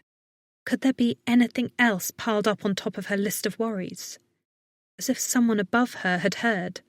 Loud thunder crashed above, and lightning slit the sky. Then the heavens opened and it began to pour. Nick whimpered and rushed between her legs for cover. But when it didn't work, he scampered off, into a crack between two buildings. "Fair weather friend," she shouted after him. She held her purse over her head and tried her best to dodge raindrops as she rushed for cover. But even so, by the time she reached the opening in the fence, she was already drenched. "Time to go back to the shelter," she said, hugging herself. "Maybe I can find some answers there. Think I haven't been able to find anything else in town all day." As she walked, rain dripped off the edge of her nose. Using her purse as an umbrella was clearly not working, so she let it fall. But as she went to hoist it onto her shoulder, the fabric of it gave way and the contents of the purse spilled to the ground. Everything, her wallet, her phone, and all the folders she'd stolen, landed in a puddle of muddy water. "No!" she cried, stooping to collect it all. She shoved the items into her ruined purse, scooping up handfuls of mud at the same time. Once she had it all, she hugged it to herself, trying in vain to keep it all dry. She ducked under the overhang of a building and inspected the papers. They were a wet, muddy mess, sticking together. "Great," she muttered. Not that it mattered much if the files got ruined. There wasn't anything that was very helpful in them. All of that risk, all of that work obtaining them, and they hadn't been worth much at all. It seemed like there was absolutely nothing in them of any value. She stared at the papers, trying to get them in some semblance of order. This was what she needed an assistant for. She regretted not bringing Vito with her. The results wouldn't have been any worse than what she'd come up with alone. Sometimes she was just too stubborn to admit defeat. That was the one thing she'd had trouble coming to grips with. She couldn't do everything herself. No one could. At her practice in Boston, there'd been a team, so if one of the vets had to go away, someone else could always fill in. Here was no different. She needed people. People like Vito and Mason and Conchita. Suddenly a question popped into her head. Dr. Mauro had a practice catering to all the animals on the island. Did he have any help managing that practice? He'd had a receptionist's desk, but Audrey hadn't seen any clue in that front office area to say who it had been. Not that she'd looked very closely at the time. She'd been too worried about getting caught. Perhaps it was a vet tech. Dr. Mauro had been getting on in age. Was it possible he'd done all his work alone? Even the best veterinarians needed some help. And from what she'd heard, Dr. Mauro had left a lot to be desired. Wiping the rainwater from the tip of her nose, she dove into the messy files in her arms, gently turning the damp pages as best she could, since they were fragile and sticking together. The words blurred, and in the descending darkness, it wasn't easy to make out the print. She squinted. Atop one, she saw a name she'd never seen before. Flora Abruzzo. It looked like the report had been prepared by this person. Flora Abruzzo. Maybe all the work put into obtaining files would be worth it after all. It could be a lead. She'd have to ask Sabina or Vito and find out if they knew the woman. It was getting darker, but the rain was starting to slow. Unfortunately, she was soaked and exhausted, and though the walk to the shelter was only about a mile, it'd be an uphill journey, just like everything I've been doing lately. Just then, lightning flashed across the crowded sky and thunder rumbled, shaking her. Taking a deep breath, she just made the decision to head out when someone stepped out from the alley and blocked her path. Chapter 22. Audrey let out a startled gasp as a man stepped in front of her. He looked a bit like a koala, with a pushed-down nose and 2 tufts of grey hair at his ears. At first, Audrey thought he was going to ask her for a wallet. That's what would have happened had she been caught in an alley in Boston.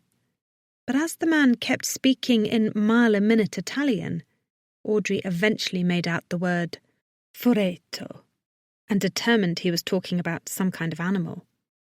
"Slow down, please," she begged as the man motioned behind him. "You say you have an animal? Injured?" "Emergenza!" the man shouted, frantic. "Emergenza!" "Oh, emergency. Okay, please, lead the way." Stuffing her broken bag under her arm, she quickly followed the man down the alley and up the street, not even bothering to dodge puddles now, since she was soaked to the skin. All the while, she had to wonder how this man knew who she was.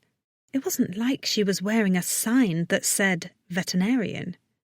But word clearly travelled fast around here, which was why just about everyone knew of Mauro's death. And how fortunate that she'd been passing this way, just when he was having an emergency with his pet. As Audrey struggled to keep up, the hairs on the back of her neck stood at attention. It was Mason's voice that she heard then. "Audrey, you don't know this man. This could be a ploy to get you alone so that he can hurt you. You need to be more careful." Yes, she often barged into situations head first without thinking. How many times had she had close calls in Musamelli? Mason was her voice of reason and had helped her out of quite a few scrapes. Even now he was helping her. As much as she wanted it or not, her heart hurt with the thought of him. She couldn't deny it. She missed him. The rainstorm had just about ended, and even a little bit of sun began to poke through the clouds, by the time the man stopped in front of a rusted screen door. He paused for a moment and looked back solemnly, as if to warn her about something. Then he opened up the door and let her pass through into a living room. Her sneakers made a squick, squick, squick noise as she stepped inside. She looked down at the tiny puddle she was creating on the cement floor. Is this— Non ti preoccupare, he said dismissively, ushering her through. Sbrigati. Hurry up. The room was small and austere, the only decoration on the white stucco wall a wooden cross. Beneath it there were at least a dozen people, men, women, and children, all standing around the animal as if paying last respects to a beloved family member at a funeral. Their faces were grim, and a few of them were crying. Audrey had seen devoted pet owners, and loved whenever people treated pets as family, but she'd never seen such utter desolation in a room. The man shouted at them in Italian to move aside, and they did. With all the drama, she thought she'd see a child lying there near death. Instead, taking up a tiny bit of space on a white pillow at the head of the bed, covered in lace-edged sheets, was a tiny ferret, its black eyes staring miserably at nothing. Oh, a ferret? She looked around, sure that there was some mistake. But then a woman leaned forward and kissed its tiny paw. As she moved close, a tear dropped onto the pillow beside the creature, darkening the fabric. Well, who am I to judge? I have a fox as a pet, and I'd probably be devastated if something happened to him. What seems to be the problem? Audrey asked, kneeling beside it. A few of the people began to speak in Italian, but a young girl in braids who was probably the same age as Vito said, Milo is very bad. We found him this morning. He chewed through a lamp cord and we think he electrocuted himself. Sure enough, the animal's fur around his mouth appeared to be a little singed. Audrey placed her bag on the ground and pulled out her stethoscope. She checked his heart rate, which was a bit elevated, and turned him over, then pried open the animal's mouth. Sure enough, he had the telltale black mark over his tongue that indicated electrocution. Poor thing, she said as the rest of the crowd looked over her, silent as a grave. Was he out for a long time? The girl shrugged. We don't know. When we found him, he was awake and acting strange, and then we found the chewed-up cord. Has he had any seizures? The girl shook her head. Well, his heart seems good, and I don't hear any fluid in the lungs, so there's a good chance it isn't anything too serious and he'll be just fine. Still, he has a burn on his tongue, so he's probably going to be reluctant to eat anything soon. If he starts to have trouble breathing, I want you to find me right away. She grabbed her prescription pad, which was a little damp, and a pen, and started to write out a prescription. I want you to get this filled. This is an antibiotic for his mouth and a diuretic which should help keep everything clear. All right? The girl took the slip of paper and nodded. Yes, thank you. She turned to the crowd and started to translate. Everyone in the crowd sighed with relief and began to gather around Audrey, hugging and kissing her cheeks. Oh, no problem at all, she said, gathering up her things. The koala man thrust a few bills into her hand, but she quickly handed it back. Oh, no charge, it's fine. An older woman spoke to her in an almost argumentative tone and handed her a few jars of what looked like pasta sauce. Audrey looked at the young girl who shrugged. Mama insists that you take that, and she doesn't take no for an answer. All right, thank you. Please, I'm at Hotel Lopara if you need anything. The young girl grabbed Audrey's hand and succeeded in keeping the rest of the family at bay so that she could guide Audrey outside. When they were out there, she closed the door and sighed. Sorry, she said with a smile. She whirled a finger near her head. My family is a little pazzo. Oh, no, that's fine. That's what I'm here for, Audrey said, wiping the water dripping from her hairline away from her eye. Really, it's no trouble. I'm sorry, what's your name? Amalia. She eyed Audrey with concern. Can I get you a towel? Oh, it's fine. I'm probably going to stop by the hotel and change anyway. I got a little held up trying to rescue a few strays from that old house on the corner. The girl smiled, baring pretty white teeth.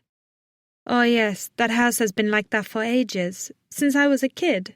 I told Dr. Mara about it, thought he might like to do something, but no. So he knew about it. The rainstorm had passed, and now the stars were popping out everywhere in the clear, dusky blue sky.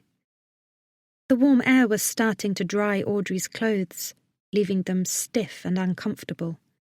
They began to walk together up the street. Ah, yes. In his defence, though, he had a lot on his mind. There are a lot of strays around here. She sighed. Very terrible what happened to him. I'm sure you heard. Audrey nodded. It was terrible. So he was Milo's vet? Yes, that's right. Ever since we got him. He took good care of him, which was why, when he was hurt, Papa didn't know what to do.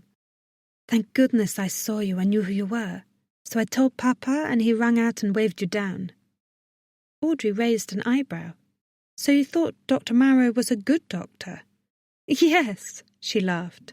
Oh, obviously you've heard all the rumours about him, and Mama and Papa would be the first to tell you they were all true. But he wasn't a bad man. He was a very good doctor for many years. My parents took all of our animals to him even before I was born, and he took very good care of them all. I did hear rumours that he was misdiagnosing pets, working under an expired licence. Amalia nodded. Yes, it's true. A few years ago, he and his wife of, 30 years separated. Papa said that really made him go off the deep end. That was the start. He couldn't cope with it, and so he just let the practice slide. Everything began to fall apart. At first, he just missed a few appointments, but it only got worse and worse. He stopped caring for himself. The clinic went apart. He said some animals were fine when they were not. He didn't seem to care about anything. He's going through a divorce. Went. It was all over town. Very bitter. Their fights were so loud and terrible. Once she actually tried to run him over with her car in the middle of the street. Then she took all his clothes and belongings, hauled them out to the end of the pier, and tossed them over. They hated each other at the end. Her eyes gleamed with the excitement of the gossip. I don't think he's ever been the same since, but who could blame him? A bitter divorce, Audrey thought. That must have been the dirty laundry that Sabina was afraid to talk about. Where is the wife? Amalia shrugged. I don't know. I guess she still lives in their house on Via Oliva. Big white building on the hill. But if she does, she doesn't go out much. Dr. Marrow moved into the apartment over his clinic. I think he just wanted to get away from her in the end. He just wanted to be done with the confrontation. I met him once, Audrey said, thinking. He didn't strike me as a person who didn't care. In fact, he cared too much that I was infringing on his business. And at that point, he didn't seem averse to confrontation. In fact, I tried to speak to him about working on fixing the stray problem, but he shut me out. Amalia giggled. I heard. You did? Of course, the whole town did. You had quite the audience, didn't you? That's how I knew we were in Lipari. That was an exciting bit of gossip. Well, until Dr. Marrow was found dead. He seemed to care an awful lot about me stepping on his toes then. Yeah, I think it makes sense. It does. She nodded. Dr. Marrow was a very proud man, and as much as he might have been letting things with his business slide, this is where he grew up. He took a lot of pride in being important to us, our only veterinarian, so I can understand him feeling a little territorial about his practice and not wanting anyone to move in and change things. After working here for 40 years, it must have been hard for him. They'd walked to the end of the block. Just then a voice down the street behind them called, rather harshly, Amalia! She stiffened. Oops, sorry, I've got to go. I was in the middle of chores when we found poor Milo. I need to clean the bathroom. She wrinkled her nose. Take care, Doctor. You too, and please let me know how Milo is, she called as the girl rushed down the sidewalk towards her home, braids flying out behind her. Audrey took a few moments to look around, trying to orient herself in the intersection. She noticed the shoreline and the pier and then headed in that direction, hoping that was where her hotel was. Her clothes were now so stiff and tight they were chafing her skin, and her underwear was wet, which wasn't the nicest feeling. She took a step off the curb, thinking about what Amalia had said.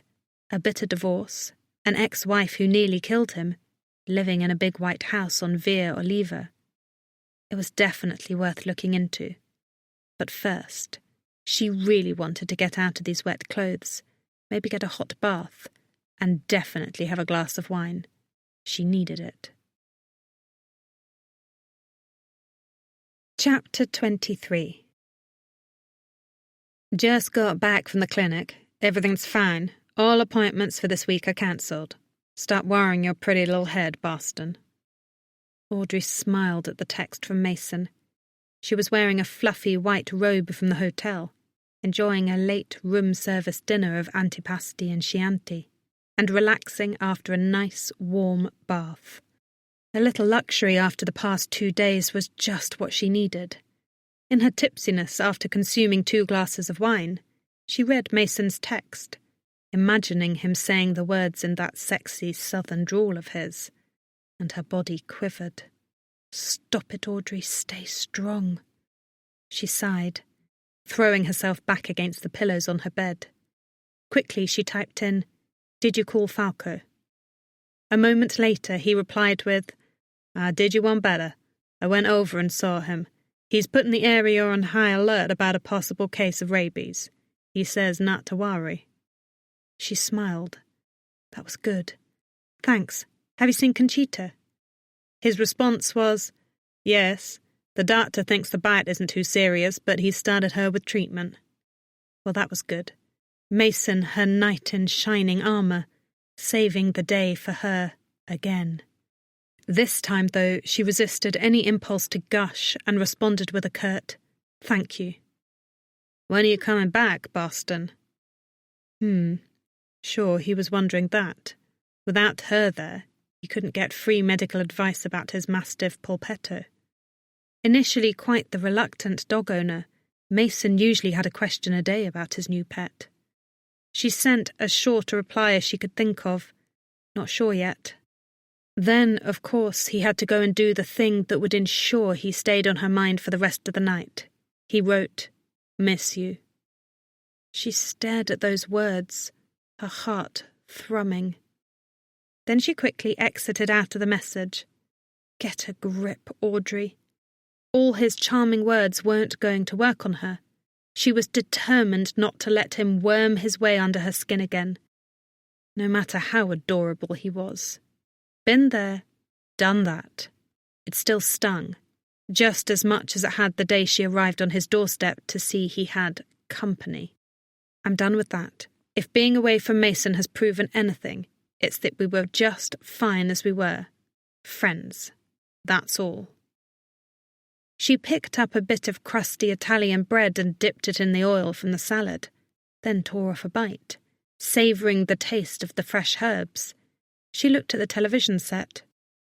She kept it on at a low volume, just to keep her company, but it was tuned to some Italian soap opera. The moment she made the Friends determination in her head, the handsome male lead took the buxom brunette in his arms and kissed her passionately.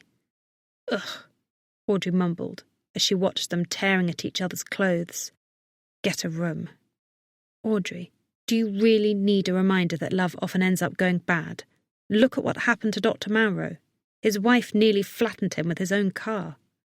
Which reminded her, after what Amalia had said after she saw to her pet ferret, she couldn't help but be intrigued about the ex-Mrs. Mauro. She turned off the television and picked up her phone. Then she Googled, Mauro Lipari divorce.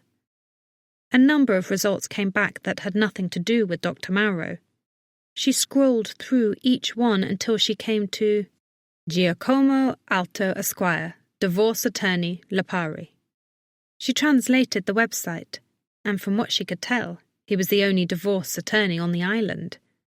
If I was a betting person, I'd wager he probably knows something about the case, she thought, clicking on the phone number and placing the call.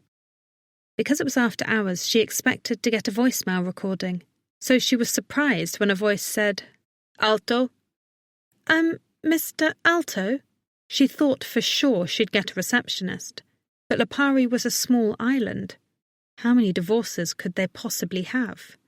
"Is this Mr. Alto, the divorce attorney?" "Si," a confused voice said, and then there was a pause. Let me guess. Is this the American veterinarian?" Now it was Audrey's turn to be confused. "Yes, how did you—" "I figured you'd be knocking on my door soon." "You did?" "Look, I'm about ready to leave for the night, but if you get here in the next 5 minutes, I can answer any questions you might have.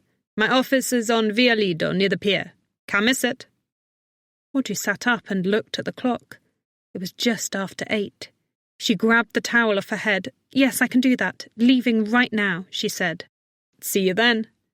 He hung up, and Audrey sprang into action. She tore off the robe and threw on some clothes, ran a brush haphazardly through her hair and headed out the door in record time. Audrey was still finger-combing knots out of her wet hair when she arrived at the office building on Via Lido, across from the pier.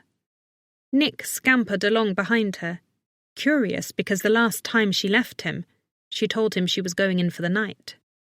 The building was a charming one, with bulbs made to look like candles flickering in the windows, and bright red shutters a contrast to the white stucco walls. An oval-shaped shingle sign hung from the door that said, Giacomo, Avvocato, in stately gold script. Though the place faced the harsh wind coming off the sea, it suffered from none of the neglect the Mauro's office had. The windows were clean, the front welcome mat was free of debris, and when Audrey went inside, the air smelled of fresh paint and pine-scented cleaner. Stay here, bub, she warned Nick, though he was already holding back, dutiful as ever. Inside the waiting room was spacious and well-appointed, with rich leather chairs, thick red carpeting, and paintings depicting various seaside scenes. As she stepped into the empty room, a door at the back opened, and a bald man with dark, bushy eyebrows poked his head out. Ah, Dottore Smart, come this way. She followed him into an office with several diplomas and photographs of the man with a yacht, or standing near an impressively large fish. The man was clearly a lover of the sea, judging from those and all the nautical decor. She sat down in one of 2 chairs next to a coffee table made from an old ship's wheel. Sorry to bother you so late. No bother at all. I knew you were coming. He stopped and peered at her. Just underneath his chin, he pointed to her chest. You missed. She looked down and realized she'd skipped a button and misaligned the buttons on her shirt. As she was buttoning, she realized she'd also forgotten to zip the fly on her shorts. She discreetly pulled it up. And how did you know that? Well, after the row you had with my client. Audrey stiffened. Did everyone know about that? What do you mean? Well, come now, in a town such as this there are no secrets. When I learned of the doctor's death, I assumed they'd probably target you as the murderer. He leaned back in his chair and laced his hands together. What surprises me is that the police haven't come to me yet. They haven't? No, but everyone thinks you're the killer. Audrey shifted uncomfortably on the leather chair so that it made a peculiar farting noise. And what makes you think that? Just because I had an argument with him? That, and because you're a stranger. We haven't had a murder in Lipari in decades, and then you show up, start arguing with a man, and suddenly he's dead. It doesn't look good. Yes, it doesn't, I'll admit that, but that's just my bad luck. Maybe, but from what I hear, Mrs. Mauro had quite a few of those with her husband too. They were in the middle of a divorce, yes? That's why I figured you'd be here to ask me that. He smiled. But unfortunately, I'm not at liberty to disclose the particulars of the case my client had pending. Then why have me come all the way here? Something tells me that's just a formality. There's something he wants to tell me. I just need to ask the right questions. Even if the possibility exists that his wife could have murdered him? He shook his head. Sorry. It's really impossible for me to say. But he's dead. Doesn't that change things? Technically, he's not your client anymore. He nodded and leaned forwards conspiratorially. Well, between you and me, Doctor, I will let you know that divorce papers had been served to him. Not once, not twice, numerous times, if you understand what I mean. Her eyes narrowed. He didn't sign them. Why not? He pressed his lips together. Then he said, That I can help you with. She pushed away from his desk and stood up, thinking. If he was refusing to sign divorce papers, that could definitely be a reason for Mrs. Mauro to commit murder. I need to talk to her. She still lives here, doesn't she? In their big white house on the hill? He nodded. From what I gather. What is her name?" He stood up to escort her to the door. "Loretta Mauro. But again, you did not hear it from me. But the woman is absolutely crazy. No wonder she drove my client insane, so that he could barely function. She kept beating on him until he lost his mind. But he was just a silly man, refusing to put the woman out of his life, insisting that they could patch things up. Poor man." Outside, a cool mist was filtering in from the sea, blanketing everything in an eerie haze. Audrey looked back at him in the dim candlelight as he showed her to the door. "From what you're saying, it sounds like you think she's guilty." He shrugged. "If you'd done it, you wouldn't have come to me. You'd probably have left the island by now. And so if it's not her, who else could it be? The person who'd commit cold-blooded murder like that would have to be crazy, and she fits the bill. Not to mention that she had a motive." Audrey nodded. That was exactly what she was thinking. "Thank you, I really appreciate your time." He waved goodbye to her and went back in, leaving her alone near the pier in a rapidly descending fog. In the streetlights, the mist looked like ghostly fingers, reaching down to grab a hold of her. Shivering, she looked around the empty streets. Luckily, just then, Nick poked his head out from the buildings and stood on the sidewalk, waiting to escort her back to the hotel. She smiled. "You're not afraid of anything, are you, big guy?" He simply scampered ahead. Behind her, she heard the creak of a gate, an eerie, echoing sound, and picked up her pace. She couldn't wait to be back in her room. Tomorrow, she'd visit that big white house on a hill and try to speak with Dr. Mauro's crazy wife. Chapter 24. Early the next morning, Audrey pulled herself a terrible cup of coffee from the in-room coffee service and hurried downstairs, looking at her phone's GPS and trying to determine where Via Oliva was. When she located it, she headed out, walking away from the pier, up the hill, barely paying any attention to Nick trailing at her heels. Suddenly, a loud beep startled her. She lifted her nose from her phone just as she tripped over a crack in the sidewalk and nearly face-planted on the ground. She caught herself, but not before her coffee went flying and her knee hit the crumbling pavement. "Whoa, are you okay?" a voice said. It was Vito. He'd stopped the car in the middle of the narrow road and was rushing towards her, trying to help her up. She rolled until she was sitting and looking at her bloody knee. Her coffee cup rolled off into the gutter, spilling its contents as it went. "Fine," she muttered, annoyed as she retrieved her phone. At least that wasn't broken. Nick crawled onto her lap, attempting to lick her wound, but she nudged him away. "You scared me." "Sorry. Jeez," he said, wincing as he looked at her knee. "Hold on." He about-faced to head towards the car, probably to get the medical kit. But as he did, a car came up behind his and beeped. "Don't worry about it," she called him. "I'll meet you at the shelter later." Vito got into his car and moved ahead, finding a place to pull to the curb to allow the other vehicle to pass. Then, seconds later, he was right by her side again. She'd found a crumpled napkin rather than opening her own medical kit, because the wound wasn't all that bad. But Vito came towards her as if she'd been seriously injured. "Let me see." "It's fine, it's—" "What happened to your face?" he asked, gazing at her in horror. She felt the scratch on her cheek. It wasn't all that bad, really. Nothing, just a rescue attempt gone bad last night. He poured some antiseptic onto a cotton ball and said, "You went without me. You should have called." "Vito, I'm fine by myself," she said, wincing from the sting of the antiseptic as he swabbed her knee. He was a heavy hand, so she took it from him and applied it on her own. "Besides—" "Yeah, but I could have helped you." She fell silent. How fine was she by herself? She hadn't gotten anything but that scratch. Maybe she really did need his help. She took the bandage he offered and adhered it to the cut, then got to her feet. "Can I give you a ride to the shelter?" he asked as she grabbed the paper cup from the gutter and tossed it in a garbage can with the rest of the waste. "Oh, no, actually, I'm going—" "You're not going to the shelter?" He smirked. "Wait, are you still looking into Mauro's murder?" She sighed. She knew that devilish look in his eye. He wanted to help, and get himself in more trouble. And that was the last thing Sabina needed. "No," she lied, "I'm just—" "Yeah, you are," he said smugly. "I can tell. Anyone ever tell you you're a horrible liar, Dr. Smart? Where are you going? Have you learned anything new?" She rolled her eyes to the sky. The boy clearly wasn't giving up. Besides, maybe he could help her. "Okay, yes, I learned that Dr. Marrow's wife had served him with divorce papers several times, but he refused to sign. Did you know that?" Vito nodded.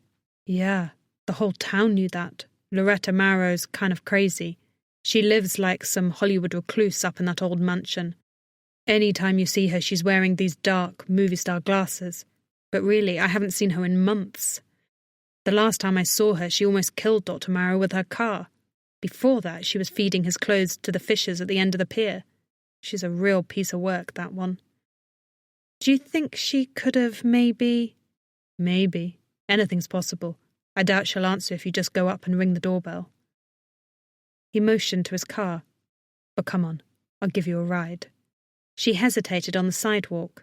"No, you go back to the shelter. I'm sure Sabina will—" "Trust me, you'll want a ride.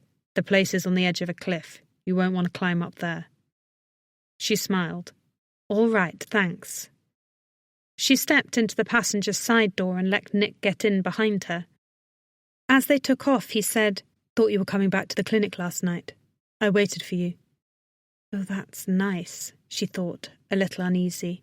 "Sorry, it was a little crazy. Did Sabina say she saw me at dinner? I ate and then I had the run-in with all those cats, and then I had to check on an electrocuted ferret, and then I had a meeting with Mauro's lawyer. It was a day." He chuckled. "Not to mention that my clinic at Musamelli's blowing up," she said with a little titter, though it pained her to think of poor Conchita and the residents of Musamelli having to deal with the outbreak without her. "Turns out they're in crisis. There may be rabies going around." "No kidding." "Yeah, and my assistant, who is in veterinary school, might have it. So I'm a little on edge." He nodded, again taking a curve way too fast, making Audrey nearly wind up in his lap. He went to nudge her back, but his hand lingered there a second too long. She bristled as he said, "Maybe you should forget that place and stay here, with us." "Vito, it's not that easy. I have a responsibility to—" "Yeah, but you're good for this place and we need you too. You fit in with all of us. You belong here," he said. "Don't you think?" She hesitated. Yes, people needed her here. She hated to think what poor Milo's family would have done if she hadn't been there. Without Dr. Mauro, any animal experiencing an emergency would be in big trouble. A lot of Lipari thinks I'm a murderer. I don't. I'd never think that. If they arrested you, I swear I'd— He banged a fist on the steering wheel. "Well, I don't know what I'd do. Protest at the courthouse. Whatever. There's no way you could have done it." She smiled at him. If only he'd be able to convince Officer Lorenzo. "That's very sweet of you. But Mr. Gallo will find someone else to take care of Lipari's pet population when I'm gone. I told him when he offered that I couldn't stay. I'm sure he's looking." Vito pulled to an abrupt stop at a stop sign that made them both lurch forward. Thank goodness for seatbelts. Then he looked over at her. "No one else wants to come to this armpit. Sure, it's nice to visit, but when it comes to living here, most people can't take it. But you can. You're the first normal person who's come here since I moved here." His eyes were full of a strange sort of desperation. "Vito, You should at least think about it." She was about to say, "There's really no point," but the poor kid had such a hopeful look in his eyes. His life hadn't been easy before, that was for sure. And maybe he saw her as an ally, the reason his life had gotten better. She hated to be the one to disappoint him after everything he'd done to help her. "Fine, I will. But right now, where is Loretta Mauro's house?" She looked around. They were on a hillside above the village, surrounded by trees. He let out a big sigh and threw the car door into drive. "Right up here." She saw what he meant about it being quite a climb. After a near 45-degree ascent, a large, modern white mansion came into view along the blooming trees. All boxy, straight lines and dramatic curves. It didn't fit in with the Baroque architecture of the rest of the island. There were no shutters on the many massive windows, making it look a bit like a tiny skyscraper. Vito grimaced at it as they pulled into a U-shaped drive with a fountain in the centre, and a landscape full of flowering trees and palms. Behold the monstrosity. Wow, she lives here alone? Alone with the souls of the misfortunate she collects, he said, adding a sinister laugh. Then he shrugged and started to take off his seatbelt. I'm kidding. Audrey held up a hand. Stay here. What? No. He reached for the door. What if she wants to add you to her collection? For the last time, I'll be fine, she told him. Now stay. You too, Nick. Nick howled as she slipped out the door and closed it before he could jump out. She went up to the door. The front stoop was covered with dried palm fronds and leaves, so thick that the welcome mat underneath was barely visible. Though there were open sidelights on either side of the door and so many windows in the house itself, it looked dark and foreboding inside. Even when she rang the doorbell, it let out a tinny, unwelcoming sound. Audrey waited a moment and then looked back at Vito, who shrugged and mouthed, I told you she wouldn't answer. Nick had climbed onto the dashboard and was scratching at the windshield in vain, trying to escape and be part of the action. She rang the doorbell again and shivered. The breeze up on this hill from the ocean was almost icy, though the view beyond the palms was spectacular, the vistas stretching all the way towards Volcano and Messina in the distance. It gave her vertigo. Beyond the driveway and road was a precariously steep drop-off that made it feel sinister. As beautiful as it all was, she couldn't ever imagine living in such a place. Just when she thought she was out of luck, there was a noise from inside. From the window, she could see a small form limping its way towards the door. It opened a few inches. A woman with black hair streaked with white opened the door. She was impossibly thin, wearing large dark sunglasses and a crisp white pantsuit, giving the impression of an Audrey Hepburn in her later years. Her eyebrows were entirely drawn on in almost cartoonish black crayon, in a slanting way that looked rather angry. "Si?" "Miss Marrow?" she asked. The woman whipped off her sunglasses to reveal eyes narrowed into wrinkled slits. "Talkie say?" "Scusi," she pointed to herself. "Dottore Smart? From America. I knew Dr. Marrow." She rolled her eyes, uninterested. "I don't care. I have nothing to do with him anymore, and I have nothing to say to you, Dottore Smart. It's about his murder." She stared at Audrey for a beat, and then opened the door wider. "Ah, you think I did it. If you did, you are Dottore stupid, I should say." She snorted and waved an arm dramatically. "Ha! You think I cared enough about him to throw away my life like that? You're wrong. You see, I care so little about him that I would never do such a thing. Look at me. I have the house. I have his money. I didn't need to kill him.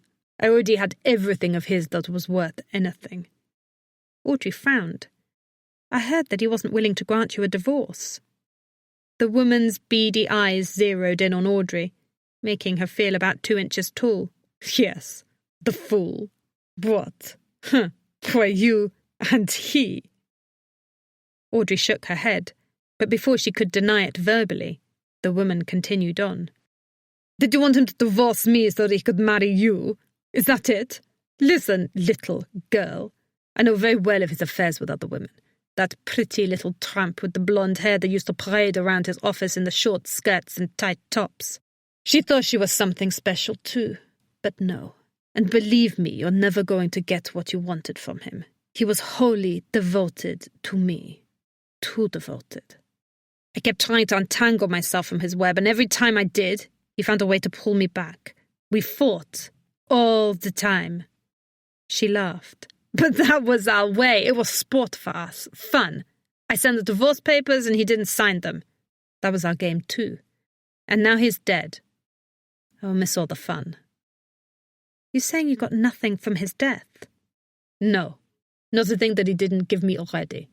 He might have made the money, but I managed it. I still do. He was silly. Never cared about that." "He wasn't living here?" "Oh, no. The two of us under the same roof? Not a good thing. And I'm, how do you say, allergic to animals. Audrey stared in surprise. You married a veterinarian and you're allergic to animals? Yes, I hate them. I can't get near them. Even when he'd come home from the office, he'd smell like animals. It'd start me... She sniffed. Then she suddenly sneezed. She looked at Audrey through watery eyes. You smell like an animal. The older woman's eyes wandered towards Vito's car and bulged. What is that? She extended a claw-like manicured finger towards Nick. He's a fox. Loretta Mauro sneezed again. Oh, no. No. I can't put up with this. I'm a virtual shut-in my own home now because I'm allergic to so many things. The air, the sunlight, but most of all, animals. She went to close the door. One moment, please, Audrey said, putting her hand on the door to stop her.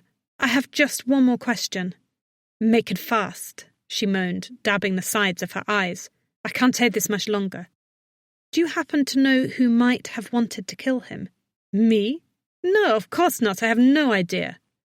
Audrey wasn't so sure she believed that. She had to have known her husband was no angel. But he had enemies, yes? That's 2 questions, she muttered, and fluffed her dark hair, bearing a massive diamond ring that covered most of her knuckle. I don't know. I heard he had some trouble down at the clinic. A few patients that might not have been happy with his care. But I don't pay attention to his work. I've never even been in his office.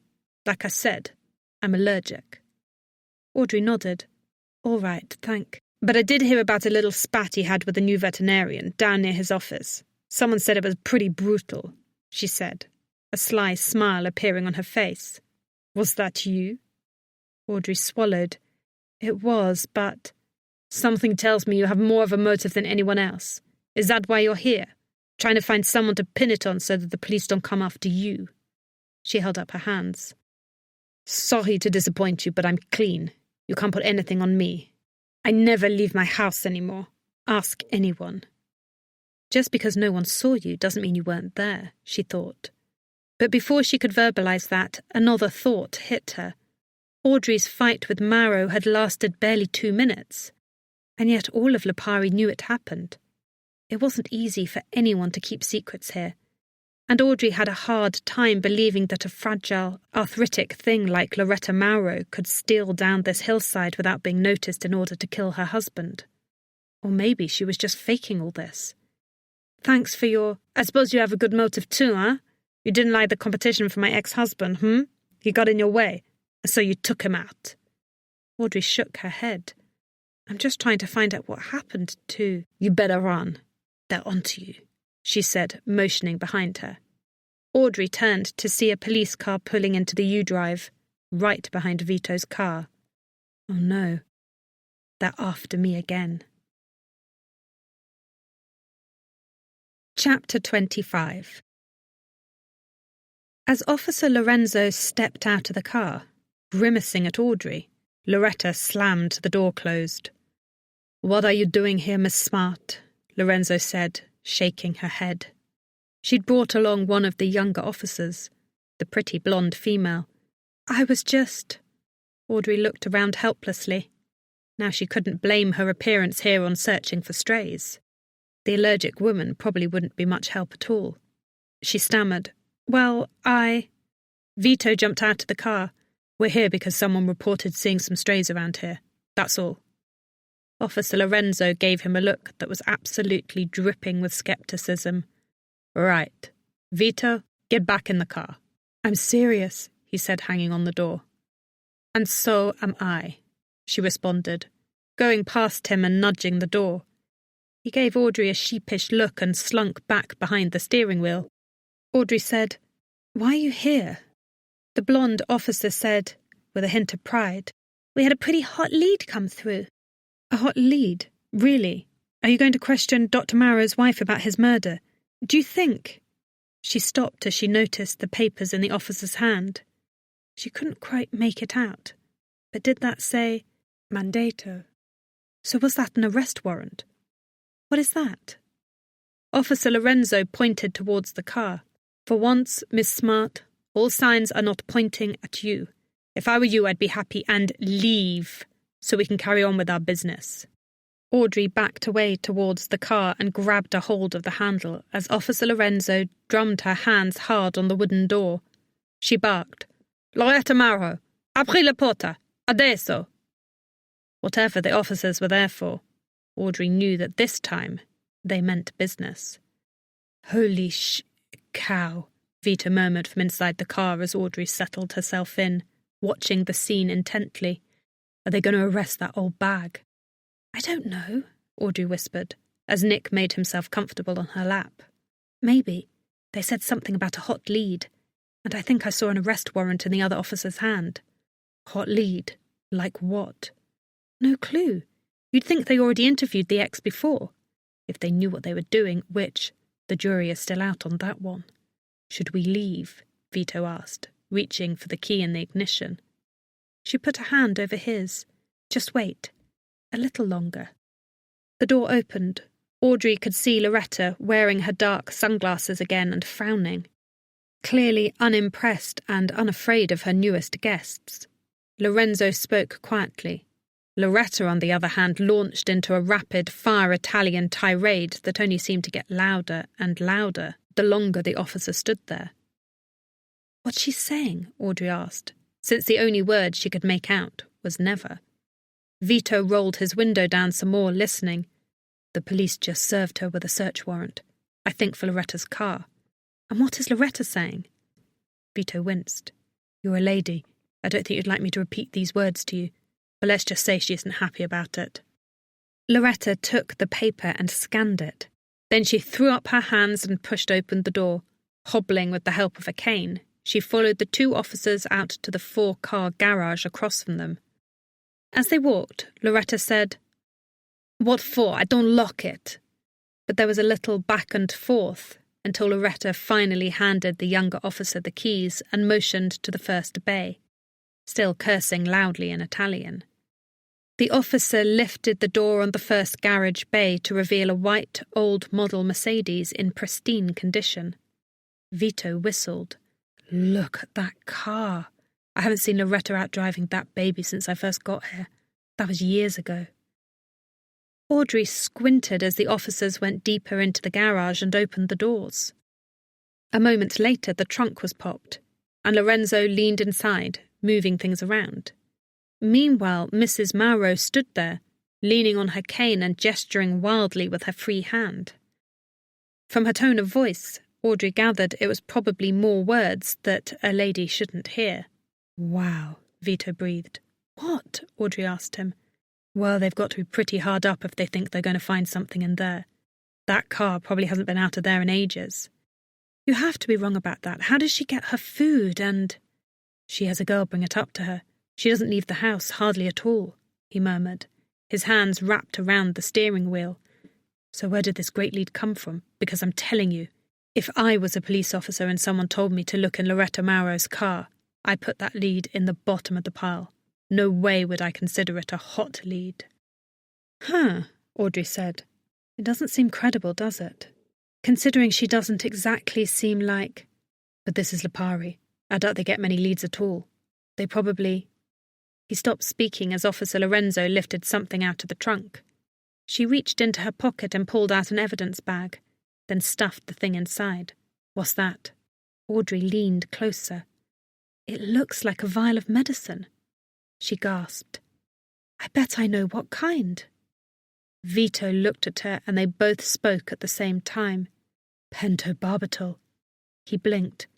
"Whoa, things are about to get real." She nodded as Loretta stared at the thing in confusion and shouted, "Cos'è quello? Non l'ho mai visto prima in vita mia!" "What is that? I've never seen that before in my life." Vito said, "She's saying that she's never—" "Thanks, but I got it," Audrey said as Lorenzo stepped away from the car and moved towards the doctor's wife, grabbing at her waist for her handcuffs. To Audrey's disbelief, she motioned for the old woman to turn around. As she gently snapped on the cuffs, Loretta wailed in indignation. "Does this mean I'm off the hook?" Audrey wondered. As she guided Loretta towards the police cruiser, Lorenzo gave Audrey the stink eye. Apparently not. Or maybe she's just upset because she told me to leave and I haven't yet. I haven't been very good at following her directions. Audrey said, nudging Vito. We'd better go. Right. He started up the car, looking a little shell-shocked. What just happened? Because unless I'm seeing things, they just arrested Loretta Mauro for murdering her husband. Audrey blinked in disbelief. I saw that too, she said, still rattled as she watched the frail woman being placed in the back of the cruiser. But come on, let's get back to the shelter. I'm sure Sabina needs us. Yeah, but I really didn't see that one coming, Vito said, pulling away from the curb. Neither did Audrey. But that was why she wasn't a cop. She was a vet, and she had a full day of catching more strays ahead of her. Audrey yawned in the front passenger seat of Vito's car. After a busy day at the shelter, she was ready to call it a night. What are you thinking? Vito asked her as he pulled up to her hotel. About Loretta Mauro, huh? She nodded. Yeah, I agree. She looked at him. So do you think something about it is off? I mean, she was allergic. She never went to his office. She could barely walk. I mean, how could she? Well, maybe she was just trying to throw us off the track, make everyone think that there was no way it could be her. I guess. I guess the police here really know what they're doing. For a minute there, I wasn't sure. He snickered. They don't really know what they're doing, trust me. But I guess this time, they just got lucky. Yeah, looks like it. She reached for the door and yawned again. Thanks, Vito, for all your help. He grinned. No problem. I don't know what I'd do without you. Want to do some stray catching on the beach tomorrow, before we go to the shelter? Say 9? Yeah, he said, almost too readily. Sounds great. It's a date.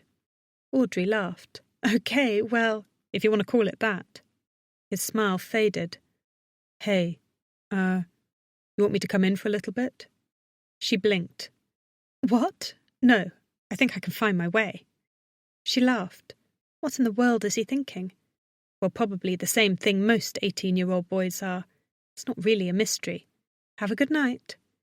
She slammed the door and went into the lobby, still laughing to herself over Vito. Seriously, the island of Lipari was small, but it had to have some women more his age to choose from. Was he that hard up that he was fawning over her, a woman old enough to be his mom? Am I old enough to be his mom? Oh, God, I am. Perfect. That's just the type of proposition I'd expect. Meanwhile, men my age run in the other direction as fast as they can. She pulled out her phone when she pressed the button for the elevator and looked at her messages. One from Mason. No sign of the infected dog. Conchita doing fine. How are you? Audrey typed in, doing fine. I think I might be coming home soon. Just as the elevator doors slid open, Councilman Gallo appeared in the lobby doors and waved at her. Audrey, he called. She let the elevator go and went over to him. Hello, how are you doing? Fine, fine. I wanted to tell you how much we appreciate everything you've been doing in our humble home, he said with a warm smile. I apologize for all the messiness when Dr. Garro was concerned. Hope it didn't put you off too much. Not at all, Councilman. I was just speaking with the police and they've mentioned that they made an arrest in the case. His brow knitted. Loretta Mauro, the doctor's estranged wife. I have heard, yes. He shook his head, a troubled expression on his face. Very odd, in my opinion. I know Loretta, of course, for many years. In fact, we went to school together. I never thought she had it in her. Well... He seemed to break from his trance, and a smile appeared. It's all over. Thank goodness. It was a very tense time for you as well, no doubt. Yes, I'm sure that must be a relief for everyone. That means the police are not holding people here any longer, and you're free to go back to your home, he said reluctantly. Have you thought any more about my offer? Well, I've been really busy, so honestly, I haven't. I'd love to get an answer soon. You know we'd take very good care of you. She nodded. She had no doubt of that. She'd be a hero here, and she'd have the beach and a chance to start over. But she'd made a promise to the people of Musameli, and they needed her too. Her father had always said to her that when she picked up a project, she needed to see it through. She was far from finished in the inland town, with her clinic and her little home. As lovely as it has been here, I do have to get back to Musameli. There is so much there I have to do. Yes. He pressed his lips together. I was afraid you'd say that. And it is so unfortunate. Sabina says you've been a miracle worker. The pets really respond to you. I heard about that ferret you rescued, yes? Rescued? Milo? Oh no, that poor little baby just had mild burns from electrocution. I think he will be fine. Yes, but it's not just Milo. Everyone's talking. Our pet population is already showing signs of improvement due to your efforts. I couldn't be happier. You'll always be welcome here in our humble little village. Thank you. I'd love to come back again. So you will be leaving soon? She shook her head. Not right away.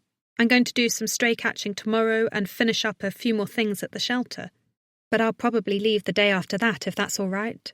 Oh, yes. Any extra days we have you in our presence is a good one, he said, taking her by the shoulders and pulling her into a robust hug, then kissing her on each cheek.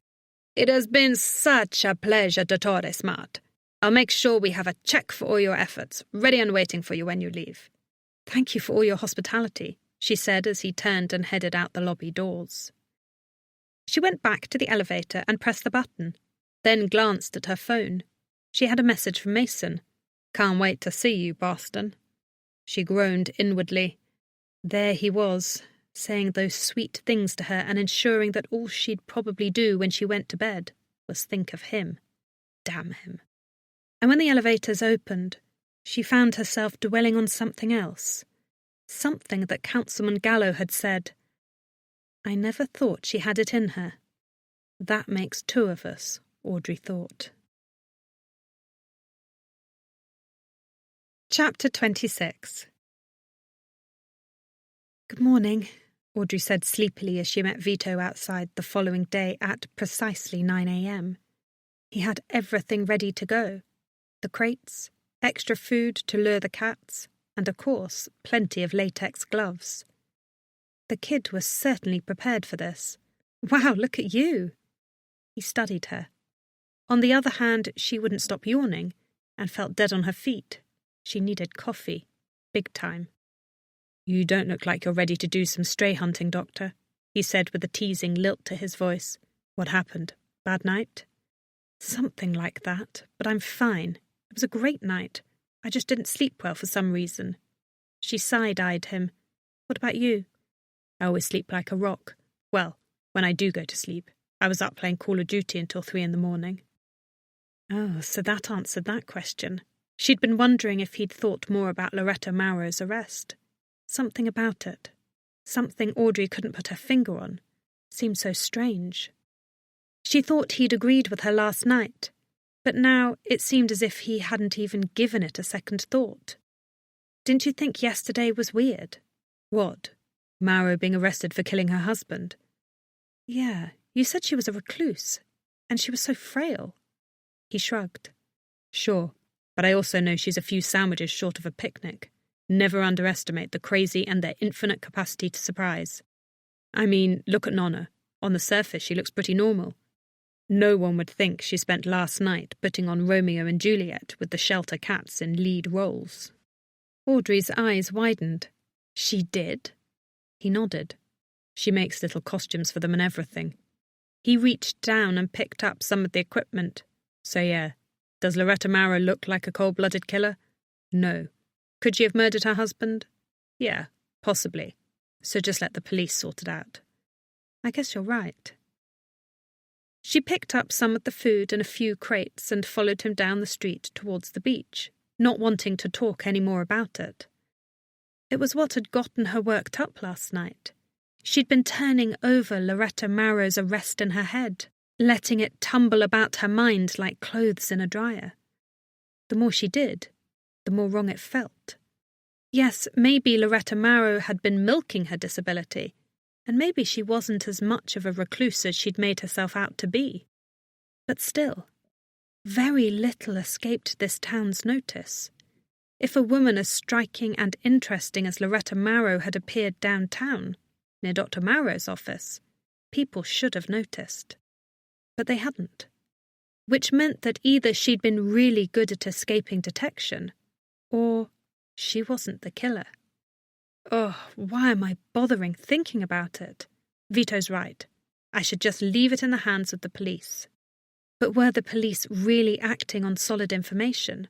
Where had that lead even come from? They weren't professional case crackers. And that vial of pentobarbital so conveniently placed in Loretta Mauro's unlocked car, in an unlocked garage. She hated to admit it, but it had all the markings of a plant. How easy would it be for the real killer to put that vial in there and sway the police Loretta's way? You don't think? She was so busy thinking that she barely noticed that Vito was holding a breakfast pastry and coffee out to her. Oh, thanks. She took it. You're a lifesaver, I know. He took a sip of his own coffee and said, I don't think what? I was just thinking about that vial. He raised an eyebrow.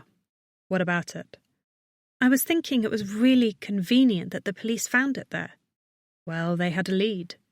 Right, but from where? They reached the corner.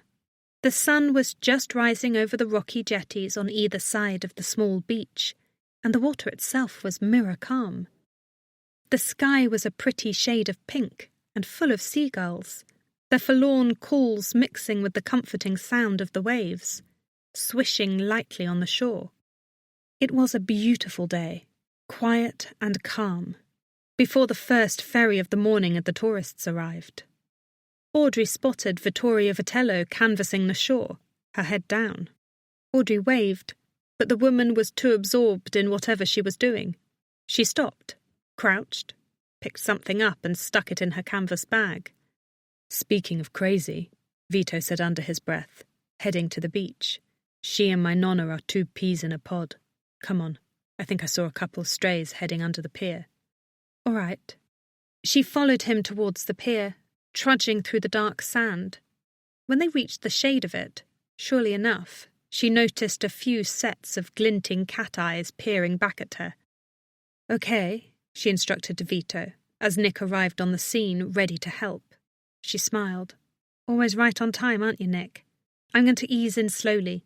You two go over to each side of me so that you can intercept them in case they try to make a run for it. Got it? Vito clapped his hands. Ready. Let's do this. They got into position on the beach and slowly advanced forward towards the pier. Audrey did so with a little more care, still feeling the sting on her cheek from her last attempt. When she got to the end of the boarded walkway, she ducked her head underneath and extended one of the cat treats she kept in her pocket. Almost too easily, the young male cat came forward and took the bait. She scooped him up and gave a triumphant squeal of excitement. Vito grabbed one of the cardboard crates and assembled it so she could drop the cat inside, and put the lid atop. Voila, Audrey said.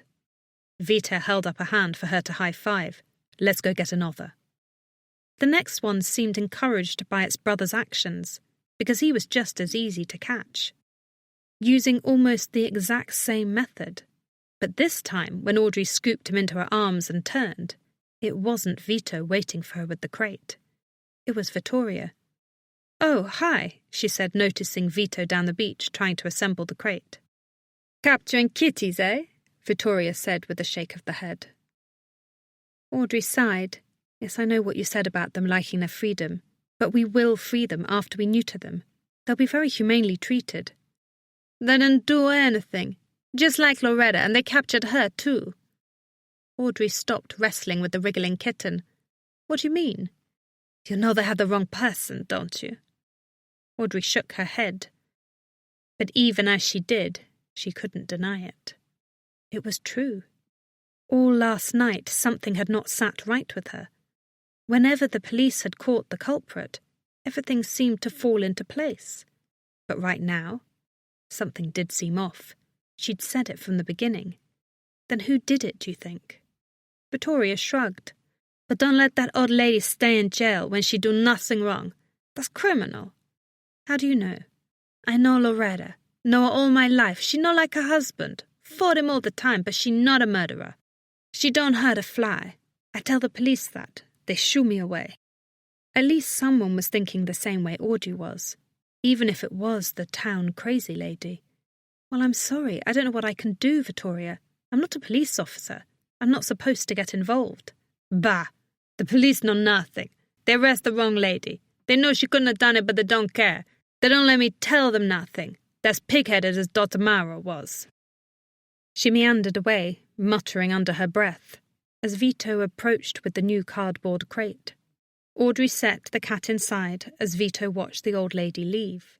Told you she was batty. What was she saying to you?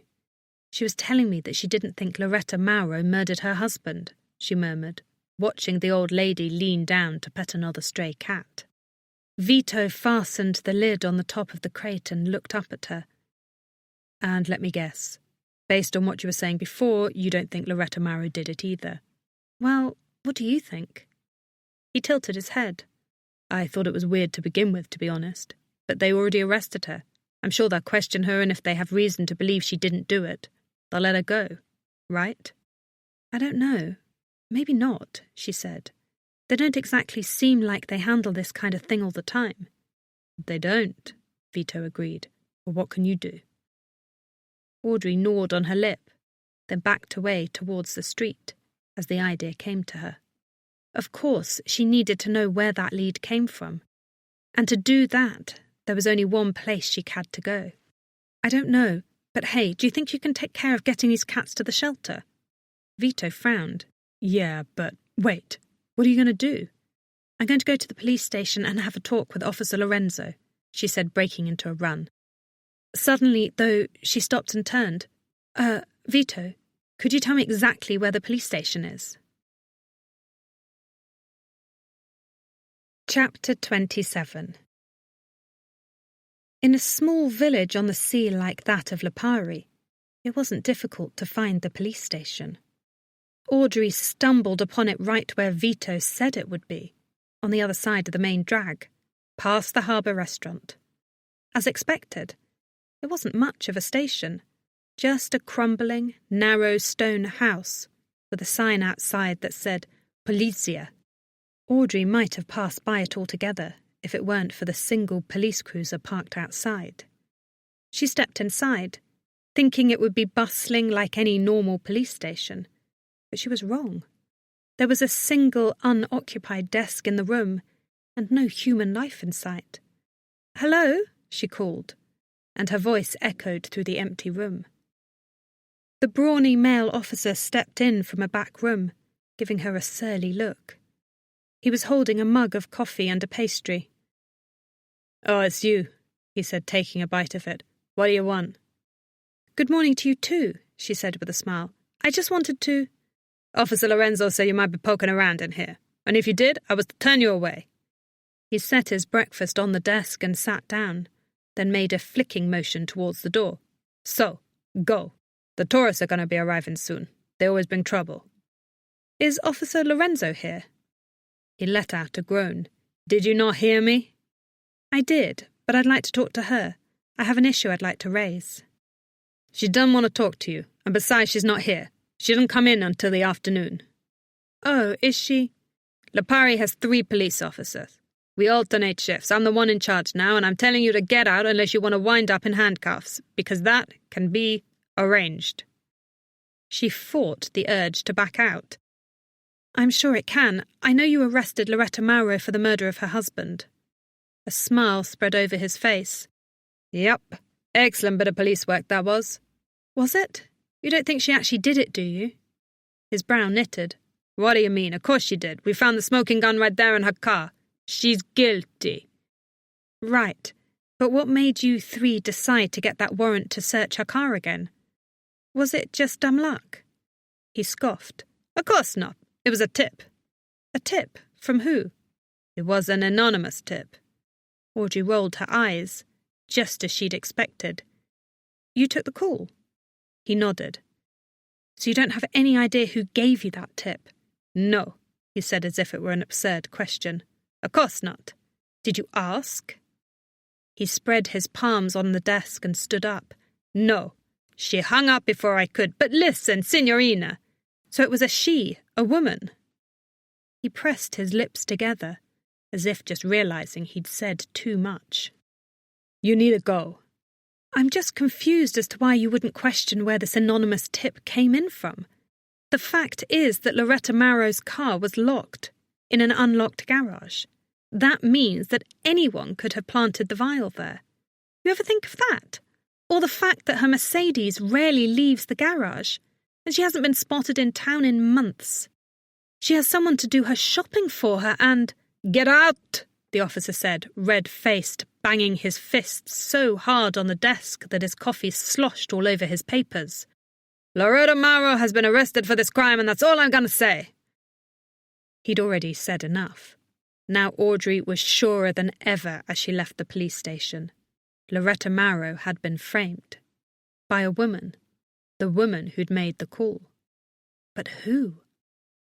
As Audrey wandered down the sidewalk towards the pier, she tried to think of who it could possibly be. Vittoria? No, it was likely she didn't even have a phone. And Vittoria seemed to like Loretta, and think that she was innocent. Why would she say such a thing if she'd framed her? Besides, she'd been at a protest. Sabina? That was a possibility. As batty as the old woman was, she might have done such a thing. And she knew how to use pentobarbital. But she'd been with Vito while the murder was taking place.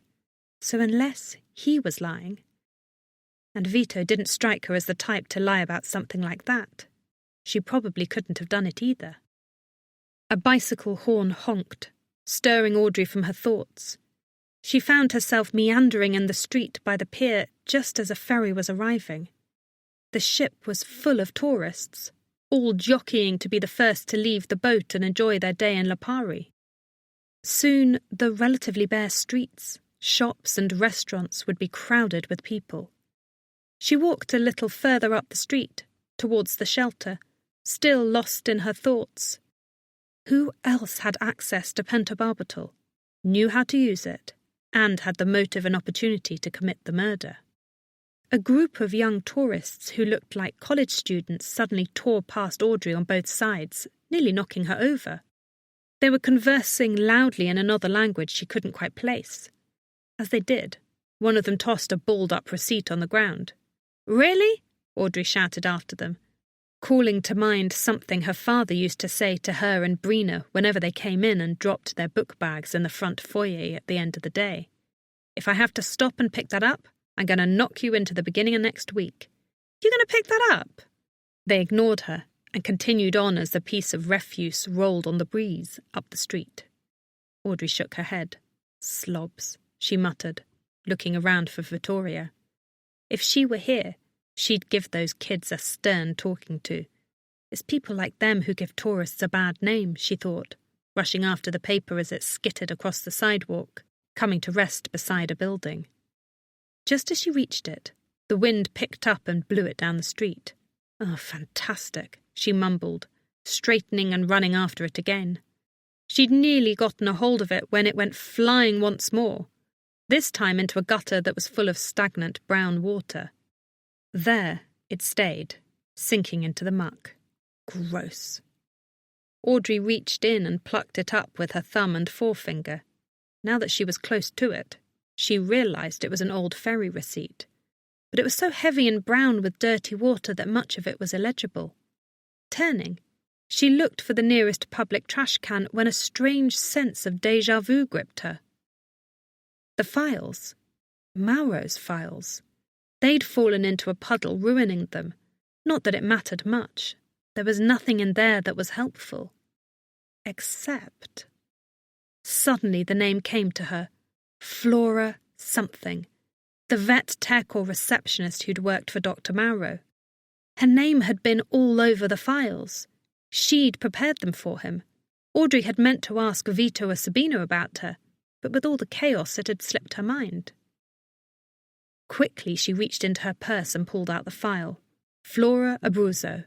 Suddenly something that Loretta Marrow had said came to Audrey's mind clear as day. "I know very well of his affairs with other women. That pretty little tramp with the blonde hair that used to parade around his office in the short skirts and tight tops. She thought she was something special too. Of course, the vet tech. Was Dr. Marrow having an affair with the vet tech? if she'd been jilted in some way, which caused her to leave her job. This was a definite lead. Hands shaking with her excitement, she picked up her phone and called the shelter. A male voice answered, nearly drowned out by the breeze and the sound of tourists walking by. Lì per il rifugio per animali, Vito. Vito? Audrey, is that you? Where are you? Sounds like you're in a wind tunnel. I thought you were coming back to the... She squeezed her ear closer to block out the voices of the tourists who were scattering across the main street, peering in the shop windows and heading off to breakfast at the cafes. No, I'm still by the pier. Did you go to the police? Did you find something? Yes. Well, maybe. I don't know, but listen to me. I need your help. I have a question for you, she said hurriedly, looking around. The streets were now crowded with the newcomers, moving along the sidewalks, viewing the different shop windows, but she was the only one standing still. She moved aside so they wouldn't mow her down. Do you know a Flora Abruzzo? Flora? He paused. Abruzzo? Yeah, sure, she worked for... Wait. Do you know where she lives? Yeah, she lives up in the apartments across from Mauro's clinics. The ones with the blue shutters. I don't know where exactly, but Audrey. And she worked as a vet tech for Dr. Mauro. A while ago, yeah, maybe like 6 months ago. I don't think she's been with him for a while. Do you know what happened? No, I guess she moved on, but... I've got to go. I'll talk more later, she said quickly, ending the call. This was it. Of course. A woman with the knowledge of how to use pentobarbital and the ability to get it. But did she have the motive? Was she having an affair with the doctor? And had she had the opportunity? Audrey couldn't wait another second. She had to find out. Chapter 28.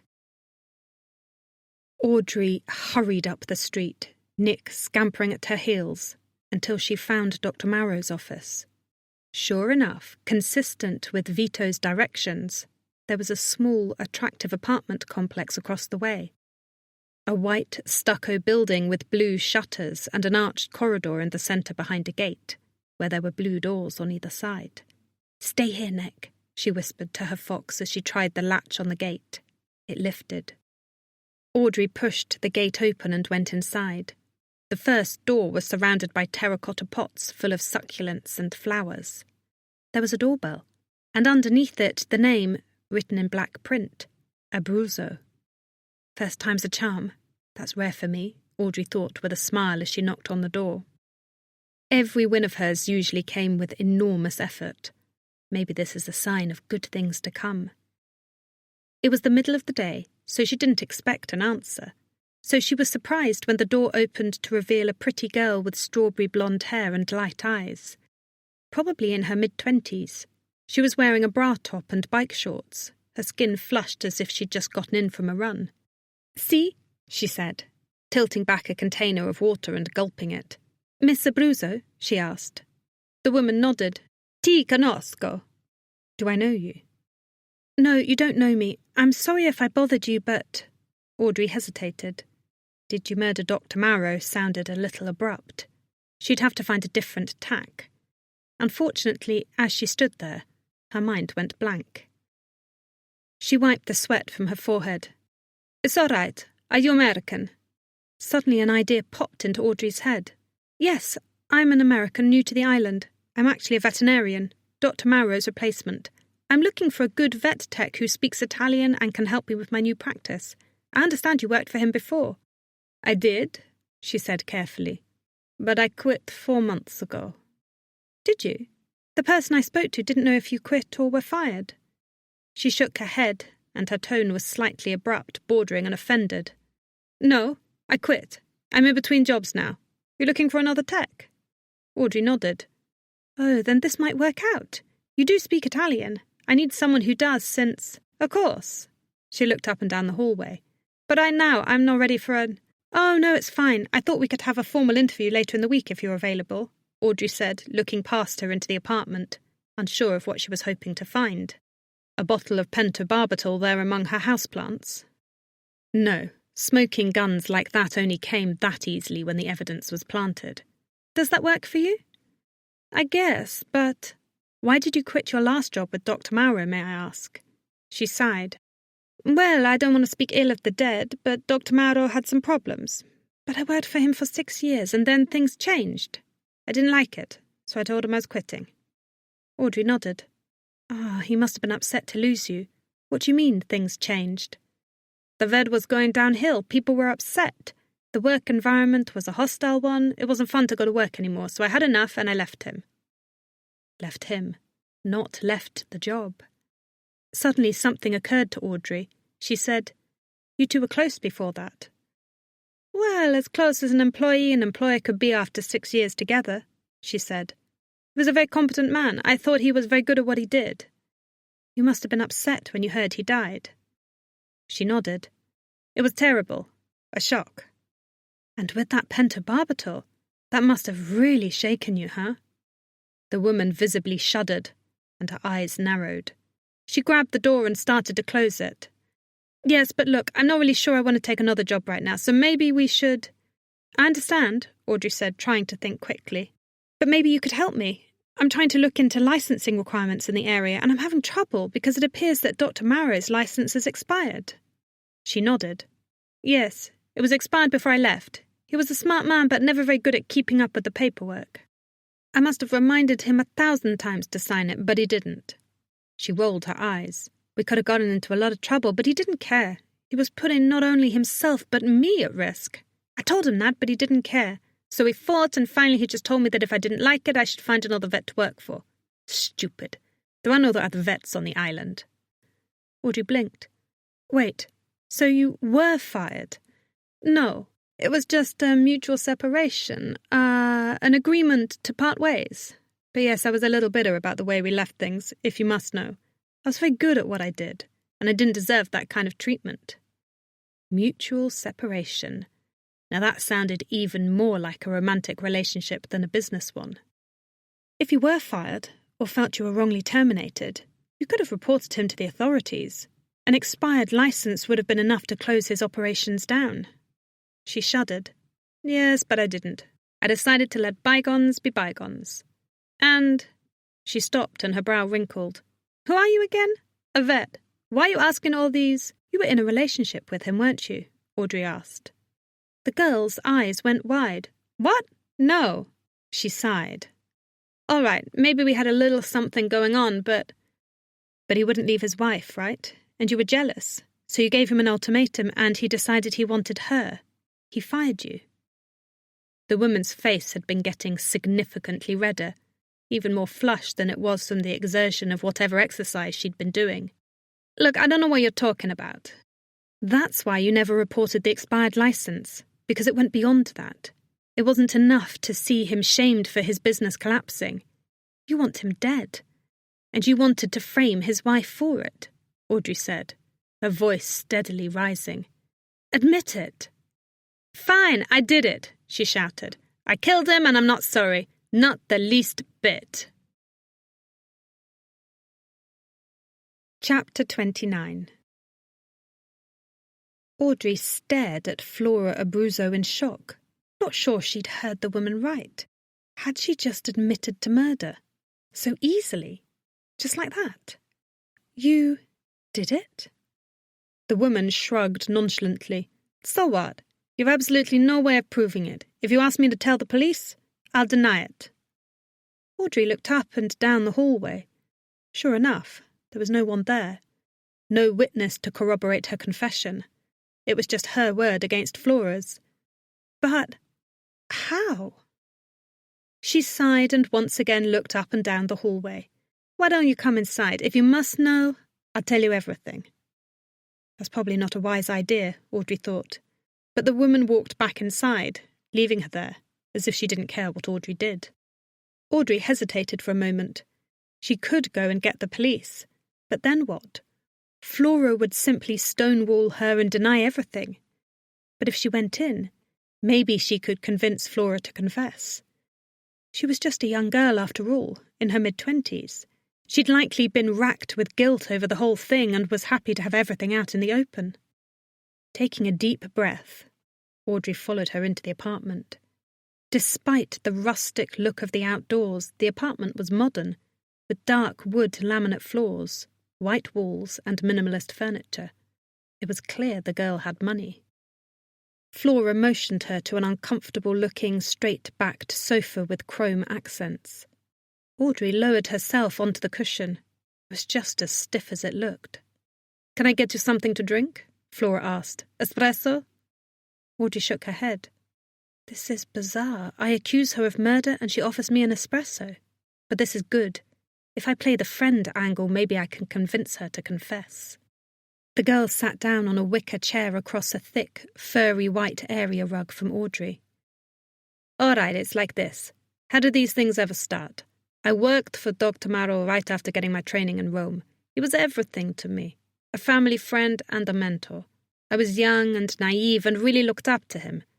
A few years after we started working together, I realized he was spending time in the apartment over his clinic. I found out that he and his wife were having a hard time, fighting a lot, and she was accusing him of cheating on her, with me, I guess.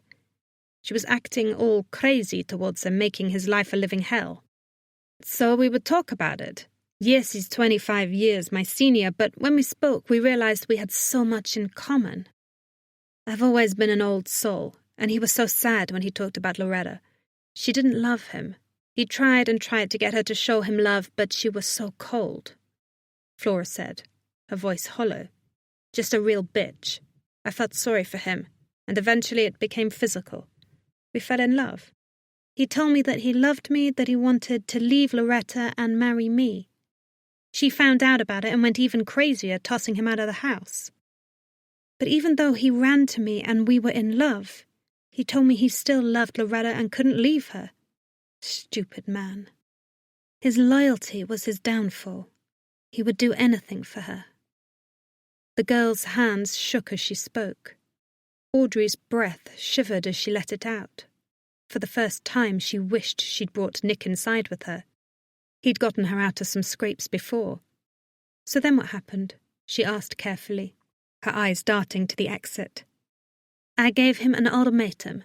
I told him that it was either her or me, and he chose her, probably because the bitch has a handle on his purse strings. He made the money, she controlled it. She controlled everything.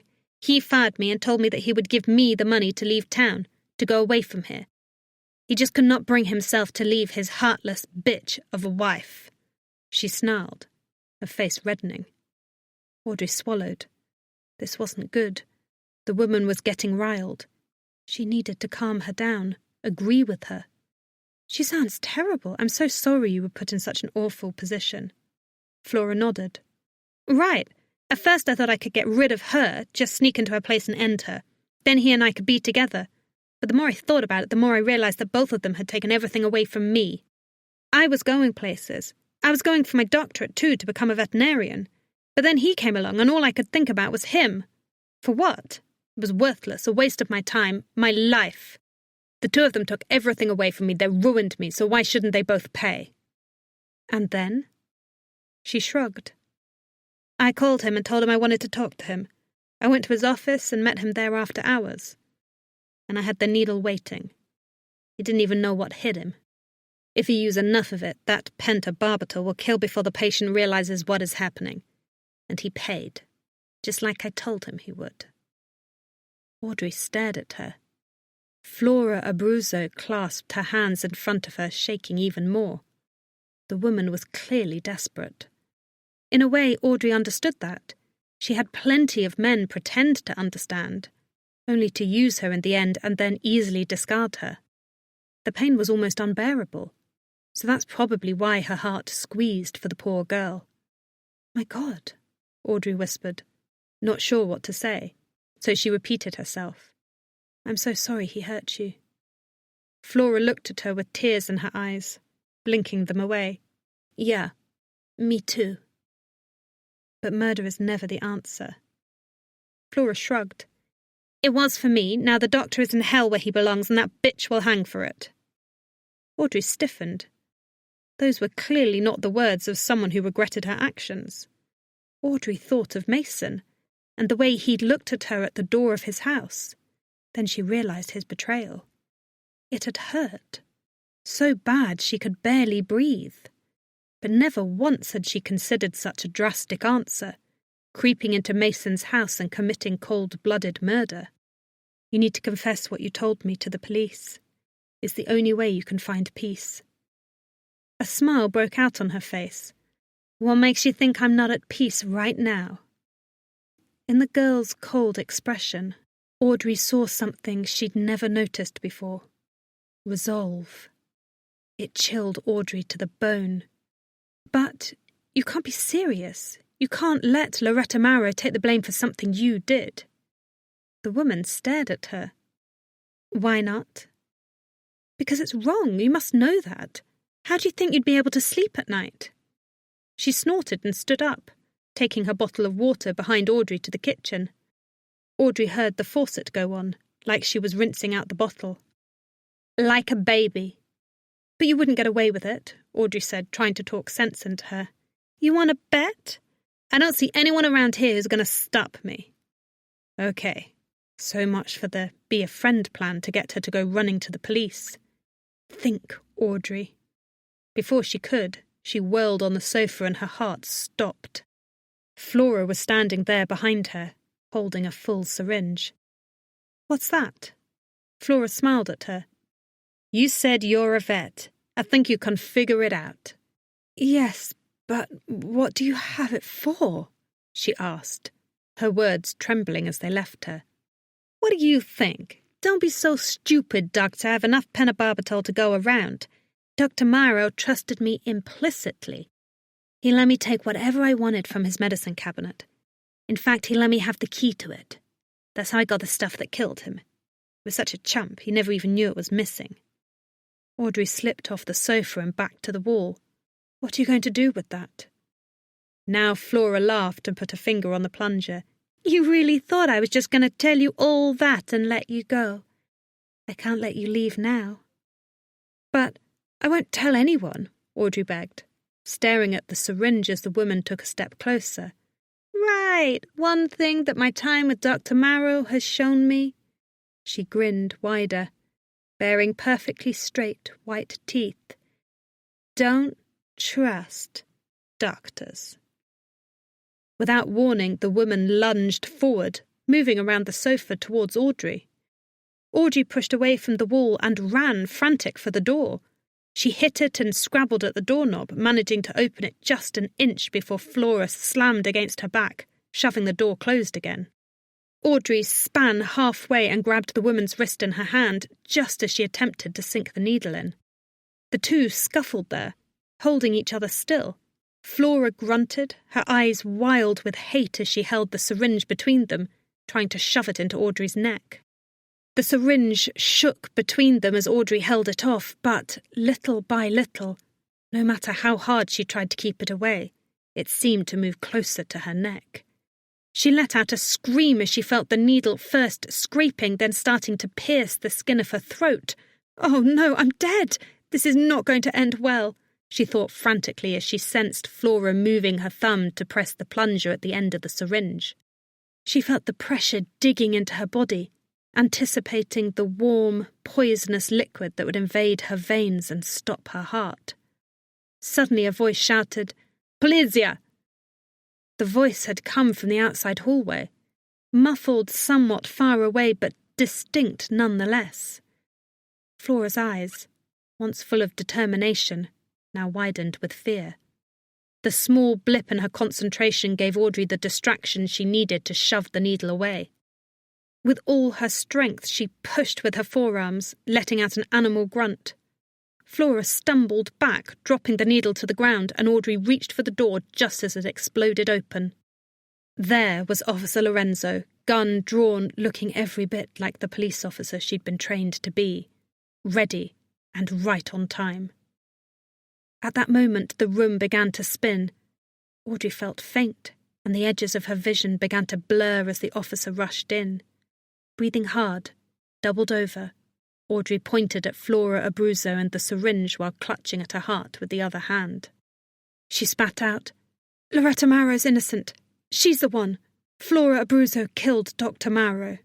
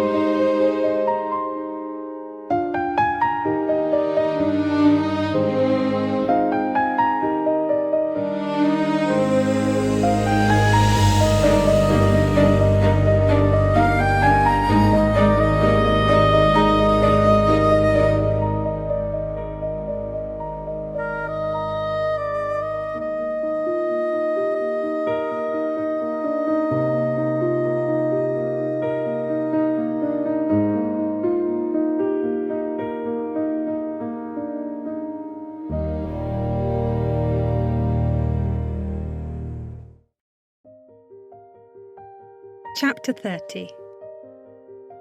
Still breathing hard, Audrey tried to straighten, but the pain in her chest was a lightning rod.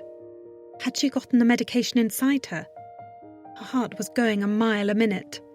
Clutching at it, she watched as Officer Lorenzo advanced on Flora Abruzzo. She pulled out her handcuffs and snapped one on Flora, then spun her round as expertly as any police officer Audrey had ever seen. Maybe she was more knowledgeable than Audrey had given her credit for. Meanwhile, Flora unleashed a torrent of Italian curses on them, spittle flying from her mouth. Audrey sucked in a breath and another, till she felt better. Maybe it had just been a panic attack. If she'd been injected, she'd definitely be feeling worse. "How did you know?"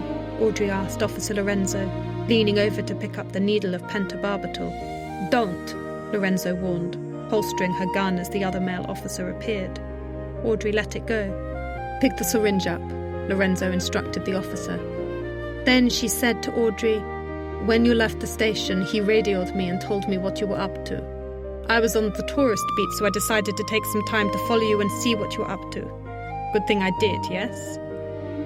Audrey tilted her head to the sky and said a little prayer of thanks that she was still okay. Her voice was barely a whisper. "Oh yes, a very good thing." Lorenzo handed Flora over to the officer, who led her outside, her head down. She shook her head. "Flora Abruzzo. Of course, Dr. Maro's own vet tech." She looked at Audrey. "Are you going to tell me what happened?" "Yes. I realised that she had to have been the killer, and the vial you found in the car was just a plant. Flora Abruzzo was in a relationship with Dr. Maro. She wanted him to leave his wife, but he refused, and a few months ago, he fired her. So out of jealousy, she decided to murder him and pin it on the wife."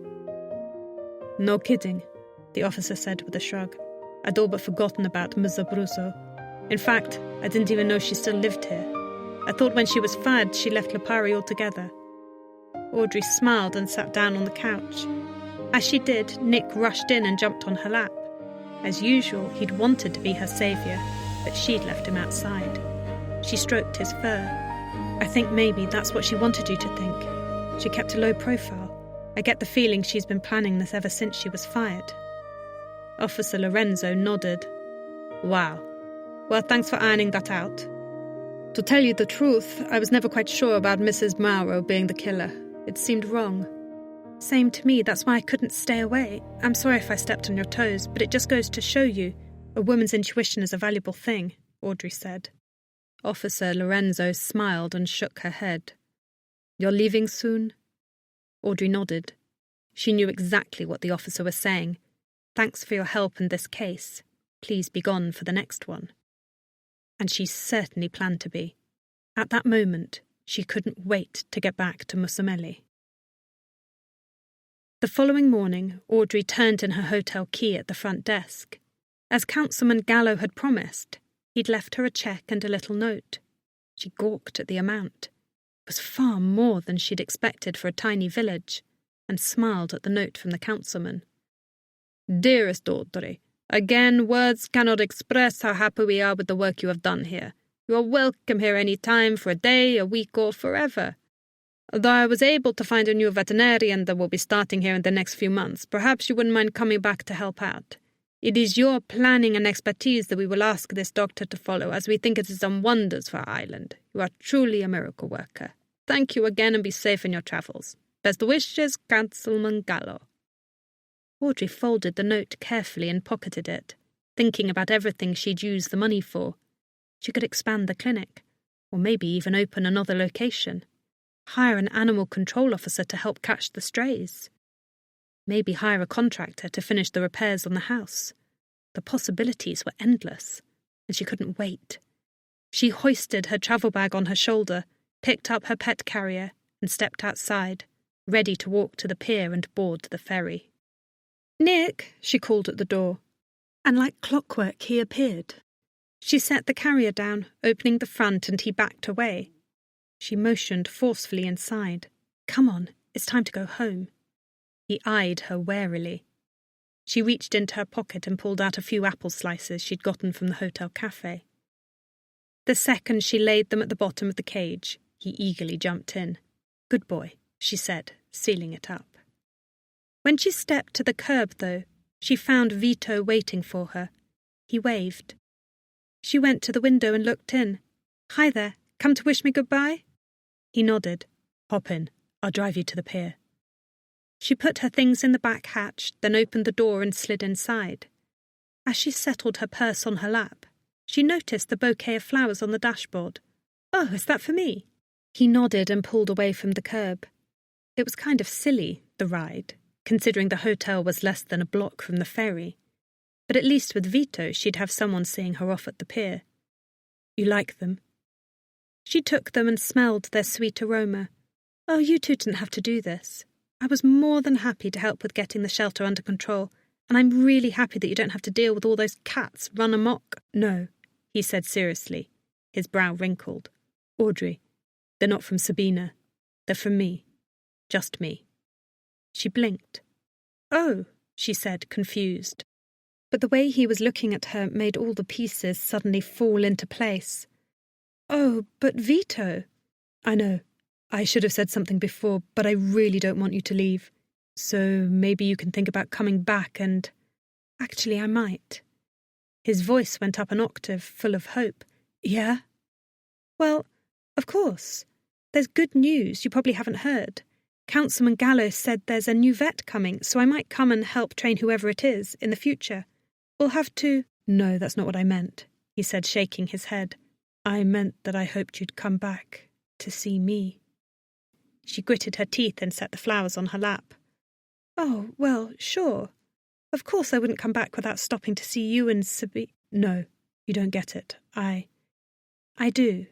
I really enjoyed being with you over the past few days.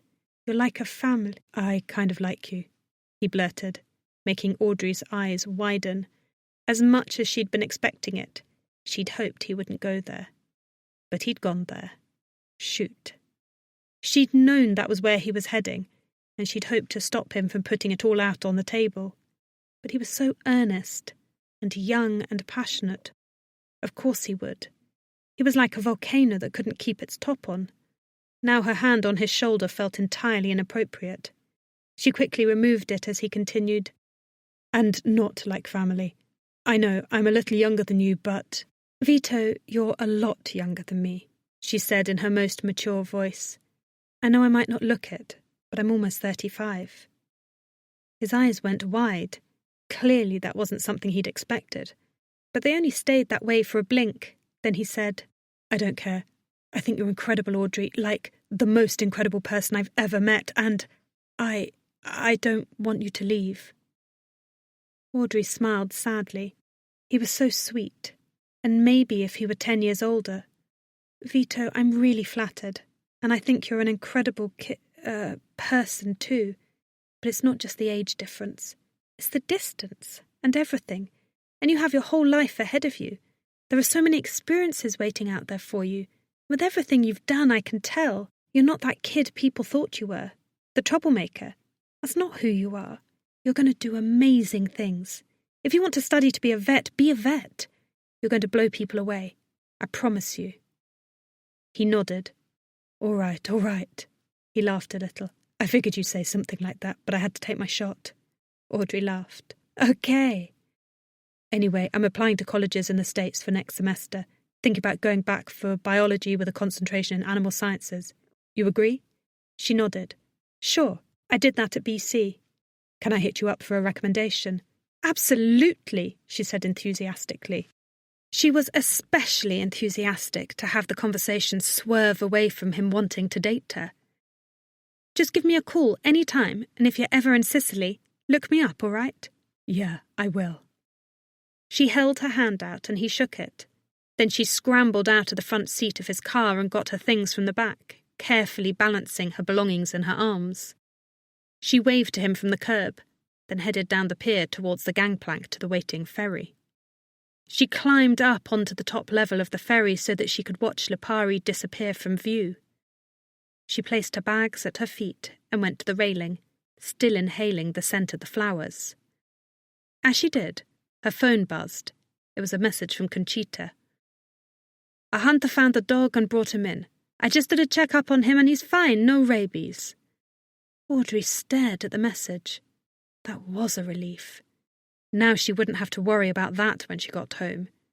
She typed in, "Amazing news, and I'm so glad you're going to be okay." Conchita responded a minute later, "Yes, going to open the clinic right now. When are you coming back?" Audrey typed in, "On the ferry now. Should get in tonight." She smiled when she saw the response. "Thank goodness. Musumelli needs you." She sniffed the flowers again. The ferry blew its horn, sounding a low, mournful wail over the harbour as it began to pull away from the dock.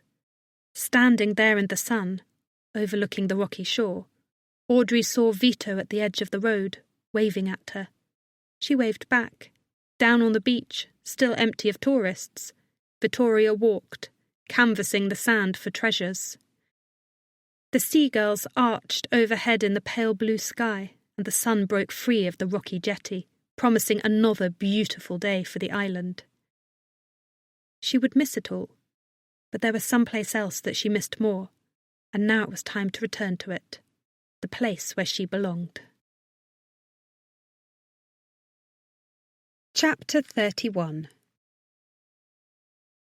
The bus pulled into the main piazza in Musumelli at shortly after 9 in the evening. Audrey had been dozing, her head lolling against a window and feeling every bump. So when the brakes squealed and the bus came to a stop, she jolted upright and looked around. Through the dirty window, she could just make out the old fountain, and beyond that, several storefronts down Via Barcelona. The sign that said, Veterinaria, Dottore Audrey Smart. Grabbing her things, she climbed off the bus. When she stepped off, she opened her carrier and let Nick out.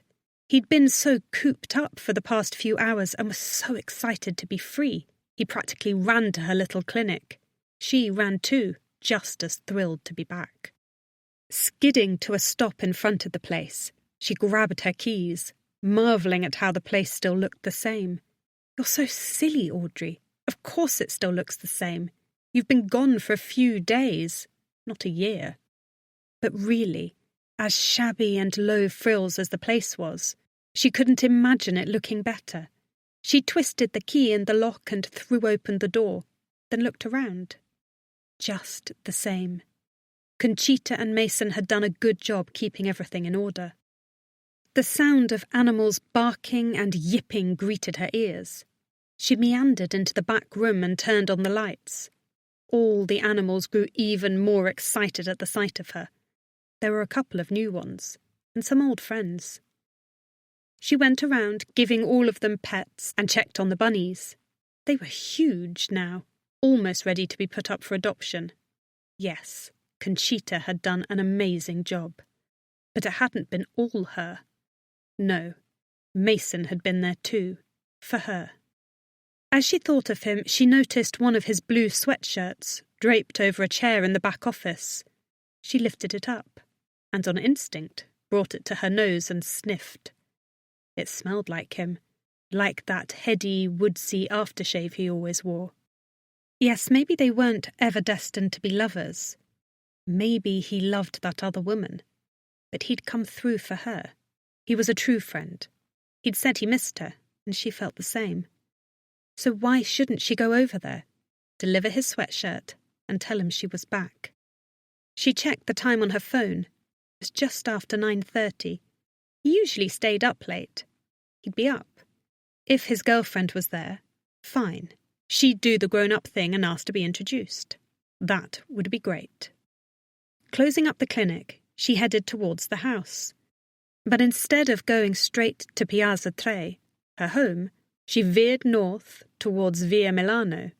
Nick, walking 2 steps ahead of her, stopped and gave her a questioning look.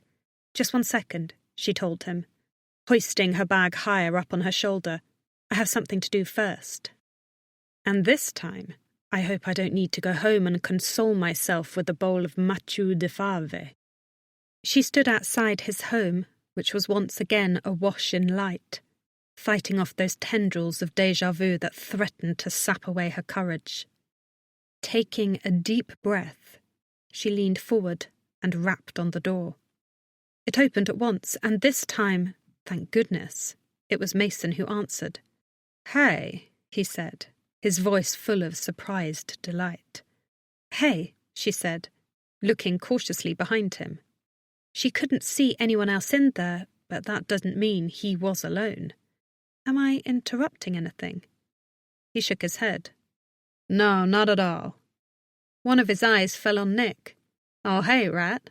I'm just... When did you guys get back?" "Just now." "Yeah?" That seemed to please him. He pointed behind him. "You want to come in?" "Oh, no, it's fine, if you're entertaining." "I'm not. I'm alone," he said, and then let out a breath. Just as he did, Polpetto lumbered forward, clearly not wanting to be forgotten. Nick hissed and scampered off into the alley. "Audrey, about Simone." "Oh, hi there, big fella," Audrey said, bending forward to rub the mastiff's scruff, purposefully ignoring Mason. She didn't want to hear awkward explanations right now about Simone. Simone. Was that really her name? It wasn't Tamika, but it was just as exotic. Polpetto leaned into her pets, the big sweetheart, as she lavished attention on him. "I'm so glad to see you." "Audrey." Mason's voice was a low murmur. She didn't raise her eyes to meet his. She couldn't. She didn't want to go there. "I missed you so much," she said in the baby voice she used with all her animals.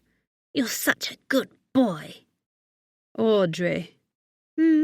She mumbled, continuing to rub him all over, making his tail wag frantically. "Audrey." His voice was almost a bark. She lifted her eyes to his at once, stunned. When had easygoing Mason ever used that tone of voice with her before? What? "Simone isn't who you think she is." "Oh," said Audrey nonchalantly, sure her face was turning red. It felt hot. "Just who did I think she was?" "You know," he said, clearly not buying her act. "Yeah, we did go out, but years ago. When I ended it, I thought she got the picture, but I guess not." Audrey stared in shock for a moment. "Yeah, I guess not." "Anyway, when you showed up, she'd just gotten here. I told her she had to go, but there were no flights. Shouldn't have the money for a hotel. But the next day, I made her change her ticket and sent her back to Charleston on the next flight out to Palermo." "You did?" she stammered, stunned. Polpetto kept wagging his tail, eager for the love, but she'd stopped petting him. "Seriously?" He smiled, a half-smile that quirked up one side of his mouth. In her chest, her heart felt like it would ignite at any second. She loved that smile of his. "Yeah, of course." "Why did you do that?" she said, breathless. He chuckled. "Why do you think?" "Think? What's that?" She shook her head slowly. "I don't know." He laughed a little more. "You're going to make me say it out loud? All right," he said, pausing for effect before looking up and down the street. "I got a thing for you, Boston." "You do?" He came down the steps so that they were standing on the same level, and gently nudged Polpetto back into the house, so they were alone. "Don't act so surprised. You're damn adorable, and I'm glad you're back. I missed you." "You did?" she mouthed, now aware that her mouth was hanging open. How long had that been going on for? She clamped it closed. Oh, I'm glad to be back. And yes, I missed you too." "You think you might want to go out to dinner with me? This weekend? Just the two of us." Audrey gazed up at him. In the dim orange light from his house, he'd never looked better. He's asking me out on a date. Mason Lagar is asking me out. Wait until I tell Brina. She forced down the teenage urge inside her to giggle like a little girl and managed a polite, mature nod. That would be lovely. Good. Say, 8? Saturday? She bobbed her head again. I'd have to check my schedule, but I think that will work out just fine. He looked behind him. Polpetto was scratching at the door. He opened it and stepped in, still smiling at her. She smiled and stepped off his front stoop and realised she was still nodding. She tried to stop herself and managed to, just as she took another step back and hit the building across the street. When had that gotten there? See you, she said with a rather goofy wave, then turned and headed in the direction of her house. Or was it in the direction of her house? Where was she again? Finally, she managed to find her way. By the time she got to her front doorstep, the shock had faded, replaced by outright excitement.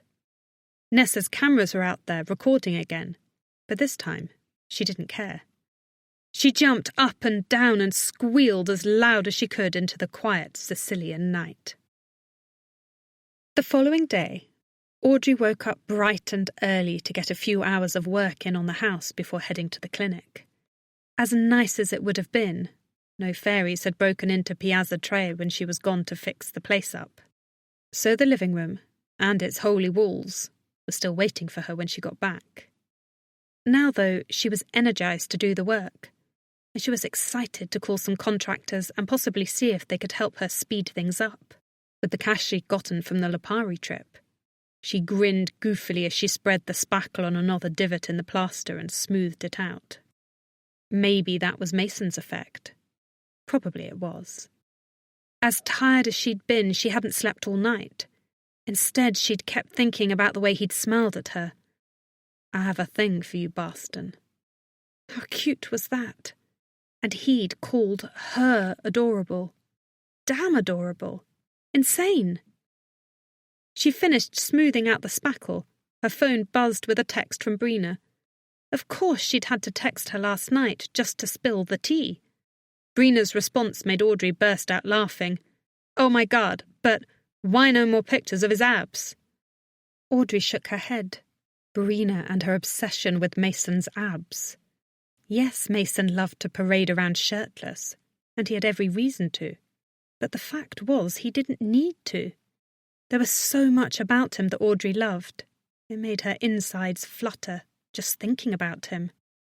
And now they were finally going to go on their first real date. Of course Simone was nobody to him. Mason was a good, decent guy. He'd never two-time her. Just then, a shriek came from outside. Alarmed, Audrey ran to the picture window in the living room and threw open the enormous shutters to find Nessa standing in her doorway, leaning against the jamb. She studied her fingernails before giving Audrey a cool look. I just wanted to see how you liked it, she said. Audrey looked around. The film crew was already there, setting things up. What are you talking about? I'm talking about that god-awful shriek you made last night. Some people have to sleep, you know. I had to get up at 5 this morning for makeup, she complained, fluffing her perfectly curled tendrils. We have a full day of filming, by the way. Where were you? In Lipari, I was helping with... She waved Audrey away, bored. No clue where that is, even. But I don't care. Could you try to leave the shutters on your place closed? Your mess is interfering with the ambience of the street, okay? With pleasure, Audrey said, smiling sweetly. Even Nessa's constant complaints couldn't bother her now. Nessa brought her cell phone to her ear. She started to speak loudly. Yeah, talk to me. Audrey began to pull the shutters closed when Nessa suddenly exclaimed, Montagnanera, where's that? Audrey slowed. Montagnanera? The place where her father might be. She'd bought that ticket over a month ago, but since then kept putting it off. At this rate, she'd never have the time. But maybe this was a sign that she needed to go there and check it out sooner rather than later. Nessa said, You know what? Forget it. I don't care. So they're coming here. They bought the place where? Oh, outside of town? All right, keep me posted. A pause. Yeah, whatever. Later. Audrey closed the shutters fully and locked them, then went back to the work she was doing on the walls. Yes, her father had been gone from her life for almost 20 years, but not a day went by that she didn't wonder where he was, why he'd left, and if she'd ever see him again. Maybe it was time to stop wondering. Maybe, if she just took that flight, she'd finally know for sure. I have to make sure Conchita is comfortable handling the clinic. I can't leave again right away. But in another few months... who knows? Depending on how well this date goes, maybe Mason would want to come with me. Her mind whirled with the ideas. She imagined herself walking down a volcanic sand beach like the one in Lipari, hand in hand with Mason, and shivered with excitement. She'd lived 35 years of her life alone. Maybe this time, she'd finally found the one. She'd just scooped some spackle onto the putty knife when there came a knock at the door. Setting the tool down, she went to the door and pulled it open, expecting to find one of Nessa's camera crewmen telling her she needed to fix something on her house for the camera. But it wasn't anyone from the camera crew. It was G, the cafe owner. Buonasera, principessa. G, she said, confused as he smiled up at her. Hey, how are you? I've not seen you in a long time, he said earnestly, giving her his charming smile. And I was missing you. You were? She grinned. G was such a charmer. Though he was handsome and had a way with people, Audrey had learned not to take him all that seriously. After all, she'd been on many of what she'd thought were dates with G, only to have him constantly put the brakes on. He'd never made a move on her. Oh, he'd hug her, but he'd likely hugged everyone. He was just a friendly guy, with a warm, larger-than-life Sicilian personality. That's very nice of you. How sweet. I missed you too. His brow knitted, and for the first time, Audrey saw something other than joy on his tanned, attractive face. No, I meant that I missed you, Audrey. She stared at him, confused. What other meaning could there be? I know. When you not come around no more, I think maybe I did something wrong, he asked, pulling off his skull cap and holding it in his hands, revealing his closely trimmed dark hair. Oh no, not at all. Didn't anyone tell you? He had so many friends, it seemed odd that he wouldn't have heard. I was in Le Parc. I know, I heard that, but I thought you maybe left because I did something that made you mad, he asked. After that night, all those weeks ago, with the desserts, you've not been happy with me. I see. I did something wrong. That night? Audrey blinked. It had been so long ago she barely thought of it now. Yes, she'd been upset. She'd wanted a romantic evening alone, and then he'd gone and invited his friends. But after that... And the night we went out to dinner, you wanted something, and I did not deliver. Her eyes widened. Yes, she'd been a little tipsy, and she'd stared up into his eyes, getting lost in them. She'd been overcome with the cool night air and the magic of the full moon, and a little bit of desperation too. She'd wanted... Oh no. He took a step forward. She took a step back. He sighed. He started to rub the back of his neck anxiously. I'm sorry, principessa. You see, I'm not very good where beautiful women are concerned. I missed a grand opportunity, and I thought of it every night since. How I have failed you. So I ask you, no, I beg you to please forgive me, to give me another chance. He bowed his head humbly. Audrey clasped her heart. Was this really happening? Sure, she said, not really certain that this was actually happening. This past 24 hours, with Mason, and now G. It had to be some kind of dream. This wasn't her life. G grinned broadly, hopefully, and suddenly lunged forward and grabbed both of her hands. He kissed them again and again and again, until she really wished he was pinching her, so that she could wake up. Principessa, he shouted, like she'd made him the happiest man on earth. Let's go out this weekend. Well, actually, Audrey started. Venerdì, I would treat you like the beautiful princess you are. She looked down at Nick, who gave her a look like, this is a fine mess you've gotten yourself into. But really, Audrey knew. It wouldn't be her life unless it was complicated. She'd just have to figure things out like she always did, and hope that she didn't break anyone's heart in the process, including her own. This has been A Villa in Sicily, Capers and a Calamity, A Cats and Dogs Cozy Mystery, Book 4, by Fiona Grace, narrated by Katie Silverthorne.